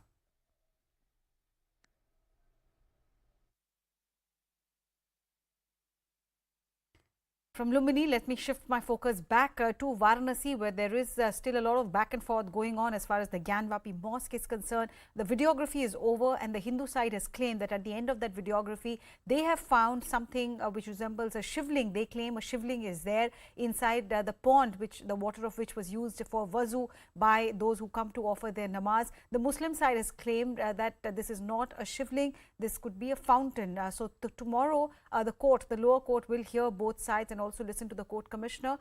We are waiting to see what the court says on these claims and counterclaims. Meanwhile, the district administration has reached the site which you see on your screen along with CRPF and local police. The orders from the court is to seal this area pending the court order. Let me bring in Anuja Kapoor, spokesperson of the Bharatiya Janata Party, and Maulana Masood Kazmi, Islamic scholar, to discuss this further. Anuja Kapoor, so far the Hindu side has been claiming that they have found a shivling at that spot. They seem very upbeat, but the court is yet to give its verdict in this matter. But like I said, the Hindu side is already claiming victory. Through your channel, first of all, I would like to congratulate on the occasion of Buddha Purnima Jayanti and Om Namah Shiv. Today is the Monday, we usually celebrate that. Finding the concrete and the conclusive evidence of Nandi Shivling itself hails the victory. Now, as the case is sub judice and is in the court of law, the rest of the things will be talked about. But it is very scary that it was being illegally encroached by the Gyanvapi mosque. Whatever the petitioner, Hindu petitioner, Sohan Lal Arya, I congratulate him too, demanded and spoke about it in his petition. We feel that thing has come up, something has come up. And in mythology also the same situation and the same kind of a thing has been come up. I also see the various parties, the PDF chief Mehbooba Mufti claimed and spoke that against, and trying to again disrupt the peace and harmony by provoking Muslims. And Osauddin Owaisi, the way you have heard how he is chanting and he's trying to say that this mosque is ours. He's forgetting that if this mosque is yours, the pond where which we have seen the shivling belongs to Hindu. And to tell PDF Chief Mehbooba Mufti that you are saying that please give us the list of all the mosques which you want to demolish or which you are having an eye on. I want to ask her why you need the list, so that if there is any kind of a Hindu deities or shivlings or any other idols are involved, you will take them down, you will hide them. But just telling you, this is just the starting of taking what belongs to Hindus. Will take it by encroaching. Anuja Kapoor, let's just wait for the court to give its verdict on that. Yes, I know the Hindu side, the petitioners have claimed that they have found a shivling, but we'll just have to wait and see if that claim meets the scrutiny of the lower court. That hearing is tomorrow. The High Court is also hearing the matter, as is the Supreme Court. But Maulana Masood Kazmi, Islamic scholar, is also with us. Maulana साहब, ये आरोप है आप पर कि ये court की प्रक्रिया अभी तक चल ही रही है, बट जिस तरीके से बयानबाजी हो रही है, असदुद्दीन ओवैसी की बात कर रहे हैं हिंदू पक्ष, बार बार ये कहना कि ये मस्जिद हम अपने हाथ से नहीं जाने देंगे, अभी तो कोर्ट का फैसला आया भी नहीं है। देखिए, ओवैसी हो या महबूबा मुफ्ती हो या कोई दूसरी साइड हो, we are not in favor of polarization on this issue. Even Owaisi can do nothing except free speech, empty rhetoric. And other side are also doing the same thing. People are competing each other. People are competing each other to divide the country on the communal line. My limited point is only that,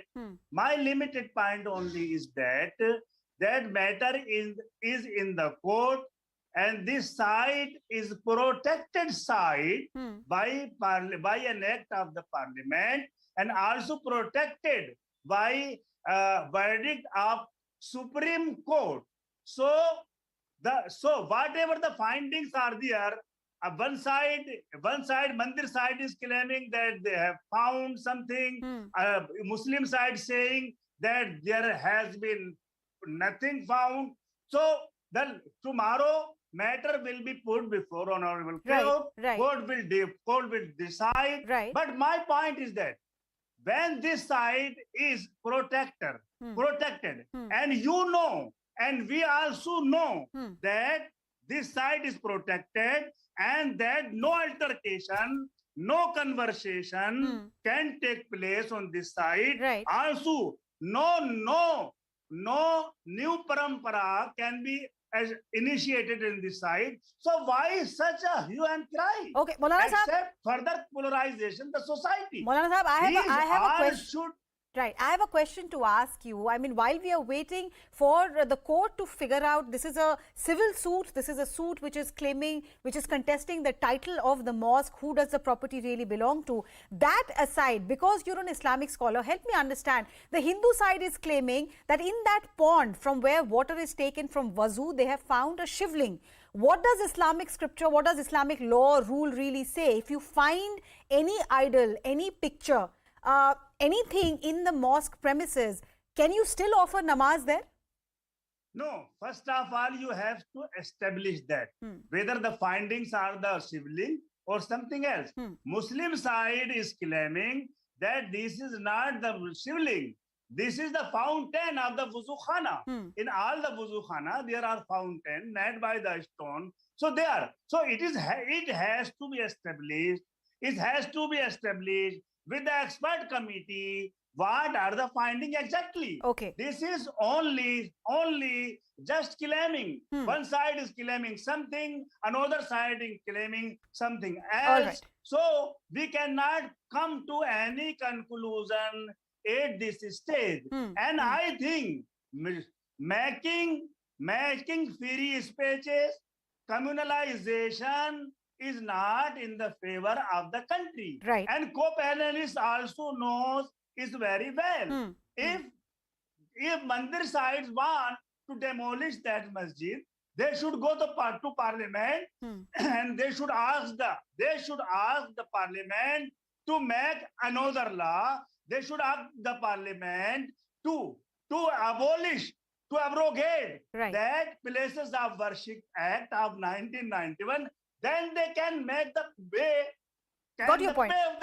Got your point. For the building of another mandir. Got your point. I would just request both of you to hold on, because like both my panelists have been pointing out, there's a lot of political speech, a lot of political sloganeering that is happening around this case. Let's listen into some of the speeches, some of the reactions that we have got, and then we'll go back to my panelists here. देखिए, सर्वे में क्या क्या मिला वो तो आपको सर्वे की report बताएगी। जो वजू खाने में शिवलिंग मिला था, उसको हमने मांग की है कि उसको वहाँ पे सील कर दिया जाए, और जिस पे माननीय न्यायालय ने अभी आदेश पारित किया है, और उस पूरे परिसर को सील कर दिया जाएगा और सीआरपीएफ के कमांडेंट इसको मॉनिटर करेंगे।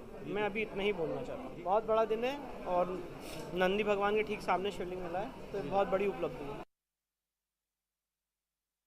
सोहन लाल जी, सर्वे का काम आज खत्म हो गया? हाँ, ये सर्वे काम खत्म हो गया। संतुष्ट हैं आप सर? हाँ, हम पूर्णतः संतुष्ट हैं। रिपोर्ट कब तक जमा हो जाएगी? रिपोर्ट आज या कल हो जाएगा। तो क्या क्या रहा? आपने कहा बाबा मिल गए उसमें? हाँ जी, हाँ, इधर ये बाबा, हाँ बाबा मिल गए। बाबा कहाँ पर मिले? बाबा कुछ बताएंगे? बाबा का कंकड़ पत्थर है, हर जगह हृदय में लोग रहते हैं। हाँ, लेकिन नंदी को जिस बाबा की प्रतीक्षा थी, वही बाबा मिले। अब इनके पास लोगों को बेचने के लिए कुछ भी नहीं है, सिर्फ हिंदू मुस्लिम नफरत। आज ये मस्जिद, कल वो मस्जिद, परसों वो मस्जिद।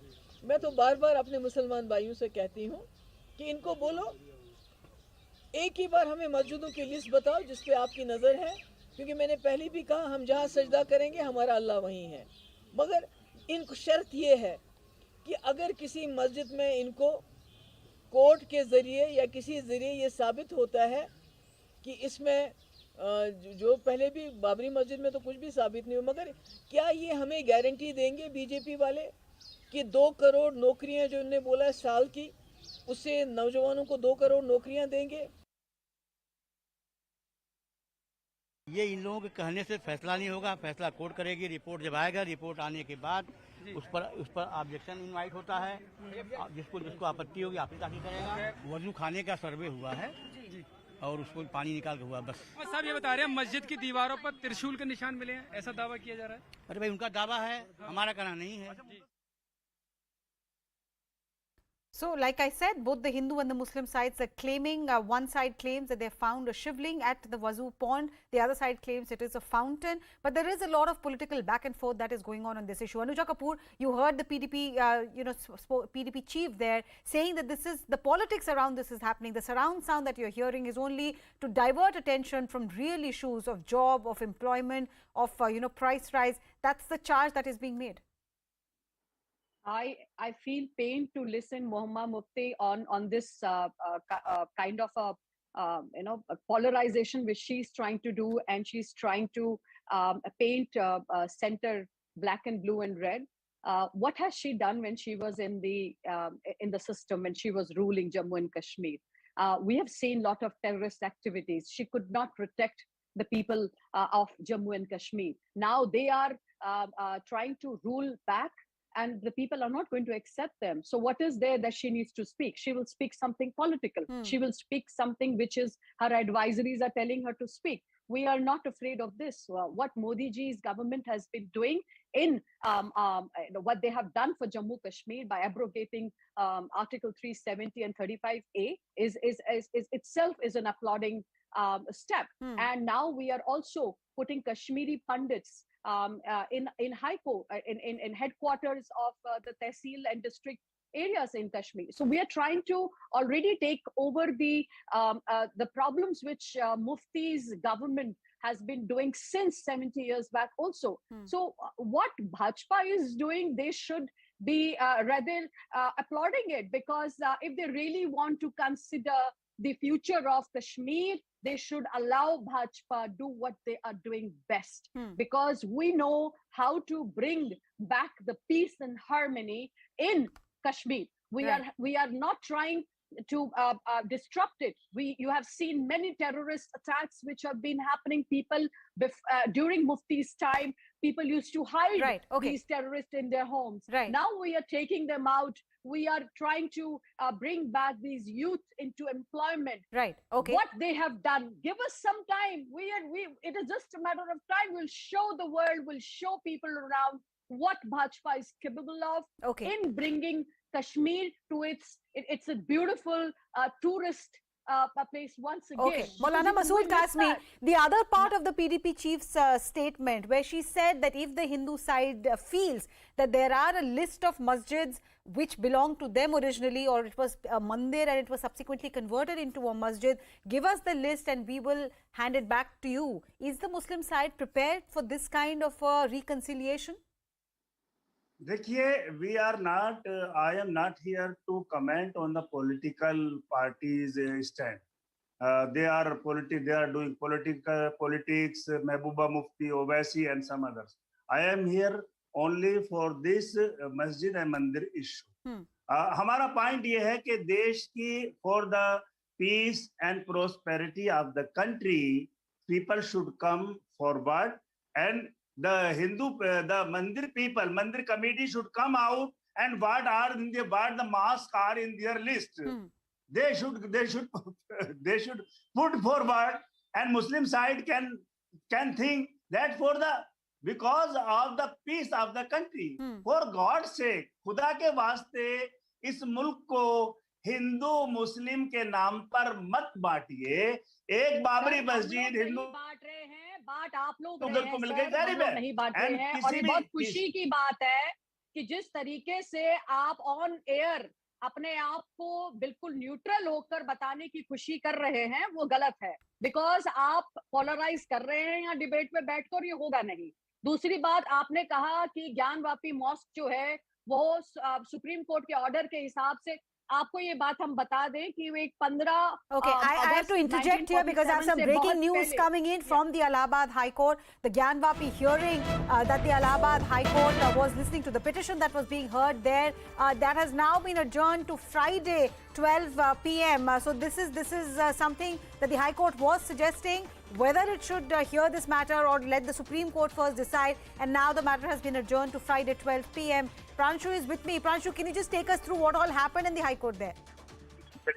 Yes, that's right. It was an important hearing in High Court, and as expected, the Hindu side, the petitioners for the Hindu side, they cited the fact that in today's survey, which just concluded in the Gyanvapi premises, a structure that is a linga of Lord Shiva that has been recovered, and they said that following it, their case becomes strong, that this case further requires the ASI investigation, to which the Honorable High Court said that if the petitioners actually want to, argue on the merits, on the facts which have already been placed before the court, or they want it to be transferred to Delhi, so on which the petitioner said that no, they'll be, looking forward for the speedy trial in the High Court itself. And after the both side of arguments, the next date of hearing is now on 20th of May, that is Friday, when this case will continue in hearing. We have, been reporting since morning that though it's a very crucial hearing going on in the High Court, but still it is in the stage of argument. So it will take, I think, another few rounds of taking up of this case before a final verdict comes in.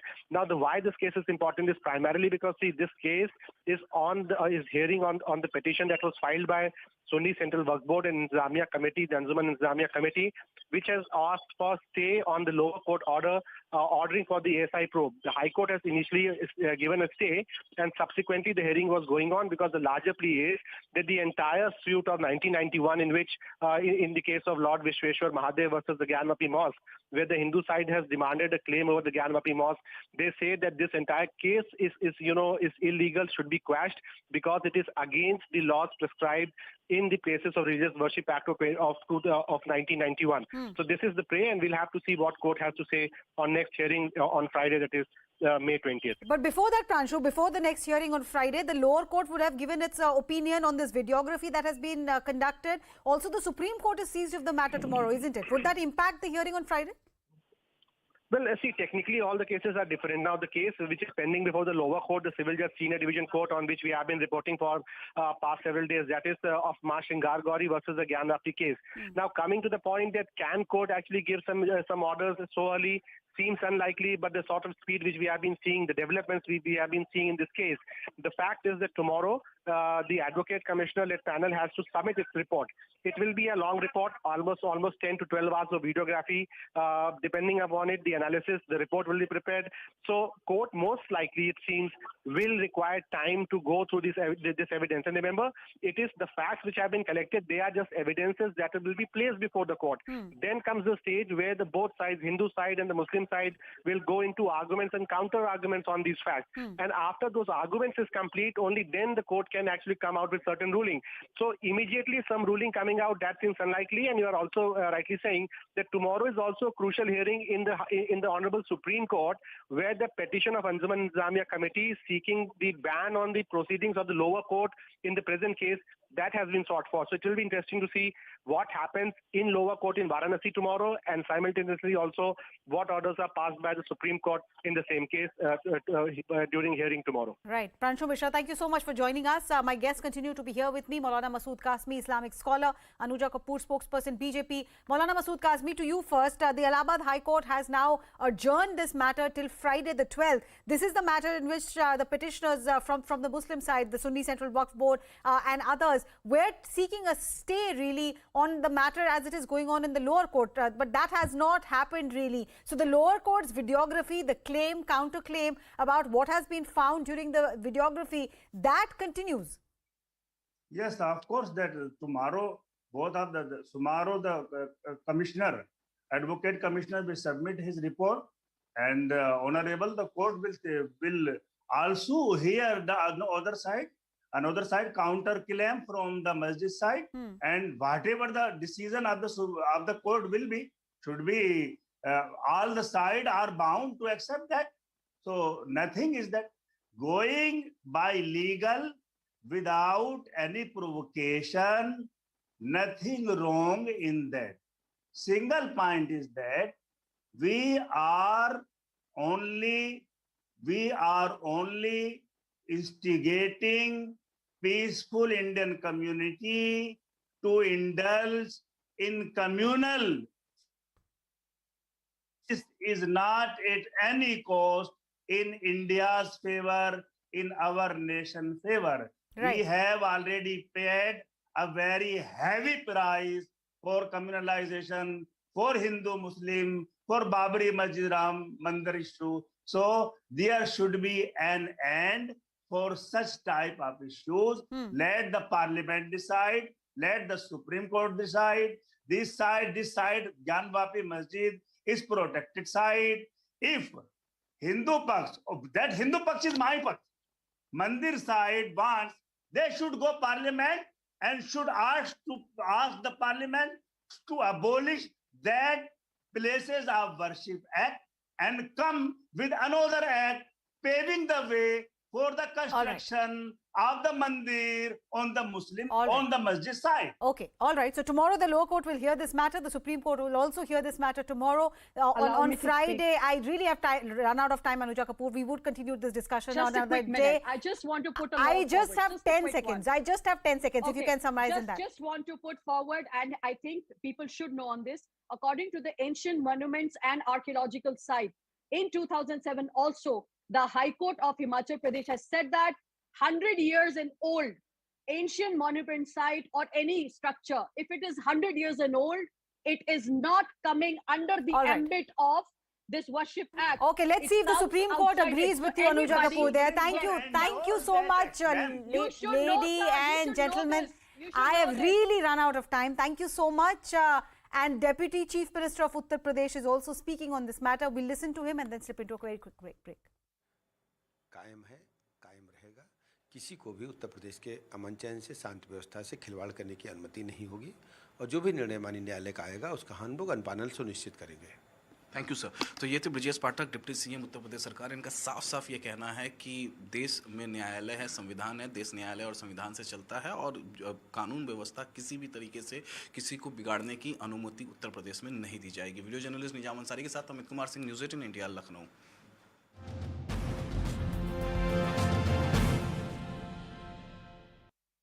The time to reply to all of it. I do sometimes, but I read everything.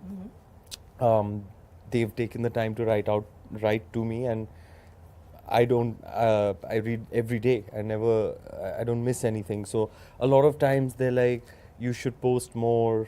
You know, you should moments of you and Deepika together and stuff like that. But you know, that's very personal, and I protect that. And it's more about living the moment than really capturing it and splashing it on social media, because Deepika and I both are born in the 80s, you know, at a time when there weren't mobile phones, there weren't cameras in mobile phones, and there wasn't this sharing capability either with social media. So really our foundations are in a time where all of this wasn't there. So when you're sharing a warm moment or a special moment, my instinct is not कि ये डाल देता हूँ मैं Instagram पे, but yeah, now and then I do, and I'm happy. I understand the love of the fans and the fact that they'd want to see that more often, but yeah, I mean, I want to be in the moment, not capture it and share it. It's more important for me to be present, you know. Okay, guys, I tried. I did my best, you know.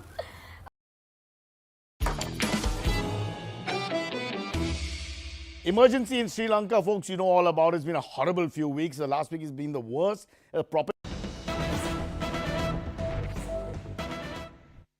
सम्माननीय श्री शेर बहादुर देवबा जी, आदरणीय श्रीमती आरजू देवबा जी, सभा में उपस्थित नेपाल सरकार के मंत्रीगण, बड़ी संख्या में उपस्थित बौद्ध भिक्षु एवं बौद्ध धर्मावलंबी, विभिन्न देशों से पधारे गणमान्य अतिथिगण, देवी और सज्जनों, बुद्ध जयंती को पावन अवसर में यह सभा में उपस्थित यहाँ सबैलाई संपूर्ण नेपालवासीहरूलाई र विश्वका सबै श्रद्धालु जनलाई लुम्बिनीको पवित्र भूमिबाट बुद्ध पूर्णिमाको धेरै धेरै शुभकामना।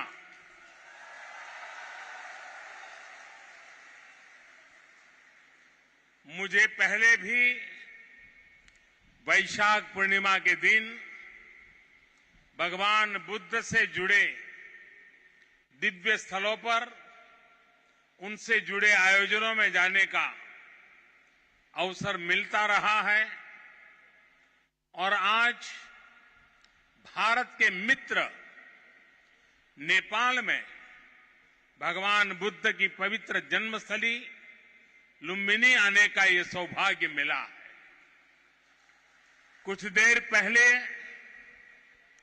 माया देवी मंदिर में दर्शन का जो अवसर मुझे मिला वो भी मेरे लिए अविस्मरणीय है।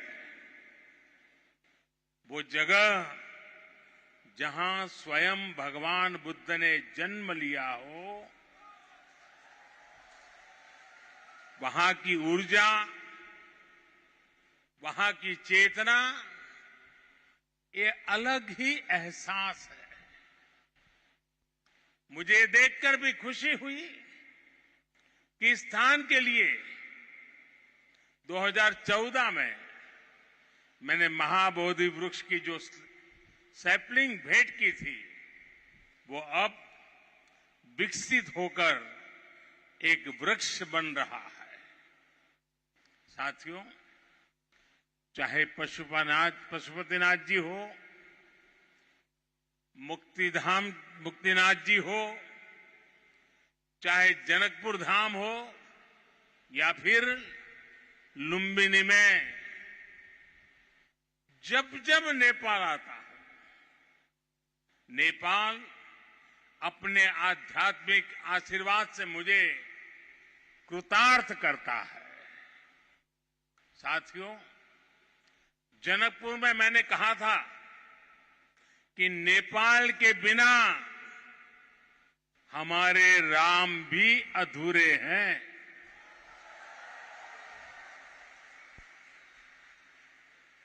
मुझे पता है कि आज जब भारत में भगवान श्री राम का भव्य मंदिर बन रहा है, तो नेपाल के लोग भी उतना ही खुशी महसूस कर रहे हैं।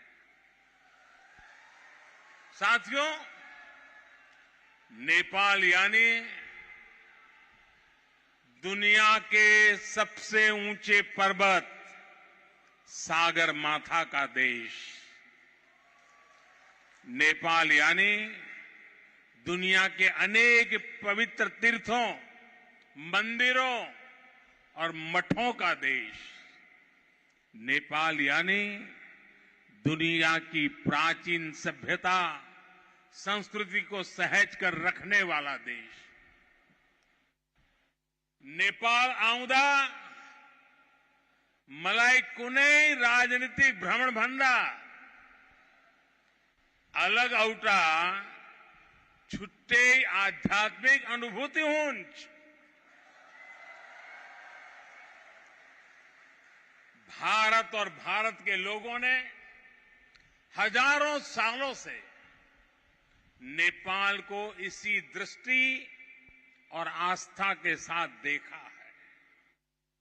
मुझे विश्वास है, अभी कुछ समय पहले जब शेर बहादुर देवबा जी, श्रीमती आरजू देवबा जी भारत गए थे, और जैसा अभी देवबा जी ने वर्णन किया बनारस का, काशी विश्वनाथ धाम की यात्रा की थी, तो उन्हें भी ऐसी ही अनुभूति भारत के लिए भी होना बहुत स्वाभाविक है।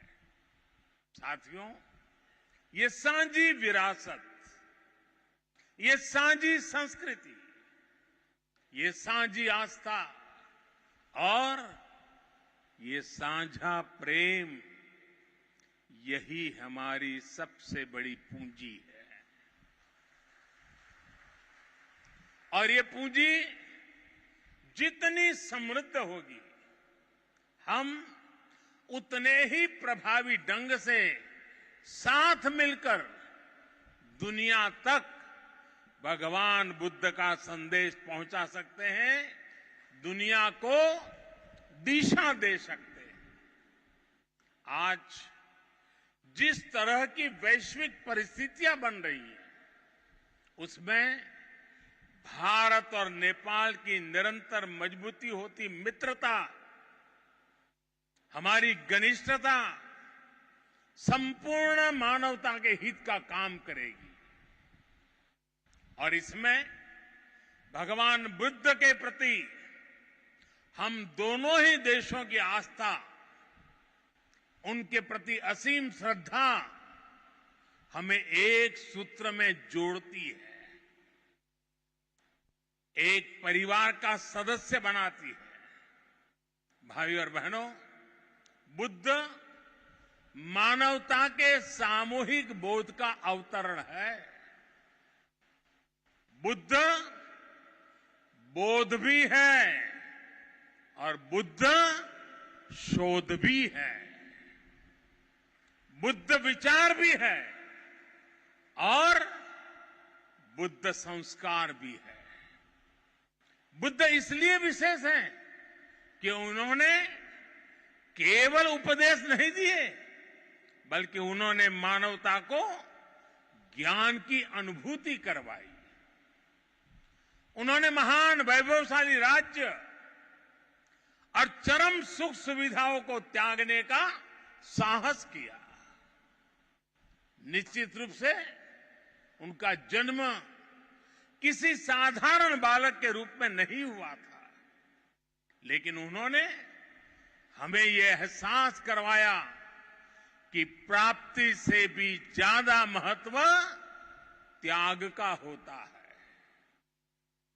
त्याग से ही प्राप्ति पूर्ण होती है। इसलिए वो जंगलों में विचरे, उन्होंने तप किया, शोध किया। उस आत्मशोध के बाद जब वो ज्ञान के शिखर तक पहुंचे, तो भी उन्होंने किसी चमत्कार से लोगों का कल्याण करने का दावा कभी नहीं किया, बल्कि भगवान बुद्ध ने हमें वो रास्ता बताया जो उन्होंने खुद जिया था। उन्होंने हमें मंत्र दिया था, अपदीपो भव भिक्खवे, अपदीपो भव भिक्खवे, परीक्ष भिक्षवो, ग्राह्यम मद बचो न तू गौरवाद। अर्थात अपना दीपक स्वयं बनो, मेरे वचनों को भी मेरे प्रति आदर के कारण ग्रहण मत करो, बल्कि उनका परीक्षण करके उन्हें आत्मसात करो। साथियों, भगवान बुद्ध से जुड़ा एक और विषय है जिसका मैं आज जरूर जिक्र करना चाहता हूं। वैशाख पूर्णिमा का दिन लुम्बिनी में सिद्धार्थ के रूप में बुद्ध का जन्म हुआ। इसी दिन बौद्ध गया में वो बोध प्राप्त करके भगवान बुद्ध बने और इसी दिन कुशीनगर में उनका महापरिनिर्वाण हुआ। एक ही तिथि, एक ही वैशाख पूर्णिमा पर भगवान बुद्ध की जीवन यात्रा के ये पड़ाव केवल संयोग मात्र नहीं था, इसमें बुद्धत्व का वो दार्शनिक संदेश भी है जिसमें जीवन, ज्ञान और निर्वाण तीनों एक साथ है, तीनों एक साथ जुड़े हैं। यही मानवीय जीवन की पूर्णता है और संभवतः इसीलिए भगवान बुद्ध ने पूर्णिमा की इस पवित्र तिथि को चुना होगा। जब हम मानवीय जीवन को इस पूर्णता में देखने लगते हैं तो विभाजन और भेदभाव के लिए कोई जगह नहीं बचती। तब हम खुद ही वसुधैव कुटुंबकम की उस भावना को जीने लगते हैं जो सर्वे भवन्तु सुखिनः से लेकर भवतु सब्ब मंगलम, भवतु सब्ब मंगलम के बुद्ध उपदेश तक झलकती है। इसलिए भौगोलिक सीमाओं से ऊपर उठकर बुद्ध हर किसी के हैं, हर किसी के लिए हैं। साथियों, भगवान बुद्ध के साथ मेरा एक और संबंध भी है, जिसमें अद्भुत संयोग भी है और जो बहुत सुखद भी है। जिस स्थान पर मेरा जन्म हुआ, गुजरात का वडनगर, वहां सदियों पहले बौद्ध शिक्षा का बहुत बड़ा केंद्र था। आज भी वहां प्राचीन अवशेष निकल रहे हैं, जिनके संरक्षण का काम जारी है। और हम तो जानते हैं, हिंदुस्तान में कई नगर ऐसे हैं, कई शहर, कई स्थान ऐसे हैं जिसको लोग बड़े गर्व के साथ उस राज्य के काशी के रूप में जानते हैं। भारत की विशेषता रही है और इसलिए काशी के समीप सारनाथ में मेरी आत्मीयता आप भी जानते हैं। भारत में सारनाथ, बोध गया और कुशीनगर से लेकर नेपाल में लुम्बिनी तक ये पवित्र स्थान हमारी सांझी विरासत और सांझे मूल्यों का प्रतीक है। हमें इस विरासत को साथ मिलकर विकसित करना है और आगे समृद्ध भी करना है। अभी हम दोनों देशों के प्रधानमंत्रियों ने यहां India international centre for Buddhist culture and heritage का शिलान्यास भी किया है। इसका निर्माण international Buddhist confederation of India द्वारा किया जाएगा। हमारे सहयोग के इस दशकों पुराने सपने को साकार करने में प्रधानमंत्री देवबा जी ने उनका अहम योगदान है। लुम्बिनी डेवलपमेंट ट्रस्ट के अध्यक्ष के रूप में उन्होंने इंटरनेशनल बुद्धिस्ट कॉन्फेडरेशन को इसके लिए जमीन देने का निर्णय लिया था और अब इस प्रोजेक्ट को पूरा करने में भी उनकी ओर से पूरा सहयोग किया जा रहा है। इसके लिए हम सभी हृदय से उनके आभारी हैं। मुझे खुशी है कि नेपाल सरकार बुद्ध सर्किट और लुम्बिनी के विकास के सभी प्रयासों को सहयोग दे रही है, विकास की सभी संभावनाओं को भी साकार कर रही है। नेपाल में लुम्बिनी म्यूजियम का निर्माण भी दोनों देशों के साझा सहयोग का उदाहरण है और आज हमने लुम्बिनी बुद्धिस्ट यूनिवर्सिटी में doctor Baba Saheb Ambedkar chair for Buddhist studies स्थापित करने का भी निर्णय लिया। साथियों, भारत और नेपाल के अनेक तीर्थों ने सदियों से सभ्यता, संस्कृति और ज्ञान की विशाल परंपरा को गति दी है। आज भी इन तीर्थों में पूरी दुनिया से लाखों श्रद्धालु हर साल आते हैं। हमें भविष्य में अपने इन प्रयासों को और गति देनी होगी। हमारी सरकारों ने भैरवा और सोनौली में इंटीग्रेटेड चेक पोस्ट बनाने जैसे फैसले भी लिए हैं। इसका काम भी शुरू हो गया है। ये पोस्ट बनने के बाद बॉर्डर पर लोगों के आवागमन के लिए सुविधा बढ़ेगी। भारत आने वाले इंटरनेशनल टूरिस्ट ज्यादा आसानी से नेपाल आ सकेंगे। साथ ही इससे व्यापार और जरूरी चीजों के ट्रांसपोर्टेशन को भी गति मिलेगी। भारत और नेपाल दोनों ही देशों के बीच मिलकर के काम करने के लिए ऐसी अपार संभावनाएं हैं। हमारे इन प्रयासों का लाभ दोनों देशों के नागरिकों को मिलेगा।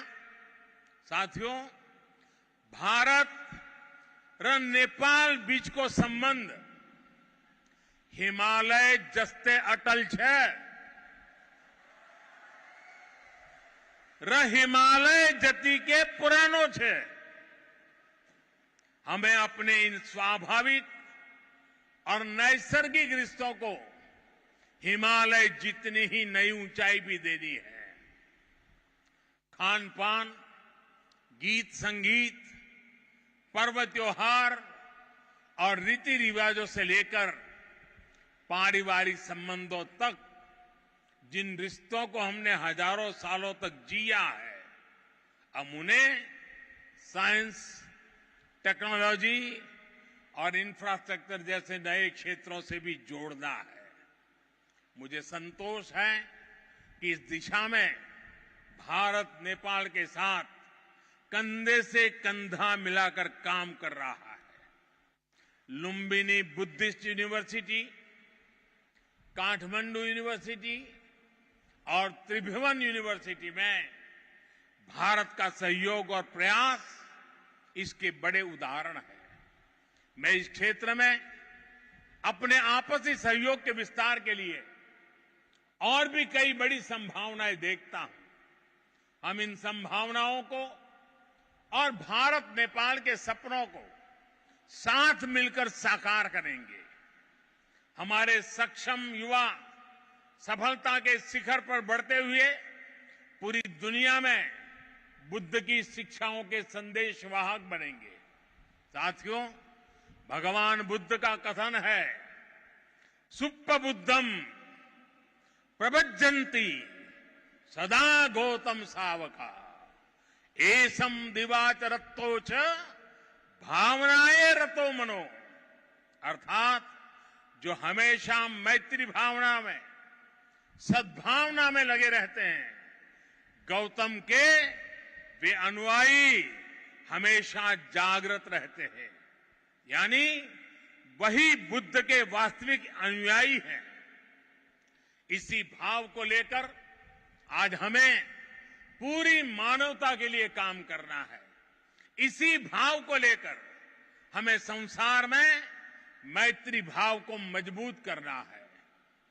भारत र नेपाल बीच को मित्रता ले यस मानवीय संकल्प लाई पूरा गर्न यसै गरी मिलेर काम गरी हने कुरामा मलाई पूर्ण विश्वास है। इसी भावना के साथ आप सभी को एक बार फिर से वैशाख पूर्णिमा की अनेक अनेक शुभकामनाएं। नमो बुद्धाय, नमो बुद्धाय, नमो बुद्धाय।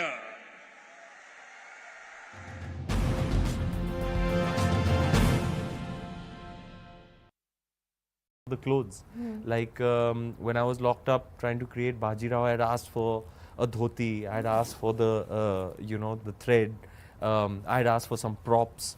When you're experimenting in your own space with yourself, these things come in handy. So, yeah, I really enjoy creating distinctive looks for characters, and I would like to believe that I've achieved it so far, that, one character. And it's not just restricted to the look, feel, vibration, energy, everything from the eyes, the facial expression, the voice, everything should be distinctly different from each other. Then I'm really creating, it's what keeps me excited and invested.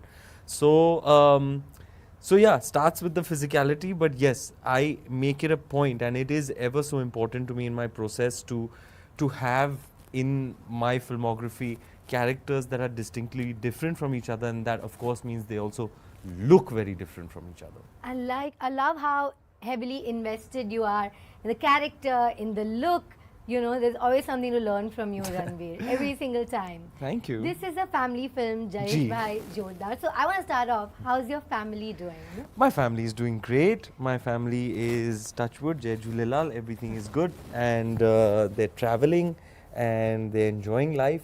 And I'm becoming more family oriented. I'm beginning to make more time for my family, bonding more, sharing more experiences, traveling together, creating memories together. Slowly, thanks to the help and guidance of my beautiful wife, I'm able now to create more of a work-life balance. Earlier it was quite lopsided. I was at work most of the time, but now there's a work-life balance. So I'm very happy. It's a good time. How's the most beautiful woman in your life and ours doing? She is traveling at the moment, and of late I haven't got a lot of time to spend with her. She's been away for several weeks shooting her big actioner Pathan, which is looking amazing. And then she got back, my promotion started, so it's been busy for the both of us, but she'll be back tonight and I can't wait to spend my evening with her. Do share a glimpse on Instagram. Huh? I don't know. I'm not really comfortable sharing those moments on Instagram. You know, it's not like I'm in that moment and I want to live that moment. You know, it's not like, it doesn't strike me that, hey, let me capture this moment and put it on the gram. Oftentimes, you know, and I'm on social media and I read everything that my fans write to me. I don't have the time to reply to all of it. I do sometimes, but I read everything. They've taken the time to write to me, and I don't.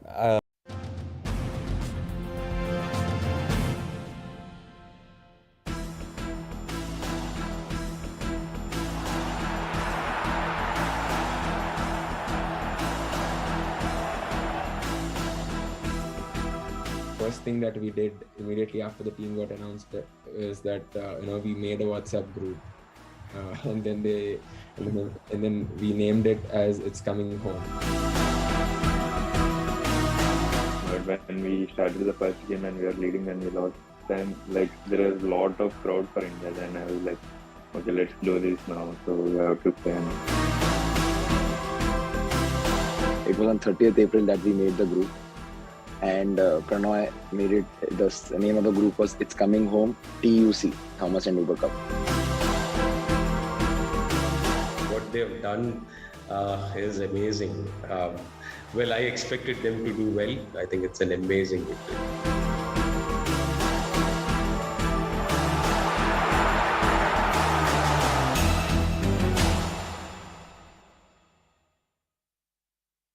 My best, you know.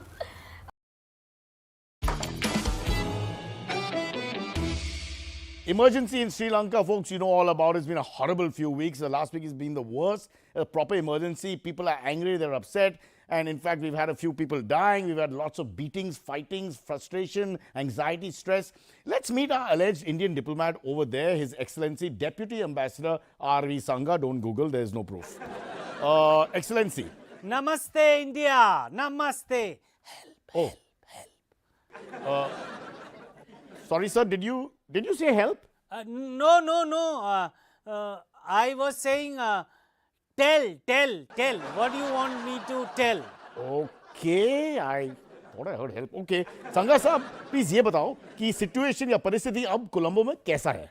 No, it is fine. Fine. And by fine, I mean the clubs are still open. Bachao. Huh? What? One sec. Sorry, after that No, you didn't. Did you say bachao? No. I was saying batao. क्या बात है, क्या पूछना है, batao. BACHAO. That's not batao. But okay, listen.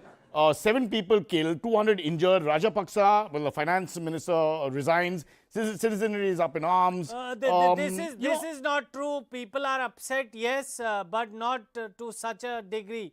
If your temperature is 99 degrees, you can't report it as 105, na? So it's okay. You can if you don't want to go to school the next day, but you're right, it's not right. But rumors are circulating that certain diplomats and political figures have fled to India out of fear. No, nonsense. More likely the reverse. Many Indians unhappy in India have fled to Sri Lanka. It makes no sense. I mean, really, why would Indians be unhappy in India? Can't say. IPL results maybe, KGF success, inflation maybe, arrest of Bagga, sedition, कुछ भी कारण हो सकता है.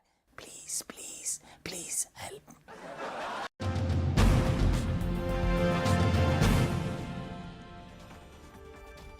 Hello everyone, good evening. I'm Shreya Dondial. As always, it is good to see you. The 12-hour survey and videography of the Gyan Vyapi Mosque in Banaras, spanning 3 days, is finally complete. And the Hindu side has made a claim that a shivling has been found in a pond in the mosque complex. The Hindu side also says that the pond where the shivling has been found faces the Nandi in the temple complex, which is right behind the wall that divides the temple and the mosque. Now, subsequently, the Banaras Civil Court that is hearing the matter has ordered that the mosque pond be sealed and CRPF personnel go there and protect the site. The team of district administration has reached the area. The spot, in fact, the place where the Muslim side conducts wuzu. They have sealed the area now. This is the area, as I said, where the Hindu side is now claiming that a shivling has been found. Meanwhile, the survey has been completed, as I said, and almost all areas have been covered, and more than 10 hours of video footage has been accumulated so far. A final report of the survey will be submitted before the court tomorrow. Meanwhile, the Supreme Court is also all set to hear the petition filed by the Muslim side today against the court-ordered survey. This happens tomorrow. On the other hand, there's politics that continues. Asaduddin Owaisi continues to provoke over the Gyanvapi Mosque row. He's saying it was a masjid and will always remain a masjid. Listen in. All right, before we go to all the sound bites that have come in, and it's important to hear what all sides have said, so I'm going to request my producer to line them up and put that in place as well. Let me go across to Pranshu Mishra, who's joining us on the phone line. Pranshu, the survey has been completed, but this is just the beginning of a very, very long legal process. For example, the Muslim side is not about to give up. If the Hindu side is claiming that there is a shivling that has been found under a pond, the Muslim side is saying, hey, this is not a shivling. This is a fuvara. This is not what you think.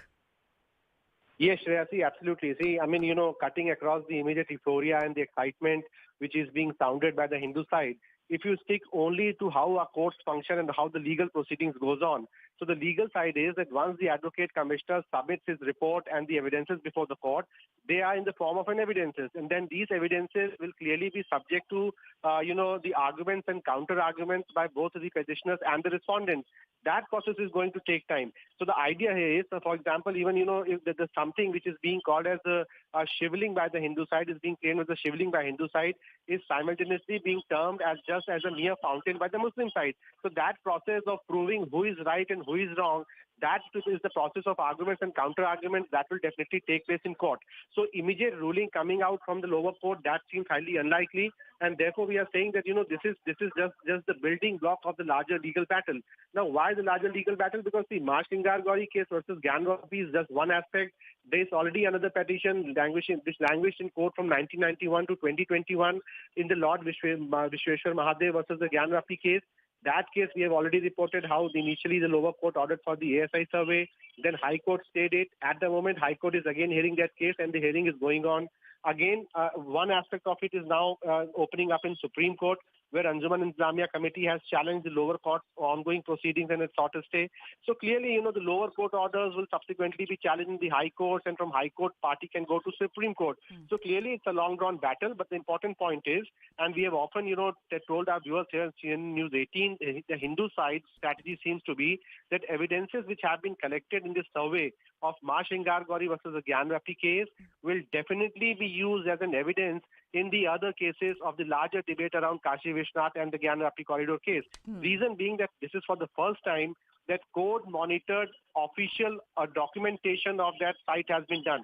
Pictures and videos have been obtained, and therefore, once they are admitted in the court, they can clearly be used in any other cases which might go in High Court or Supreme Court or anywhere else in the lower judiciary. There's already a matter in the Allahabad High Court which is talking about whether the Gyanvapi mosque is actually a mosque or whether it is a mandir. And you're right, the Muslim side is fearful that the Hindu side has probably found ammunition today, if indeed a shivling has been found under the water in a pond. So this evidence, they say, will then will be used in the case that is being heard in the High Court as well. Pranchu, do stay on with us. We've heard from all sides today. We've heard from the Hindu side and we've heard from the Muslim side today. Before I go to my guests, let's hear all the sound bites that have come in so far. देखिए, सर्वे में क्या क्या मिला वो तो आपको सर्वे की report बताएगी. जो वजू खाने में शिवलिंग मिला था उसको हमने मांग की है कि उसको वहाँ पे सील कर दिया जाए, और जिस पे माननीय न्यायालय ने अभी आदेश पारित किया है, और उस पूरे परिसर को सील कर दिया जाएगा और सीआरपीएफ के कमांडेंट इसको मॉनिटर करेंगे। मैं अभी इतना ही बोलना चाहता हूँ। बहुत बड़ा दिन है और नंदी भगवान के ठीक सामने शिवलिंग मिला है, तो बहुत बड़ी उपलब्धि है। जब मैं 20, 19, 20, 21 साल का था तो बाबरी मस्जिद को मुझसे छीन लिया गया। अब हम वही 19, 20 साल के बच्चों की आंखों के सामने दोबारा मस्जिद को नहीं खोएंगे इंशाअल्लाह ताला। मस्जिद है और रहेगी इंशाअल्लाह ताला सुबह क़यामत तक। ज्ञानवापी मस्जिद थी और जब तक अल्लाह दुनिया को कायम रखेगा मस्जिद रहेगी इंशाअल्लाह ताला। क्या आप तमाम लोग अहद लेते हैं कि हम कोई मस्जिद को नहीं खोएंगे? तो अगर अहद लेते हैं तो हाथ उठा कर कहिए नारे तकबीर, नारे तकबीर। इनको पैगाम मिलना चाहिए, मस्जिद को अब हम नहीं खोएंगे। अब इनके पास लोगों को बेचने के लिए कुछ भी नहीं है, सिर्फ हिंदू मुस्लिम नफरत। आज ये मस्जिद, कल वो मस्जिद, परसों वो मस्जिद। मैं तो बार बार अपने मुसलमान भाइयों से कहती हूँ कि इनको बोलो एक ही बार हमें मस्जिदों की लिस्ट बताओ जिस पे आपकी नज़र है, क्योंकि मैंने पहले भी कहा हम जहाँ सजदा करेंगे हमारा अल्लाह वहीं है। मगर इनको शर्त ये है कि अगर किसी मस्जिद में इनको कोर्ट के ज़रिए या किसी ज़रिए ये साबित होता है कि इसमें जो पहले भी बाबरी मस्जिद में तो कुछ भी साबित नहीं हो, मगर क्या ये हमें गारंटी देंगे बीजेपी वाले कि 2 करोड़ नौकरियां जो इन्होंने बोला है साल की, उससे नौजवानों को 2 करोड़ नौकरियां देंगे? सर, शिवलिंग मिलने का दावा हिंदू पक्ष की तरफ से किया जा रहा है, क्या कहेंगे आप? ये पूरा मामला माननीय न्यायालय में विचाराधीन है। न्यायालय के निर्णय की प्रतीक्षा हम सब कर रहे हैं। जैसे ही निर्णय आएगा उसका अनुपालन हम लोग सुनिश्चित करेंगे। इस मामले में अब राजनीति भी हो रही है। ओवैसी ने कहा है कि वो ज्ञानवापी मस्जिद थी, ज्ञानवापी मस्जिद रहेगी क़यामत तक, इस तरीके का बयान उन्होंने। उत्तर प्रदेश में और भारत में इस प्रकार की बातों का कोई स्थान नहीं है। हिंदुस्तान संविधान से चलता है। माननीय न्यायपालिका जो भी निर्णय देगी उसका अनुपालन हम सुनिश्चित करेंगे और इस तरीके की बातों का कोई मतलब नहीं है। महबूबा मुफ्ती ने भी बीजेपी पर हमला किया और कहा है कि ज्ञानवापी मस्जिद को लेकर जो कुछ भी हो रहा है इसका सीधा असर जम्मू कश्मीर पर पड़ रहा है। इस प्रकार के कुछ लोग जो हैं वो बयानबाजी करके केवल मीडिया की सुर्खियां बटोरना चाहते हैं। ये इन लोगों के कहने से फैसला नहीं होगा, फैसला कोर्ट करेगी। रिपोर्ट जब आएगा, रिपोर्ट आने के बाद उस पर ऑब्जेक्शन इनवाइट होता है। जिसको आपत्ति होगी आपत्ति दाखिल करेगा। वजू खाने का सर्वे हुआ है और उसको पानी निकाल के हुआ बस। साहब ये बता रहे हैं मस्जिद की दीवारों पर त्रिशूल के निशान मिले हैं, ऐसा दावा किया जा रहा है। अरे भाई उनका दावा है, हमारा कहना नहीं है।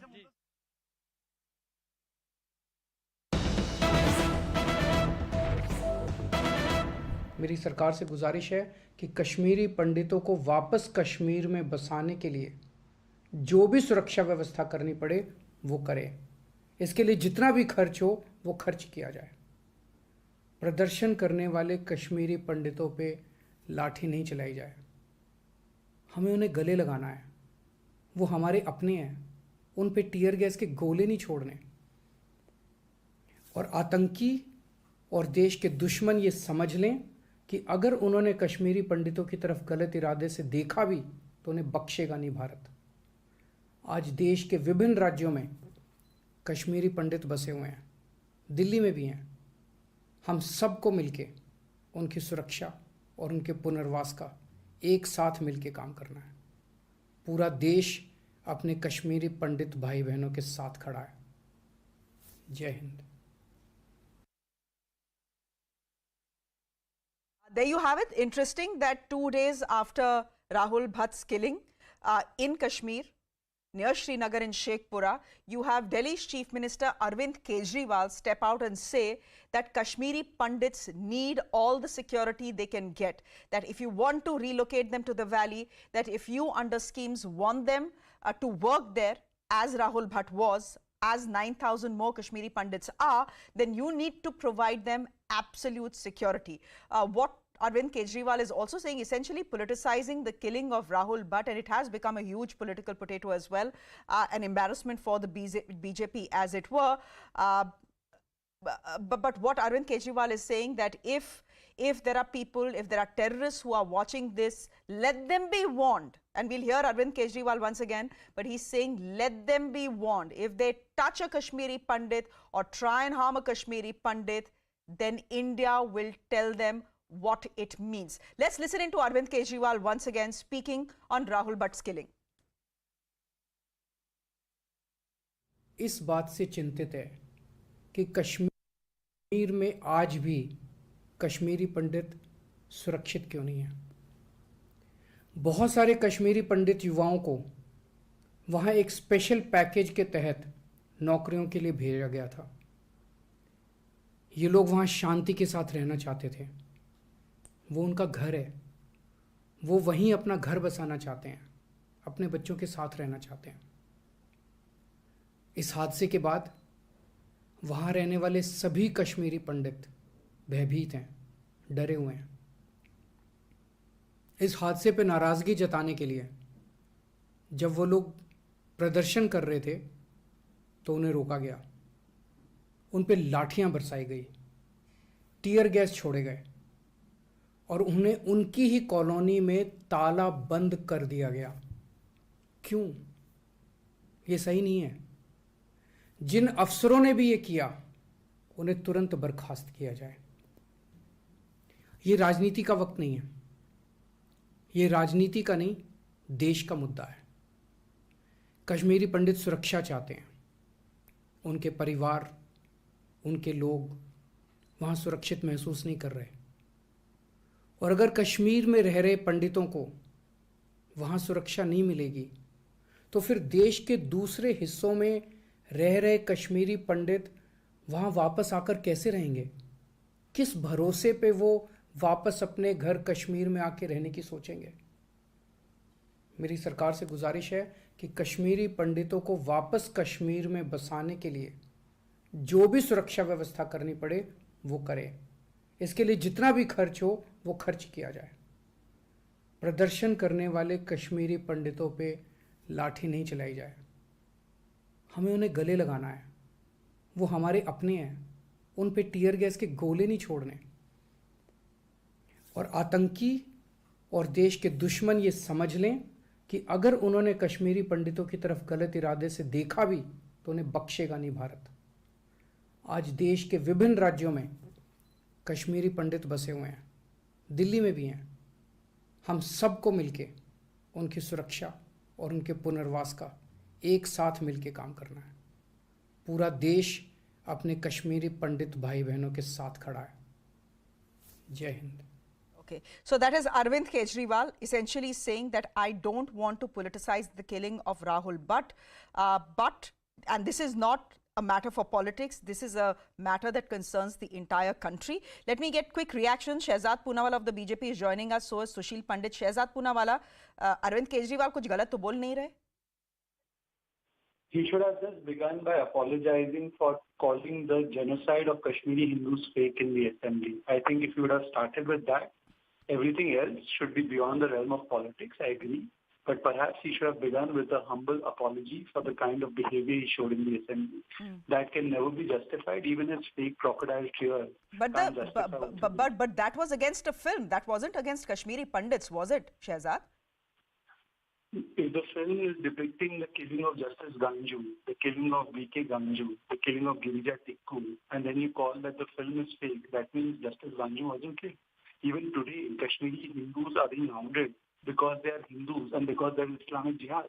Rather than calling Islamic Jihad names, you have Mr. Kejriwal saying film jhooti hai, Kashmiri Hinduon ka dard jhoota hai, and then coming and crying crocodile tears. Well, that suits him. That's the politics he's always done. One shouldn't politicize this issue. He should have come out and apologized. But he's saying कि कश्मीरी पंडितों पे tear gas के गोले नहीं डालने चाहिए. What they need is sympathy, not this sort of high-handedness by the administration. And he's right. Nobody is denying that not anything that is against the interests of Kashmiri Hindus should not be done. But I would like to ask him, will he come out and categorically castigate and call out Islamic Jihad which was responsible for the genocide of Kashmiri Hindus, because their entire ecosystem comes and gives the protection to this Islamic Jihad. Today, Omar Abdullah, Farooq Abdullah, Mehbooba Mufti, Congress Party, they have whitewashed this for 32 long years. And then when an opportunity was there with Mr. Kejriwal, he stood up in the assembly, laughed at the Kashmiri Hindus. So today, very first call out Islamic Jihad as the reason behind the Kashmiri Hindu genocide. Sushil Pandit, your first comments on what Arvind Kejriwal is saying and the stand that Shehzad Poonawalla is taking? Shreya, you are putting me in a very tricky situation. Shehzad is a brother, and I would like to ask him, who is giving this opportunity to Arvind Kejriwal to turn 180 degrees on his stand on film and atrocities on Kashmiri Pandits today? Because I haven't heard a word from my leader and my Prime Minister on this atrocity till date. Has he, till date, accused Islamic Jihad for our genocide? Has my Prime Minister accused Islamic Jihad for my genocide, for ousting my community from Kashmir till date? I know Arvind Kejriwal, despite saying that we should not do any politics on this, has political motives very clearly focused in his sights. I will be one of the last ones to believe the words that he speaks, because they hardly carry any credibility. But he has been given an opportunity today, and he is grabbing it with both his hands. No political leader across the country today, till date, has accused Islamic Jihad for our genocide. Nobody. Nobody in responsible positions of power. So, I'm afraid Arvind Kejriwal, even when he speaks truth, it has to be acknowledged, but at the same time, questions asked of him and questions asked of others who Shehzad Poonawalla very rightly supports for other decisions, as to why are they quiet? Sure. Why is even their Twitter quiet? Why are the home ministers and the other senior ministers quiet? Show me one minister in this government. Forget Prime Minister. I can say Prime Minister cannot speak or tweet on every issue. Has Home Minister tweeted? Has Defense Minister tweeted? Has Finance Minister tweeted? Has anyone said a word that Islamic Jihad is responsible for Hindu genocide in Kashmir? Has even genocide been acknowledged? Has anyone asked for our justice? Okay. We have been abandoned by everyone. Mr. Pandit, we'll leave it there for the moment. Thank you very much for joining us, getting a first reaction there from Sushil Pandit and Shehzad Poonawalla of the BJP on Arvind Kejriwal's statement that he's made 2 days after the killing of Rahul Bhatt, a Kashmiri Pandit who was posted in the Kashmir Valley. We are shifting our focus back to Uttar Pradesh, though, to the Gyan Vyapi Masjid. Today, the survey of the masjid has been completed. There's almost 12 hours of videography. And the Hindu side, after the survey got completed, has claimed that in a pond in the temple complex, that is where they have found an ancient shivling. Now, interestingly, in this pond is where the wazu happens for the faithful when they come to this mosque. Let me get straight to our guest this evening. Deshratan Nigam is an advocate. He's joining us. And Khaliqur Rahman is a political analyst. He's joining us as well. Mr. Nigam, let me come to you first. Look, the lower court has to decide whether the Hindu side's claim is correct or not, that indeed a shivling has been found under the pond. All right, so I'm making that very clear right now. This is a claim that has come in, that there is a shivling under this pond where the faithful who come to the masjid do their wazu. But if it is found to be true, what is the next logical step? And I ask you this question in light of the 1991 judgment. Shreya, in fact, right now, this particular case in which the order has been done is about worshipping for more than 1 day, which was restricted in 1992.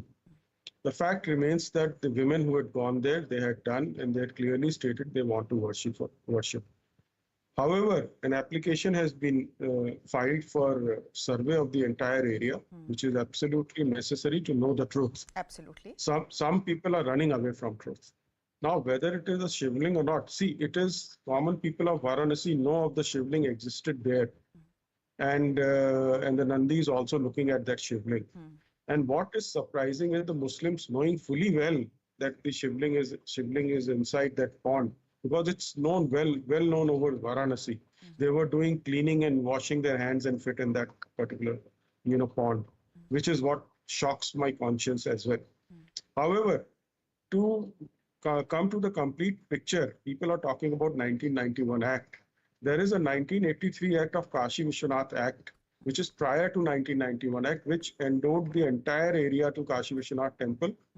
And the matter was confirmed by the Supreme Court. The demolition of temple was also confirmed by Supreme Court by Justice Ramaswamy's 3 judges bench in Supreme Court in 1997, where they upheld the demolition of the temple and upheld the validity of 1983 Act.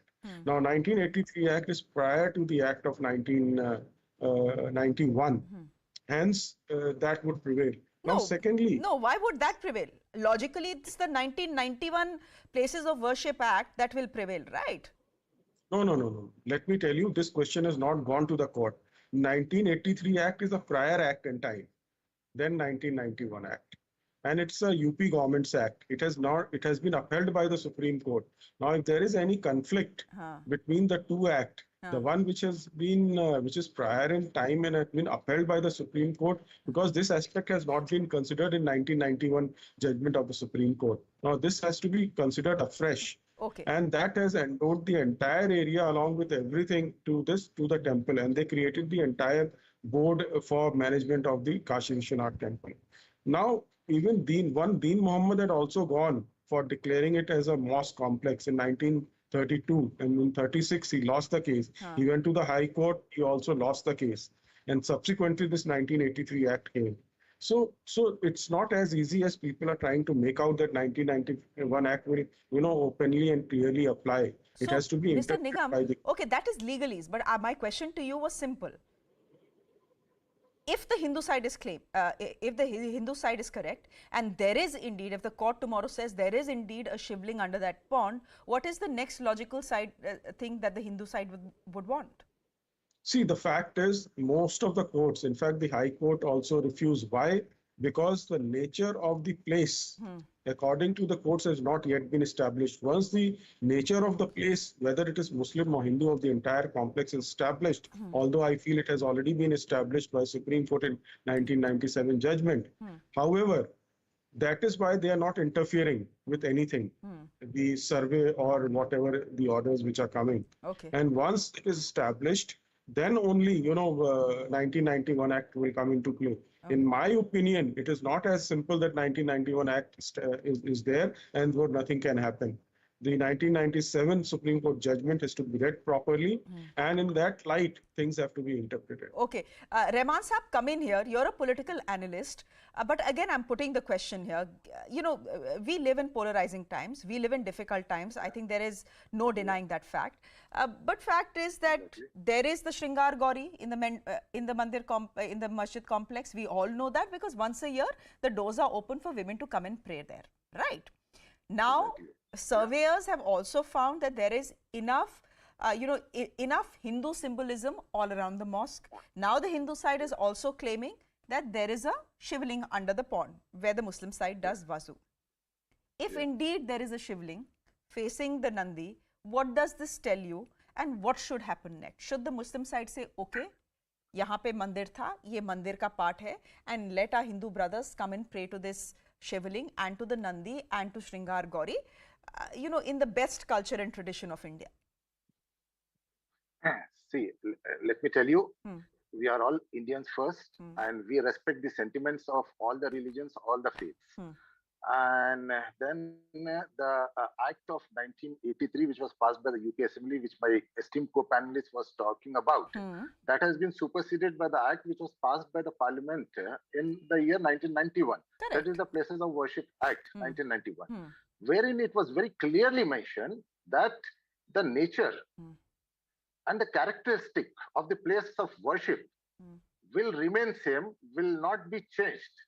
So now, whatever the findings of the survey will be there is not going to have any kind of impact on the ground. And I'm sure the Supreme Court, will take the cognizance of this, will take the note of this. And the Supreme Court, while pronouncing the judgment of Ayodhya, has very clearly said that the Ayodhya judgment will not be a precedent for the other cases. Correct. So it is very clear in front of us. So now I think it is nothing but we are trying to flare up the communal sentiments of all the faiths.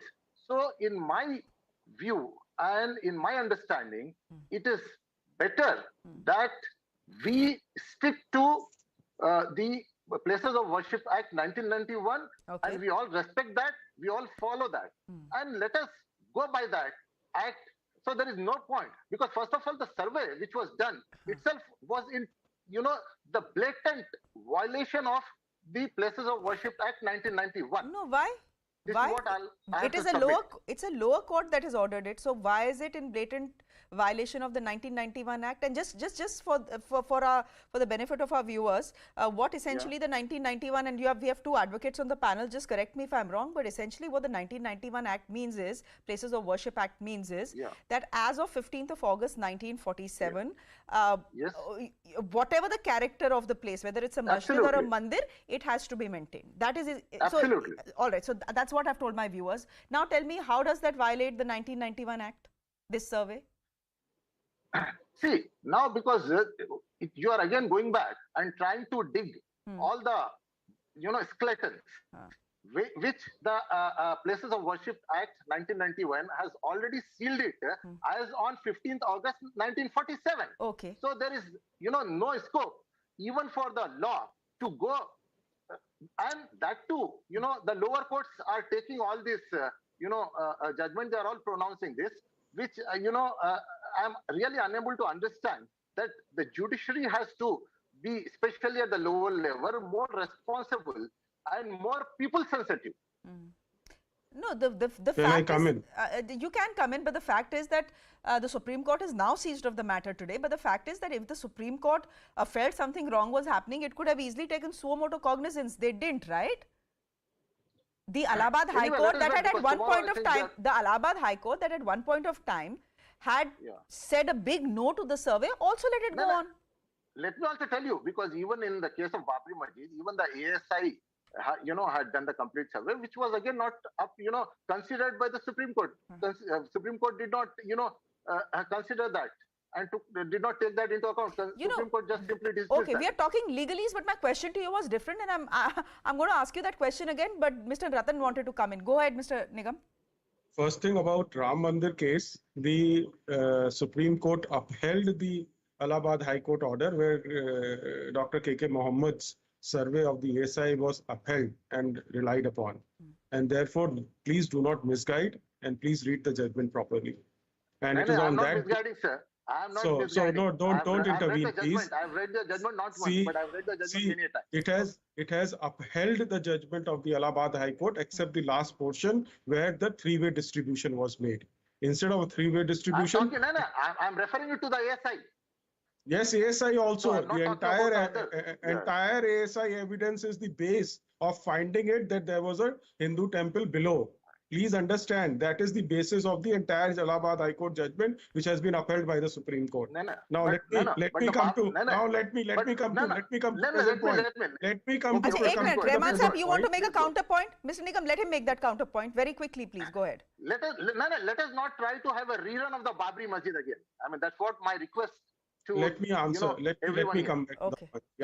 Now let me tell you, the 1983 Act could not be superseded by the 1991 Act because in 1997, which is subsequent to 1991, the Supreme Court upheld the validity of that Act, 1983 Act. Which said what? Which said what? It said this is the complex is a temple and it was destroyed by Aurangzeb. Clearly finding is there. And since the act was challenged before the Supreme Court, they said, no, the act is valid, constitutionally valid. And therefore, to say that 1991 Act has superseded 1983 Act is a wrong statement. Okay. Please understand. Rahman Sahib, ये तो legally इसकी बात हो गई. We understand the legal position, and this is a matter that will be argued in court by wiser men than you and me. I'm asking you a simple question. Okay. If the court tomorrow looks at the survey, looks at the pictures, looks at the videos that have been made, says that yes, there is a shivling under the pond where the Muslim side is doing wuzu, what is the right thing for the masjid committee to do? Are you okay?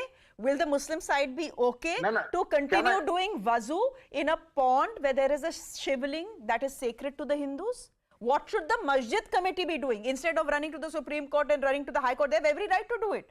And good, they have done it. But what is the right thing to do? Actually? Yes, sir, please. Permit me. Yes, sir, please do.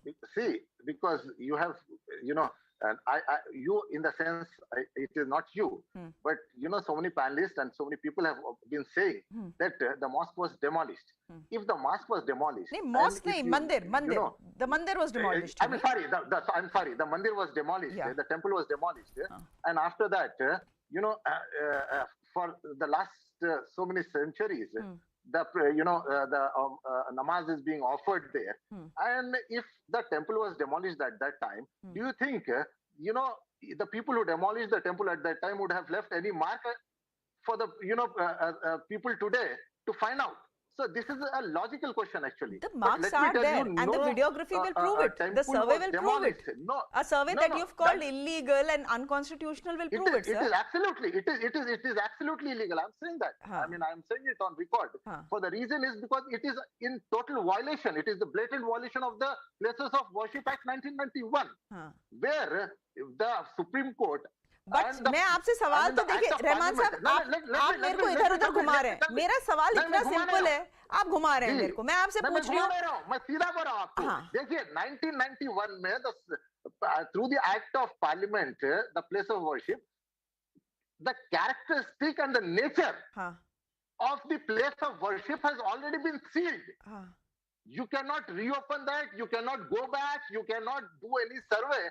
Whatever the characteristic, whatever the nature of the place of worship was there on survey has happened 15th August 1947. The survey has happened now. The survey has happened now. That will always remain. The survey has happened now. The survey, the validity of the survey itself is. The videography will make it clear whether there is Hindu iconography there or not.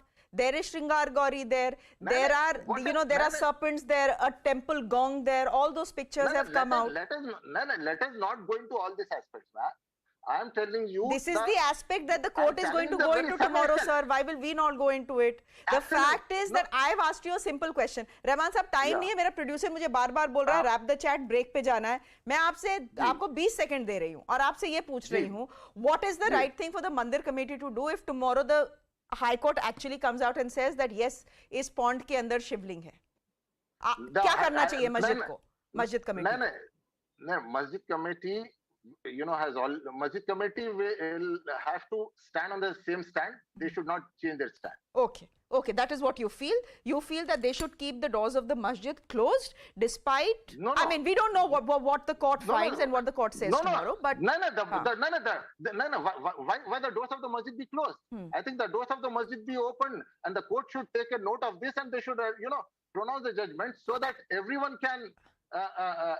Go and pray there and worship. So why should we stop worshiping the people I'm there? not saying that the Muslim side. Mr. Rahman, I'm not saying that the doors of the masjid be closed to Muslims. I'm saying the doors of the masjid be closed for the Hindus who probably want to come and look at the shivling and pray to it and Shringar Gauri and pray to it. That's the point I'm trying to make. That's the only point I'm trying to make. Again, the fact is that we are seeing. I want to ask you. Why? Because see, after Babri Masjid, because this is the clear agenda of the BJP. Because after Babri Masjid, it is Kashi, Mathura, and it is not going to end there. So this is nothing but the political stunt, and this is nothing but it is a purely political issue. It is not a religious issue at all. Let me tell you. So this is very unfortunate that we all are becoming prey to the whims and the fancies of the politicians who are sitting there. Okay, we leave it there for the moment. You are saying gade murde kyun kahar rahe ho? Isse kiska bhala hoga? We leave it there. But what we are currently staring at is a long legal process that has just about begun over the Gyan Vyapi Mosque. And the Gyan Vyapi Mosque, well, Gyan means knowledge and Vapi means well. So the temple itself, the mosque itself, has a Sanskrit name, which is Gyan Vyapi. Interesting. Let's see what the courts say tomorrow, because the matter is not just in the civil court, it's also in the Supreme Court. The Supreme Court is seized of the matter. The debate continues. For the moment, I'm slipping into a very quick break.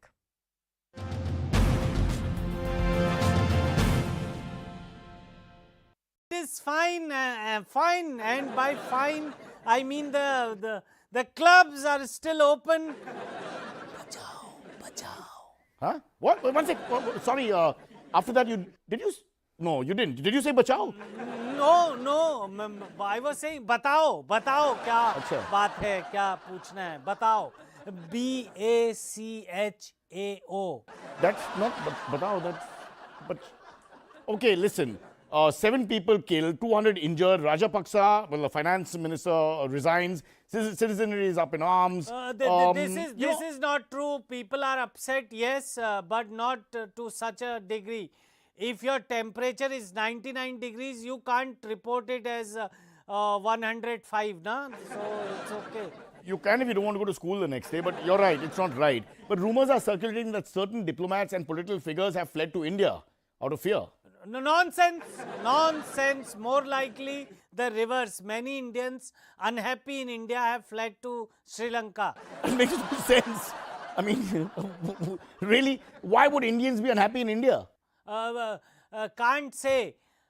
IPL results maybe, KGF success, inflation maybe, arrest of Bagga, sedition, कुछ भी कारण हो सकता है.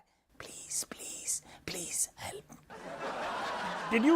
Are you saying please? Did you say please? There's something you're trying to say in code, no? नहीं.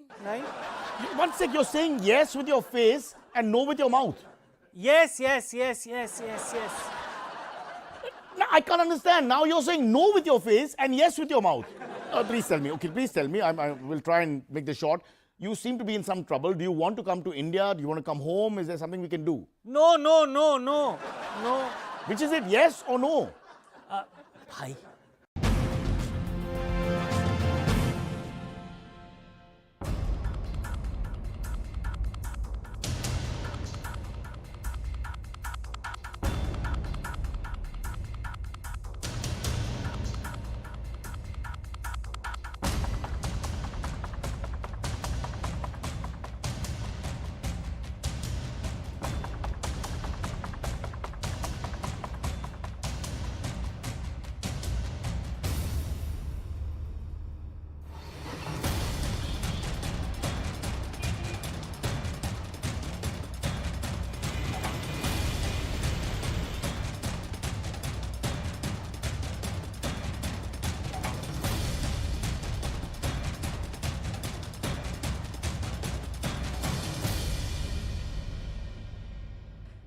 Welcome back. Yet another case of civic apathy has come to light in Bangalore. On Saturday night, a 30-year-old man died near the Hebal police station bus stand after he accidentally came in contact with a live wire. The wire was illegally drawn to an advertisement hoarding at the bus stand. A case, of course, has now been registered at the Hebal police station. Just last month, if you remember, a 22-year-old man had lost his life after he too accidentally came in contact with a wire on a footpath. ರಾತ್ರಿ 9:30 ಘಟನೆ ಆಗಿದೆ ಅಂತ ಅಂದ್ಬಿಟ್ಟು ನಮಗೆ Hebbal police ಸ್ಟೇಷನಿಂದ ನಮ್ಮ assistant engineer Atiq ಅಂತ ಇವರಿಗೆ ಅವರು ಕಾಲ್ ಮಾಡಿ ಹೇಳಿದಾಗ ನಮ್ಮವ್ರ ಸ್ಟಾಫ್ ಬಂದು ನೋಡಿದರೆ ಅಲ್ಲಿ ವ್ಯಕ್ತಿ ಮೃತಪಟ್ಟಿರೋದು ಕಂಡು ಬಂದಿರ್ತದೆ. ಅವಾಗ ಇಮಿಡಿಯೇಟ್ ಅಂಬೇಡ್ಕರ್ ಮೆಡಿಕಲ್ ಕಾಲೇಜ್ ಹಾಸ್ಪಿಟಲ್ಗೆ ಶಿಫ್ಟ್ ಮಾಡಿದ್ದಾರೆ. ಇದು ಹೇಗಾಗಿದೆ ಅನ್ನೋದು ನಮಗೆ ಪರಿಶೀಲನೆ ಮಾಡಿದಾಗ, ಪ್ರಾಥಮಿಕ ತನಿಖೆ ಮಾಡಿದಾಗ ಮೇಲೆ ನಮ್ಮದು ಆಕ್ಚುಲಿ ಇದಕ್ಕೆ ಸಪ್ಲೈ ಟೆಂಪ್ರರಿ ಪವರ್ ಸಪ್ಲೈ 2019ರಲ್ಲಿ 20ರಲ್ಲಿ ಡಿಸ್ಕನೆಕ್ಷನ್ ಆಗಿದೆ. ಇದು ನಮ್ಮ ಪ್ರಕಾರ ಅವ್ರ ಅಮೌಂಟ್ ಎಲ್ಲ ಕಟ್ಬಿಟ್ಟು ಮೀಟ್ರನ್ನು ನಾವು ರಿಮೂವ್ ಮಾಡಿಬಿಟ್ಟಿದ್ದೀವಿ. ಬಟ್ ಅನ್ಎಕ್ಸ್ಪೆಕ್ಟೆಡ್ ಆಗಿ ಯಾವುದೋ ಒಂದು ವೈರಲ್ಲಿ ಪವರ್ ಸಪ್ಲೈ ಎಕ್ಸ್ಟೆಂಡ್ ಆಗಿದೆ. ಬಟ್ ಇಲ್ಲೆಲ್ಲೂ ಪವರ್ ಸಪ್ಲೈ ಯೂಸ್ ಮಾಡ್ತಿರೋದು ಕಂಡು ಬಂದಿಲ್ಲ. ಪವರ್ ಸಪ್ಲೈ ಎಕ್ಸ್ಟೆಂಡ್ ಆಗಿರೋದು ನಿಜ. ಯಾರು ಎಕ್ಸ್ಟೆಂಡ್ ಮಾಡಿದ್ದಾರೆ ಅಂತ ಗೊತ್ತಿಲ್ಲ. ಇದಕ್ಕೆ ನಾವು ಅಧಿಕೃತವಾಗಿ ಪವರ್ ಸಪ್ಲೈ ಕೊಟ್ಟಿಲ್ಲ ಅಂತ ಅಷ್ಟೇ ಹೇಳಬಲ್ವಿ ನಾವು. ಈಗ ನಮ್ಮ ವಿಜಿಲೆನ್ಸ್ ಅವ್ರಿಗೆ ಇದು ಅನ್ಆಥರೈಸ್ಗೆ ಎಕ್ಸ್ಟೆನ್ಷನ್ ಆಗಿದೆ ಅಂತಂದ್ಬಿಟ್ಟು ನಮ್ಮ ವಿಜಿಲೆನ್ಸ್ ಅವ್ರ ಗಮನಕ್ಕೆ ತಂದಾಗ ಅವ್ರು ಬಂದು ಯಾರು ಮಾಡಿದ್ದಾರೆ ಏನು ಅಂತಂದ್ಬಿಟ್ಟು ಕೇಸು ನಮ್ಮ ಬೆಸ್ಕಾಮಲ್ಲಿ ಅನಧಿಕೃತ ವಿದ್ಯುತ್ ಸ್ಥಾಪನೆಗೆ ನಮ್ಮ ಬೆಸ್ಕಾಂ ರೂಲ್ಸ್ ಪ್ರಕಾರ, ನಾರ್ಮ್ಸ್ ಪ್ರಕಾರ ಏನು ಕಾನೂನು ಕ್ರಮ ಜರುಗಿಸಬೇಕು, ಅದನ್ನು ಜರುಗಿಸ್ತಾ ಇದ್ದಾರೆ. ನಮ್ಮ ಬೆಸ್ಕಾಂ ಇಂದ ಪವರ್ ಸಪ್ಲೈ ಅಧಿಕೃತವಾಗಿ ಕೊಟ್ಟೇ ಇಲ್ಲ ನಾವು. ಆಕ್ಚುಲಿ ಇದು ನಮ್ಮ ಬೆಸ್ಕಾಂ ನಿರ್ಲಕ್ಷ್ಯ ಅಂತ ಹೇಳಲಿಕ್ಕೆ ಬರೋದಿಲ್ಲ. ಯಾಕಂದ್ರೆ ಇಲ್ಲಿ ಅಷ್ಟು ರಾತ್ರಿ ಹೊತ್ತು ಸುಮಾರು ಜನ ಇಲ್ಲಿ ಕುತ್ಕೊಳ್ತಾ ಇದ್ದಾರೆ. ಅವ್ರು ರಾತ್ರಿ ಜಿನಿ ಮಳೆ ಬರಬೇಕಾದ್ರೆ ಆಗಿರೋದು ಉಂಟು. Let me go straight across to Ritu, who is joining us live from Bangalore. Ritu, is the state government saying anything at all? Because this is not one isolated incident. Two have now happened in a span of 3 months. Well, exactly. This is yet another fatal civic apathy that has been witnessed in Bengaluru, where a 30-year-old man dies after he comes accidentally in contact with the live wire that was been there to light up the hoarding of an advertisement company, which was being illegally drawn from an electric pole nearby, which was rightly situated at the bus stand. But as you rightly pointed out, 3 months and 3 big incidents have come into the light. But what exactly is the BESCOM doing, or for that matter the state government is doing? Because there are no strict actions that have been taken. There are time and again, whenever such incidents occur, there are only words that have been put forth in front of the public saying there'll be a strict action taken and the body will now function properly. But what just happens after a couple of weeks is just like this kind of incidents come into the light, but there are no serious actions that have been taken. The state government has been very much negligent about it, have not turned up to this kind of incidents when the state is also going to witness assembly elections in the coming year. But if this kind of basic are not been available public, and with such kind of incident, who exactly is responsible and who is answerable to us is a bigger question. Because we have always seen BESCOM playing this blame game, where all 3 incidents that we just now pointed out in the 3 months, we have seen how people have actually complained to the BESCOM authority. But you have BESCOM authority saying they have not received any kind of complaint, because in the March, when there was an incident of the blast of the transformer, we saw how a father and a daughter lost their life on the spot. There as well, there was a complaint that was being raised of oil leakage from the people around there, but no serious actions were being taken from the BESCOM. And this is again yet another negligence from this BESCOM authority in specific. And it's not just the live wire case where a 30-year-old man has lost his life. That's not the only thing we are talking about. Take a look at the civic apathy we've seen in Bangalore, India's IT city, in the last 2 months alone. Let's start with the latest, May 9. This is where the stadium gallery collapses. It in fact collapsed 2 months after its inauguration. Now, there have been 13 deaths because of potholes in the last 5 years. There is some 215 crore rupees that have been spent in IT city in Bangalore for pothole repairs. Clearly, all this money, 215 crore rupees, going down that very pothole. That's the sort of civic apathy you see every time it starts to rain in Bangalore. Then on April 26th, if you remember, a 22-year-old man had died after he was electrocuted by a high-tension wire.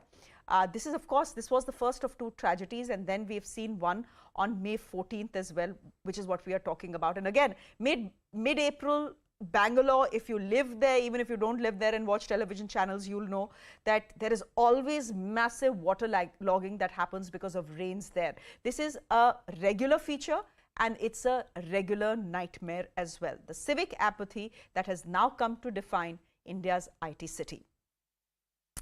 The other big story, a fresh controversy has erupted over Vivek Agnihotri's movie, The Kashmir Files. This time, Jammu and Kashmir National Conference Party President and Srinagar MP Farooq Abdullah has stoked the row.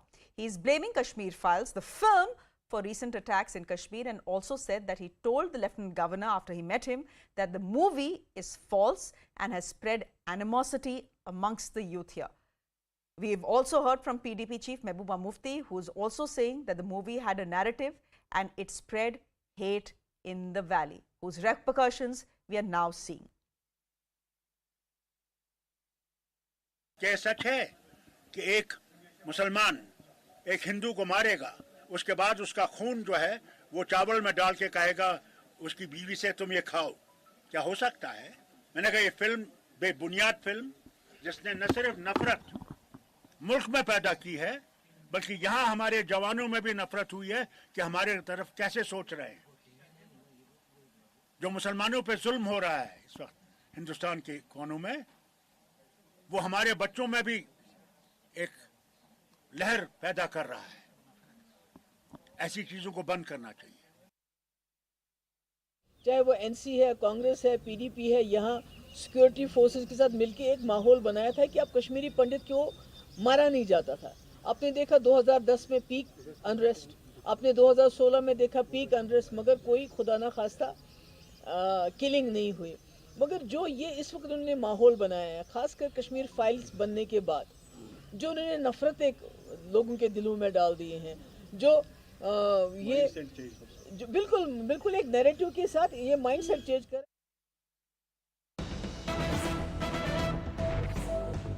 And a reaction coming in from BJP MP Giriraj Singh, who's saying that Farooq Abdullah and Mehbooba Mufti are members of the Tukde Tukde gang. Let's listen in.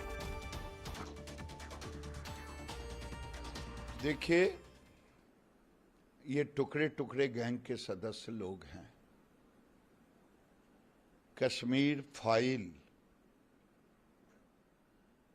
एक छोटा सा नमूना था Kashmir genocide जो कांग्रेस के संरक्षण में हुआ था, उसको सच दिखाने का, और सच दिखाने का एक छोटे से प्रयास को भी ये टुकड़े टुकड़े गैंग को बर्दाश्त नहीं हो रहा है। इसीलिए सबों की जुबान एक है कश्मीर फाइल पर। Okay, which means that after the release of the film Kashmir Files, and it released to a big controversy, you had the entire BJP batting for the film, but you had opposition leaders saying that it is a film that spreads hate. Tejinder, you're joining us on the phone line. Fact is that Kashmir Files has released, it has gone on to do business of 300 crores. Why are Kashmir's leaders still talking about it? See, the only reason is that these Kashmiri leaders, they have no guts rather to speak about terrorism. They will not condemn, they will not speak about Lashkar-e-Toiba or the Jaish-e-Mohammed, which is openly and brazenly killing the innocent Kashmiris, be it the Kashmiri Pandits or the migrant laborers. They are being killed by Lashkar-e-Toiba terrorists, they are being killed by Jaish-e-Mohammed terrorists. But neither Mehbooba Mufti nor Farooq Abdullah nor Umar Abdullah has spoken against anything about the Pakistan-sponsored terrorism, though they have tweeted, they have been condemning the killing, but not a word about these terrorists. But the Kashmir Files movie is an easy target for them. You see, this Kashmir File movie portrays the reality what Kashmiri Pandits had to face when they were forced to leave their home and hearth behind. They were forced to become migrants in their own country. They faced various hardships for the past 30 years. Many Kashmiri Pandits, they died in makeshift huts in Jammu, longing to go back to their roots, longing to go back and to their houses. Their houses were burned, they were ransacked, but these politicians, they had no guts. Today also the BJP has questioned these politicians, saying that if you are trying to show so much of support for the Kashmiri Pandits, why are you not joining them in their protest? See, the Jammu-based political leaders, especially from the BJP, the former Deputy Chief Minister Kavinder Gupta, Nirmal Singh, they have slammed Farooq, the PAGD, the People's Alliance for Gupta declaration, saying that when you people condemned the killing of a dreaded terrorist Burhan Wani, why did you not come on roads today when the people of the country was watching you? Okay. Yes, Shreya. Okay, we'll leave it there for the moment. Thank you very much. The tutu meme, as it were, over Kashmir Files continues much after its release and much after it being a fair degree of success at the box office. It's a story that continues to be debated on prime time as well. For the moment, I'm slipping into a quick break on the show. There's more on the other side. Do stay with us.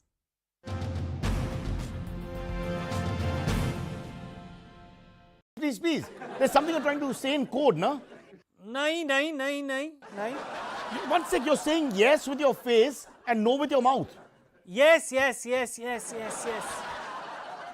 No, I can't understand. Now you're saying no with your face and yes with your mouth. Please tell me. Okay, please tell me. I will try and make this short. You seem to be in some trouble. Do you want to come to India? Do you want to come home? Is there something we can do? No. Which is it, yes or no? Bhai, I am a diplomat. So how can I give committed answers? One way or another, I can't. Oh, okay. So you want to come and you don't want to come. Hello, talk to do someone for me. Okay. मेरे को यहाँ से निकालो. All great, all great. Everything is great. This is worse than my wife. अरे मुझे पक्ष दो. Sorry, मुझे पक्ष दो. एक मिनट माफ करना.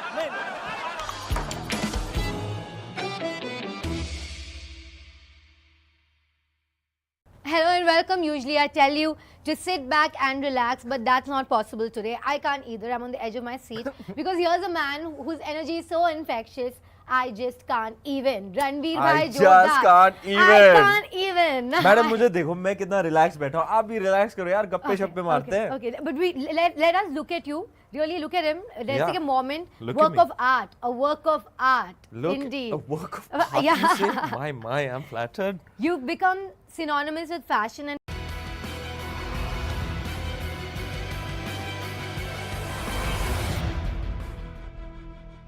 Team India scripted history on Sunday in badminton, winning the Thomas Cup, the World Championship in the men's arena, for the first time ever, beating an absolutely superb team. My colleague Anand Narsimhan spoke to the Thomas Cup champions. Take a look. So let's start with the Buddha of Indian badminton. That's what everybody is calling you, Shrikant. Take us through the journey of this tournament.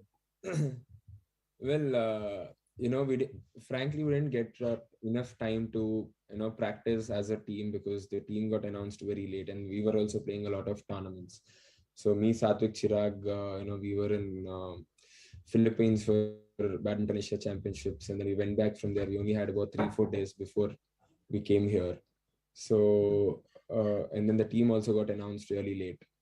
So, first thing that we did immediately after the team got announced is that we made a WhatsApp group, and then we named it as "It's Coming Home." Wow. So I think it started from there. But one thing that we did throughout the tournament is to have team meetings before and after the matches. We helped each other, we pushed each other, we believed in each other.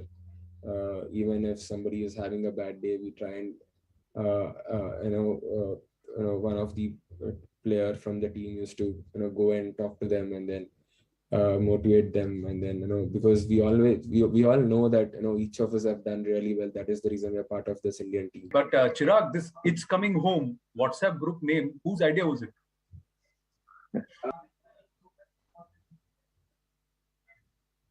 You're on mute, Chirag. Yeah, go ahead. It was Pranoy's idea. I still remember I took a screenshot yesterday when I went through the chats. It was on 30th April that we made the group, and Pranoy made it. The name of the group was "It's Coming Home" TUC, Thomas and Uber Cup. Wow. And with an angry emoji in the end, like just to charge the other 9 members in the team. And he was the one who made the group. And I think right from day one, like even though we were not together on the 30th because we were playing tournaments, when we came back to Hyderabad, the day we landed, the next day itself, we went out for a meal together. And I don't think we've ever done that before in all the team events that all 3 of us have been part of. Like I have never seen that before. The team camaraderie, like even though we were not in the Thomas Cup as yet, we were in India and we were actually doing the team building thing, and it was very organic. It was only the players that decided that we have to be really, we have to gel well together. We have to be together as a team, as a unit, and I think that is one of the things that stood out for us this time at the Thomas Cup, because I think the teams that we beat on paper were much better than us.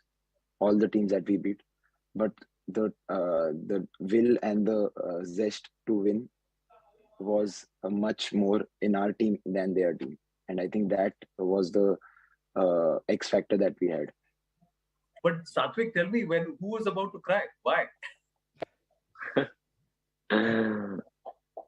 When we played with Chinese Taipei, we didn't had a good match. Like we didn't play like 30 or 40% also. We couldn't play with them. So that day we got like very frustrated, and Chirag like very frustrated. I never saw him that much frustrated. He didn't came to room as well. He came after 2 or 3 hours later in the late night. I don't know where he went, but he's like very frustrated. So from that day, I think that match turned as like from next match we wanted to prove, we wanted to do, and for India, and we wanted to do well. So yeah, for every loss there will be a good chance. I felt that time, like if you lose, there are like good coming days. I feel that lose gave us like so much confidence for the next matches. I think that spirit, and also yeah. So There is somebody who's joined the conversation, who's listening to you. Do you see who it is? Yes. Gopi sir. Gopiana, thank you for joining us. How do you feel? These are boys who you said कि आगे जाके ये करेंगे, कमाल करेंगे. मेरे को याद है कॉमनवेल्थ के टाइम में जब मैं आया था तब आपने कहा था अभी तो they're just getting ready. You see what they do. How's your feeling? Thomas Cup has come home, sir. No, this is huge. I think what they have done is amazing. Well, I expected them to do well, but to actually have all of them do well at the same time and then peak day after day to actually finish off clinically is something phenomenal. I think it's an amazing victory. How does this feel, Shrikant, coming from Gopiana? He's not somebody who praises so easily, no? I know. I now have, say, almost 13 years of experience. I can count on my fingers how many times he praised me. So yeah, it feels really happy. It's taken nearly 2 decades, Gopi sir, but these people, these students seem to be coming off. थोड़ा मेहनत रंग ला रही है. No, I think this was I think this is very special. I think to win an individual medal is one side of a story, but to actually collectively come together and pull off something like this is amazing. I think remember the date and the year. I think this will be spoken for a long time in the future.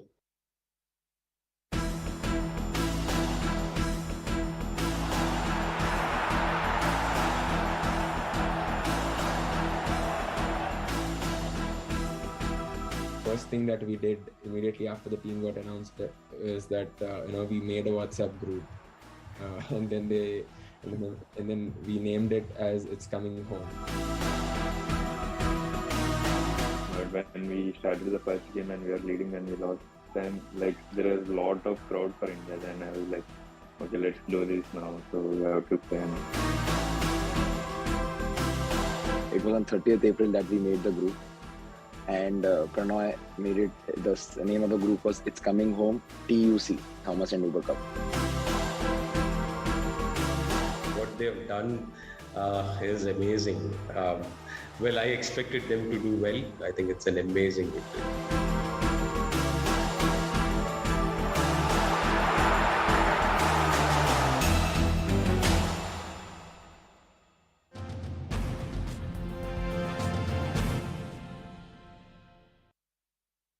So when you're sharing a warm moment or a special moment, my instinct is not कि ये डाल देता हूँ मैं Instagram पे, but yeah, now and then I do, and I'm happy. I understand the love of the fans and the fact that they'd want to see that more often, but yeah, I mean, I want to be in the moment, not capture it and share it.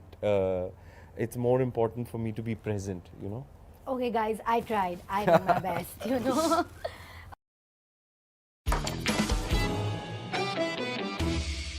Emergency in Sri Lanka, folks, you know all about it. It's been a horrible few weeks. The last week has been the worst. A proper emergency. People are angry, they're upset. And in fact, we've had a few people dying. We've had lots of beatings, fightings, frustration, anxiety, stress.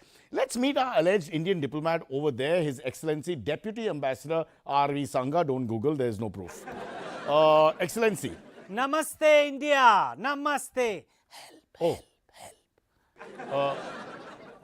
Sorry, sir, did you say help? No. I was saying... Tell. What do you want me to tell? Okay, I thought I heard help. Okay, Sangha साहब, please ये बताओ कि situation या परिस्थिति अब कोलंबो में कैसा है?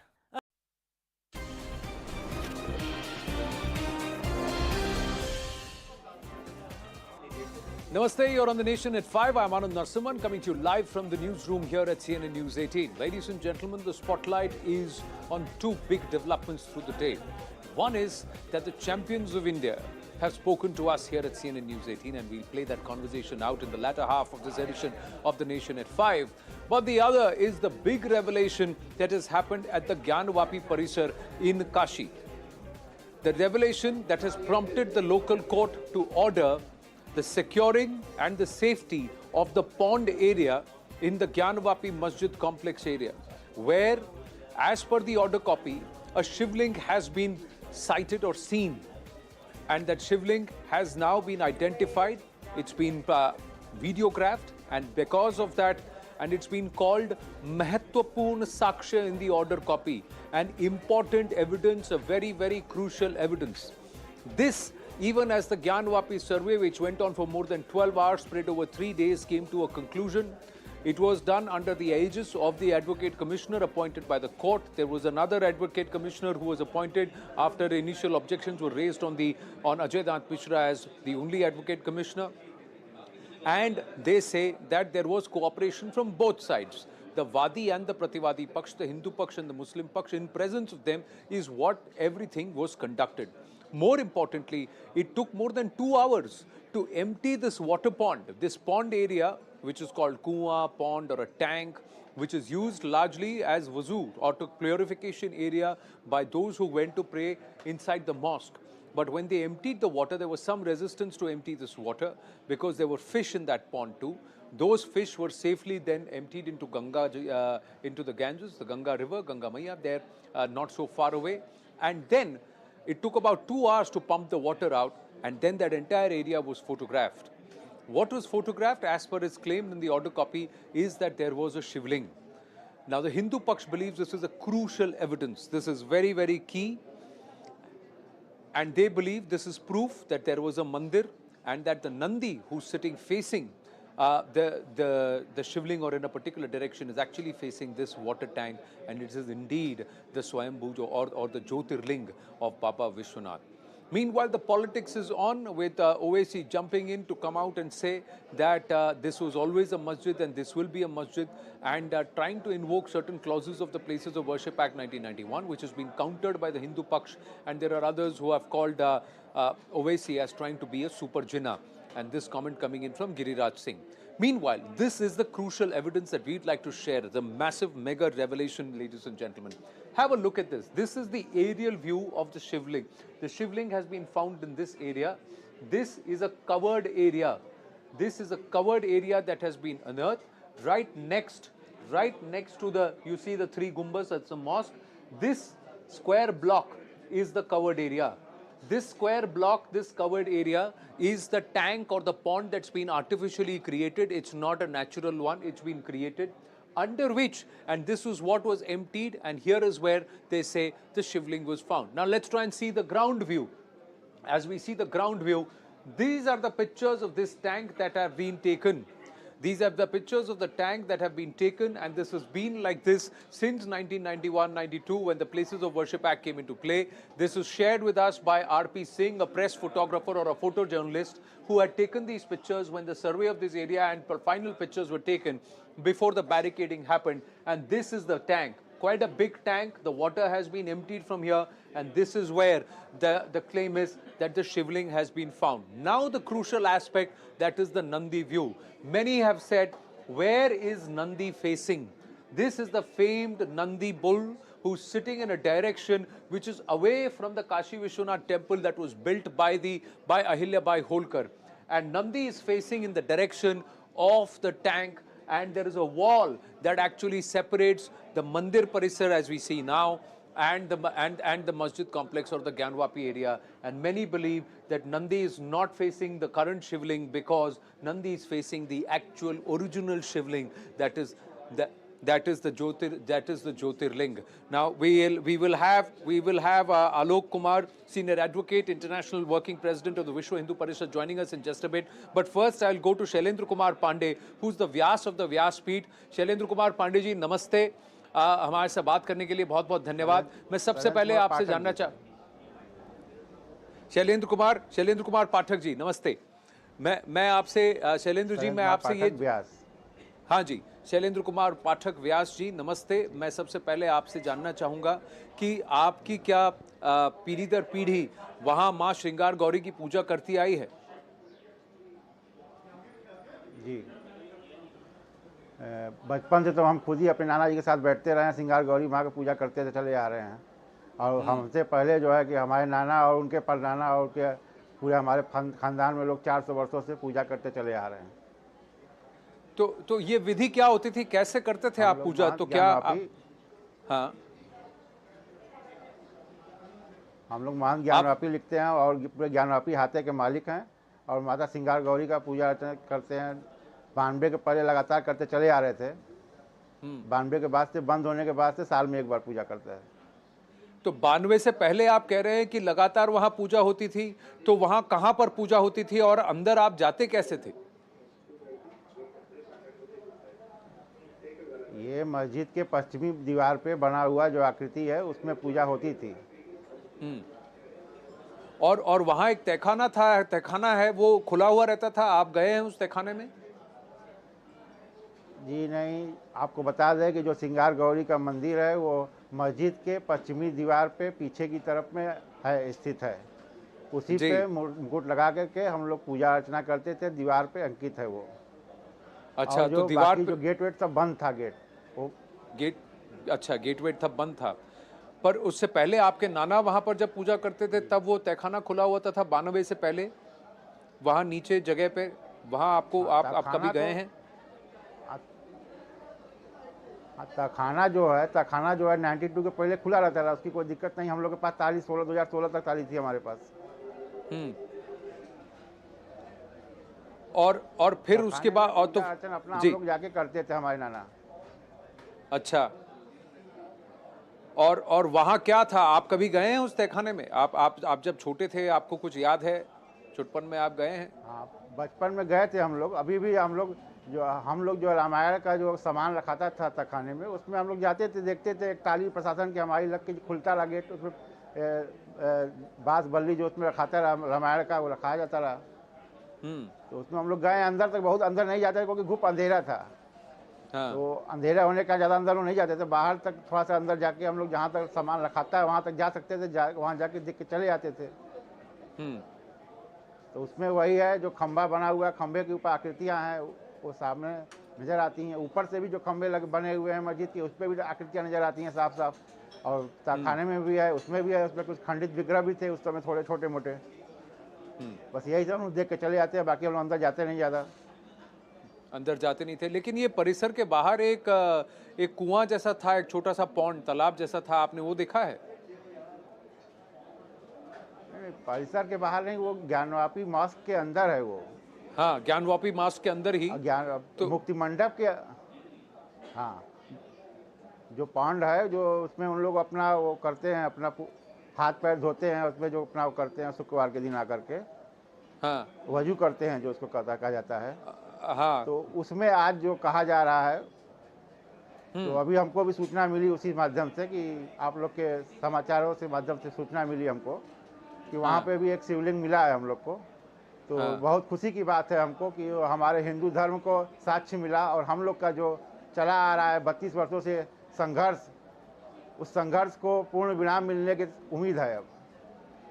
पर आपको क्या कहते थे आपके नाना, या आपको क्या बताया जाता था? एक तो वहाँ नंदी जी हैं, सब यही पूछते थे कि नंदी जी किस ओर देख रहे हैं। और कभी आपसे कभी कहा सुनी का कहने में बताया गया कि ज्योतिर्लिंग वहीं ज्ञानवापी मस्जिद परिसर के अंदर है, या फिर इस तालाब के अंदर ही कुछ है? कभी आपसे ऐसी कोई बात हुई थी आज से पहले? नहीं, ऐसा कुछ नहीं। सब लोग जानते हैं कि वो मंदिर था प्राचीन, उसको तोड़ के औरंगजेब ने मस्जिद बना दिया। लेकिन सब कुछ हमारे ही मंदिर के ढांचे के ऊपर ही उसको गुंबद को बनाया गया। और बाकी हमारा कब्जा उसमें पिछले 400 सालों से चला आ रहा है, सबसे बड़ा प्रूफ यही है। और नंदी का मुख भगवान शंकर के मंदिर की तरफ ही रहता है, ये भी एक बहुत बड़ा सबूत है जो कोई भी बता सकता है हिंदू। तो उसमें कहने सुनने कोई बात ही नहीं है, सामने है, सच है जो सामने है। और अब तो कोर्ट से प्रमाण में सिद्ध हो गया ये। एक प्रश्न है वो तो सबके कुछ कहने की जी पूरी बात कीजिए अपनी, फिर मैं पूछता हूँ। जी जो आज सबूत मिला है वो सबसे बड़ा सबूत हमारे लोग के जो 91 के मुकदमे में हम लोगों ने दावा किया था कि ये हम लोग का मंदिर है, हम लोग को सौंपा जाए, वो आज ये सिद्ध हो गया इस शिवलिंग के मिलने से। एक मैं आपसे जानना चाहता हूं कि आप पीढ़ी दर पीढ़ी, जैसा आपने कहा कि माँ श्रृंगार गौरी की पूजा आप करते हैं, तो ये पूजा कब रोकी गई थी और किस वजह से रोकी गई थी? सन 92 के अयोध्या कांड के बाद जो है कि ये को जो है कि रोक दिया गया था श्रृंगार गौरी के पूजा को। ये रोका गया था, साल भर तक कम से कम वहाँ कोई भी नहीं गया था। साल भर तक सिर्फ वहाँ पे लोग दर्शन करने एक बार जाते थे, उन्हीं को रोका गया। पूजा एकदम पुजारी को भी नहीं बैठने दिया गया 92 में, लेकिन 93 में हम लोग को साल में एक बार पूजा करने का मिला परमिशन। आप एक बार चैत्र के नवरात्र में चतुर्थी दिन में जो है कि पूजा करा सकते हैं और किसी दिन नहीं। तो इतने सालों में सिर्फ वर्ष में चला आ रहा है किसी। जी बोलिए, 95 से चला आ रहा है, फिर हाँ 92-93 से हम लोग रेगुलर बैठते चले आ रहे हैं उसमें। मैं अपने नाना के साथ बचपन से बैठता चला आ रहा हूँ, बिल्कुल पिछले 40-42 साल से, जब से होश संभाले हैं तब से। और वहाँ व्यासपीठ भी है, व्यासपीठ पे हम लोग बैठ के संकल्प छोड़ाते हैं उसका। जो भी काशी में यात्राएं होती हैं सारे संकल्प हम लोग छोड़ा के व्यास गद्दी से हम लोग छोड़ाते हैं उसको। तो क्या उस परिसर के अंदर कुछ चेंजेस हुए हैं, कुछ बदलाव हुआ है कि जो जैसा था 91-92 में वो आज भी वैसा ही है? और आप कह रहे हैं कि वहाँ पर काफ़ी सारे अवशेष हैं जिनको कुछ चीज़ें हैं जो पूरी तरह से प्रमाण करती हैं, प्रमाण देती हैं कि माँ श्रृंगार गौरी की ही वहाँ आराधना है और मंदिर उनका ही है। वो तो दीवार में अंकित, दीवार में उभरा हुआ उनका आकृति है, उसके ऊपर हम लोग मुखौटा लगा के माँ को पूर्ण आकृति देते हैं। और दीवार में ही बने हुए लेटे हुए गणेश जी की मूर्ति है, और दीवार में ही बने हुए जो है कि और उनकी सखी सहेलियों की मूर्ति है। इस तरह से उनका पूरा माँ श्रृंगार गौरी का पूरा उसमें है। और इसका वर्णन शास्त्रों पुराणों में भी मिलता है, शिव पुराण में, काशी खंडोक्त में भी मिलता है कि भगवान के मंदिर के पश्चिम भाग में माँ श्रृंगार गौरी विराजमान है। तो भगवान के मंदिर के पश्चिम भाग में माँ श्रृंगार गौरी विराजमान है। तो आज जहाँ पर ये शिवलिंग मिला है, जिस तालाब के अंदर, जिस छोटे कुएं या पौंड के अंदर जो शिवलिंग मिला है, क्या माँ श्रृंगार गौरी उसके पश्चिम में है? जी वो तो हाइये है, वो तो पीछे की तरफ देखेंगे पश्चिम भाग में ही तो स्थित है, वो आज भी स्थित है। मस्जिद के पिछले भाग में तो वो आज भी अंकित है, स्थित है वहाँ पे। अंदर की तरफ जो मिला है वो तो अंदर पूरा मंदिर ही है। जी शैलेंद्र व्यास जी, आप खुदाई में जो मिला आज वो सबके सामने है। जी शैलेंद्र व्यास जी, आप प्लीज मेरे साथ बने रहिए। प्रांशु मिश्रा इस वक्त हमारे साथ जुड़ रहे हैं। Pranshu Mishra is joining us and Alok Kumar ji is also joining us. Alok ji नमस्ते, thank you for your patience. I am just going to go quickly across to Pranshu. Pranshu, what happens next is a big question everybody is asking, because this is a big find and a very, very big revelation. Yes, that's right, Anand. And in fact, I'll say that, see, it's a legal battle. Hindu side is, of course, quite upbeat, quite positive and optimistic about the findings, they say, which are very crucial in terms of, shivling being found inside the pond. The Muslim side is saying that it's not a shivling, it's a portion of the fountain, the base of which, is in a shape which Hindu side is presuming is as a shivling. So from here on, coming to your question, see, the matter goes to the court.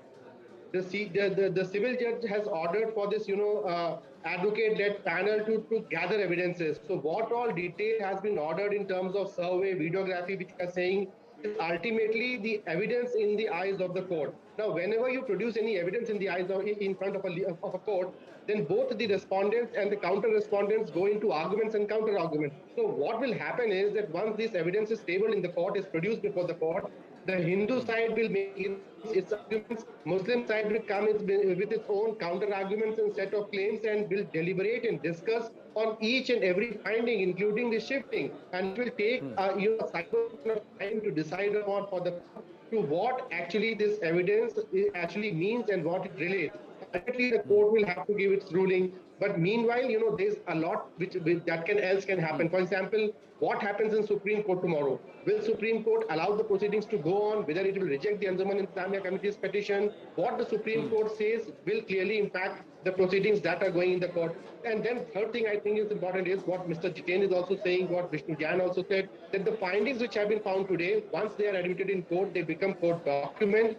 They will definitely be used as a evidence in other case. The case in which Mr. Vyas is the petitioner. The case of Lord Vishweshwar Mahadev versus the Gyanvapi, which I think is the much bigger case as compared to the Shingar Gauri case.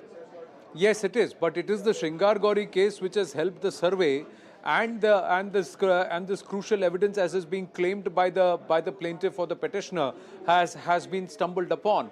Alok Kumarji, there are many believers of Baba Vishwanath who are celebrating today. I spoke to Rekha ji, who's one of the petitioners earlier, and she said कि आज तो हमें हमारे बाबा मिल गए, आज हमारे लिए बम बम बोले का दिन है. But you are also a very senior advocate. And, finding a shivling does not mean that this is a mandir. It's still a long legal process. In fact, the Supreme Court is due to hear the entire survey process itself and the appointment of the Advocate Commissioner. That's right. But then the survey has been completed. The other side wanted a stay on the survey from the Supreme Court. The Supreme Court did not pass any interim orders. Earlier, the High Court has declined the request. And so therefore, the survey has gone on and the evidence is there. The evidence of a shivling is being there. Technically, this is right. Ultimately, this is only a piece of evidence that the court would evaluate and come to a final finding on it. But the very shape of it, the placement of it, prima facie, I am convinced that this is a shivling. And I hope that ultimately the court will come at the same conclusion. Because it is being seen as a civil suit. Shailendra व्यास जी, इसको तो एक civil suit, एक property title की तरह से इसकी याचिका दाखिल की गई थी, जहां ये कहा गया था कि हमें हमारी संपत्ति पर हमारी मां श्रृंगार गौरी की आराधना की अनुमति मिले. तो ये आपकी याचिका है, और फिर जो 5 उपासक हैं मां श्रृंगार गौरी की महिलाएं हैं जिन्होंने याचना पत्र दिया है, प्रार्थना पत्र दिया है. लेकिन आज जो शिवलिंग मिला है ये तो अलग विषय हो गया. आप इसे कैसे देखते हैं? हमारे 91 वाले मुकदमे में वो तो हमने पूरा मंदिर परिसर को मांगा है, जो कि इसमें मस्जिद है. हमने कहा वो आदि विशेश्वर मंदिर है, उसको हमको सौंपा जाए पूजा स्थल के लिए. तो आपको लगता है कि मुकदमा जो है, जो मूल मुकदमा है, जी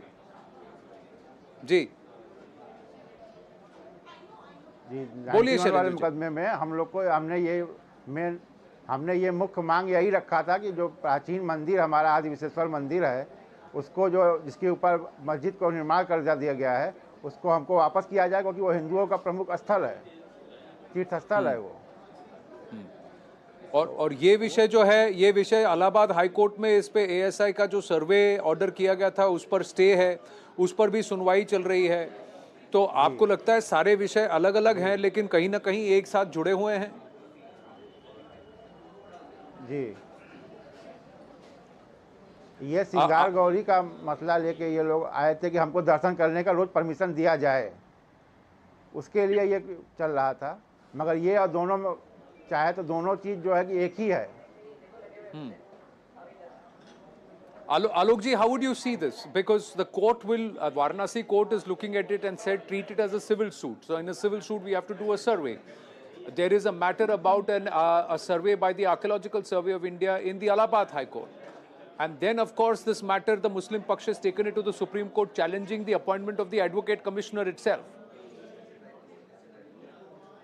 Somehow I feel that the petition before the Supreme Court has practically become infructuous. They wanted to stall the survey has happened. And therefore these findings would ever stay on to the file of the court. The basic question is, that whether the portion of the mosque where the Shivalinga has been found, will it be seen as a part of a mosque, or this particular portion where the Shivalinga is situated would be considered as a temple, because a mosque would not have a Shivling. In my understanding, the portion of the mosque, the portion of that structure which has the Shivalinga, has to be treated as a temple. And that was the situation on 15th of August 1947. So even as per the Places of Worship Act, the restriction on this particular portion would not apply. The status as on 15th of August 47 was also that this portion is a temple. So as per that act, and the constitutionality of that act also is being examined by the Supreme Court. Be that as it may, let's assume for the time being that the act is constitutional. Even then, the prayers would have to be limited. The mosque will have to be limited then to the rest of the area.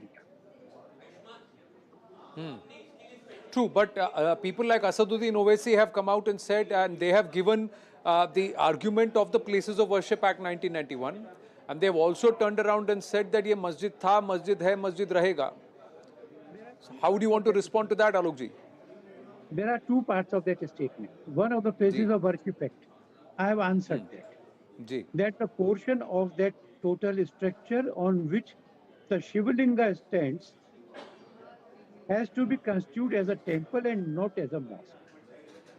Secondly, and as far as his threats are concerned, and we heard quite much of them before the Ram Janmabhoomi verdict also. But when the verdict came, both the communities acted with sufficient maturity. They believe in the rule of law.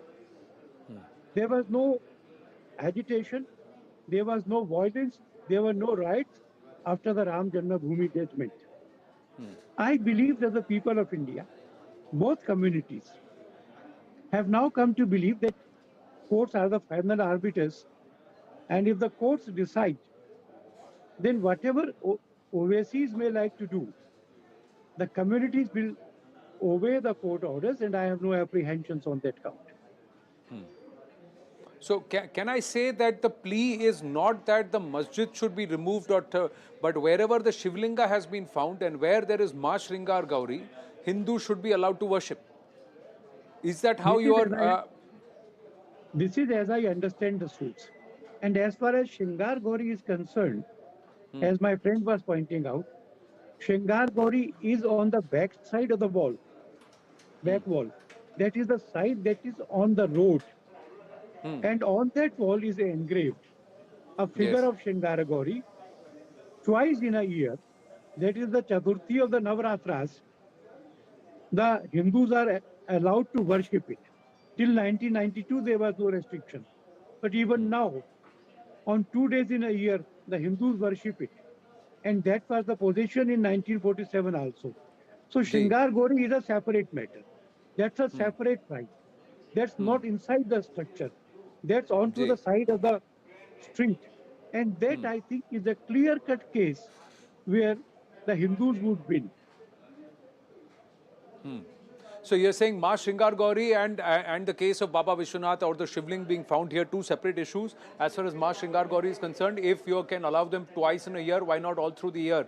Shailendra व्यास जी, आप भी इस बात को मानते हैं कि अगर साल में दो बार हम पूजा कर सकते हैं तो हर दिन क्यों नहीं, क्योंकि यही तो पहले हुआ करता था?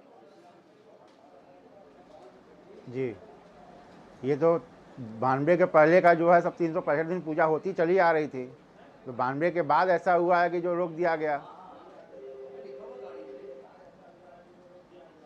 तो इसे रोका नहीं जाना चाहिए था, क्योंकि अगर जो पहले होता था तो उसको आप बदल नहीं सकते, क्योंकि वही प्लेसेस ऑफ वर्शिप एक्ट 1991 भी वही कहता है कि जो जैसा पहले था वैसा रहेगा। तो अगर पहले पूजा होती थी, अभी क्यों रोका गया? पर मैं जाते जाते, मेरे पास समय कम है, शैलेंद्र नाथ जी, मैं आपसे यही जानना चाहता हूँ कि आपको कभी आपके नाना, आपके जो गुरु हैं, उन्होंने कभी बताया, वर्णन किया है कि ज्योतिर्लिंग कैसा दिखता है, कितना बड़ा है, कितना उसका आकार कैसा है, और क्या ये संभव है कि जो आज मिला है वही वो पुराना ज्योतिर्लिंग हो?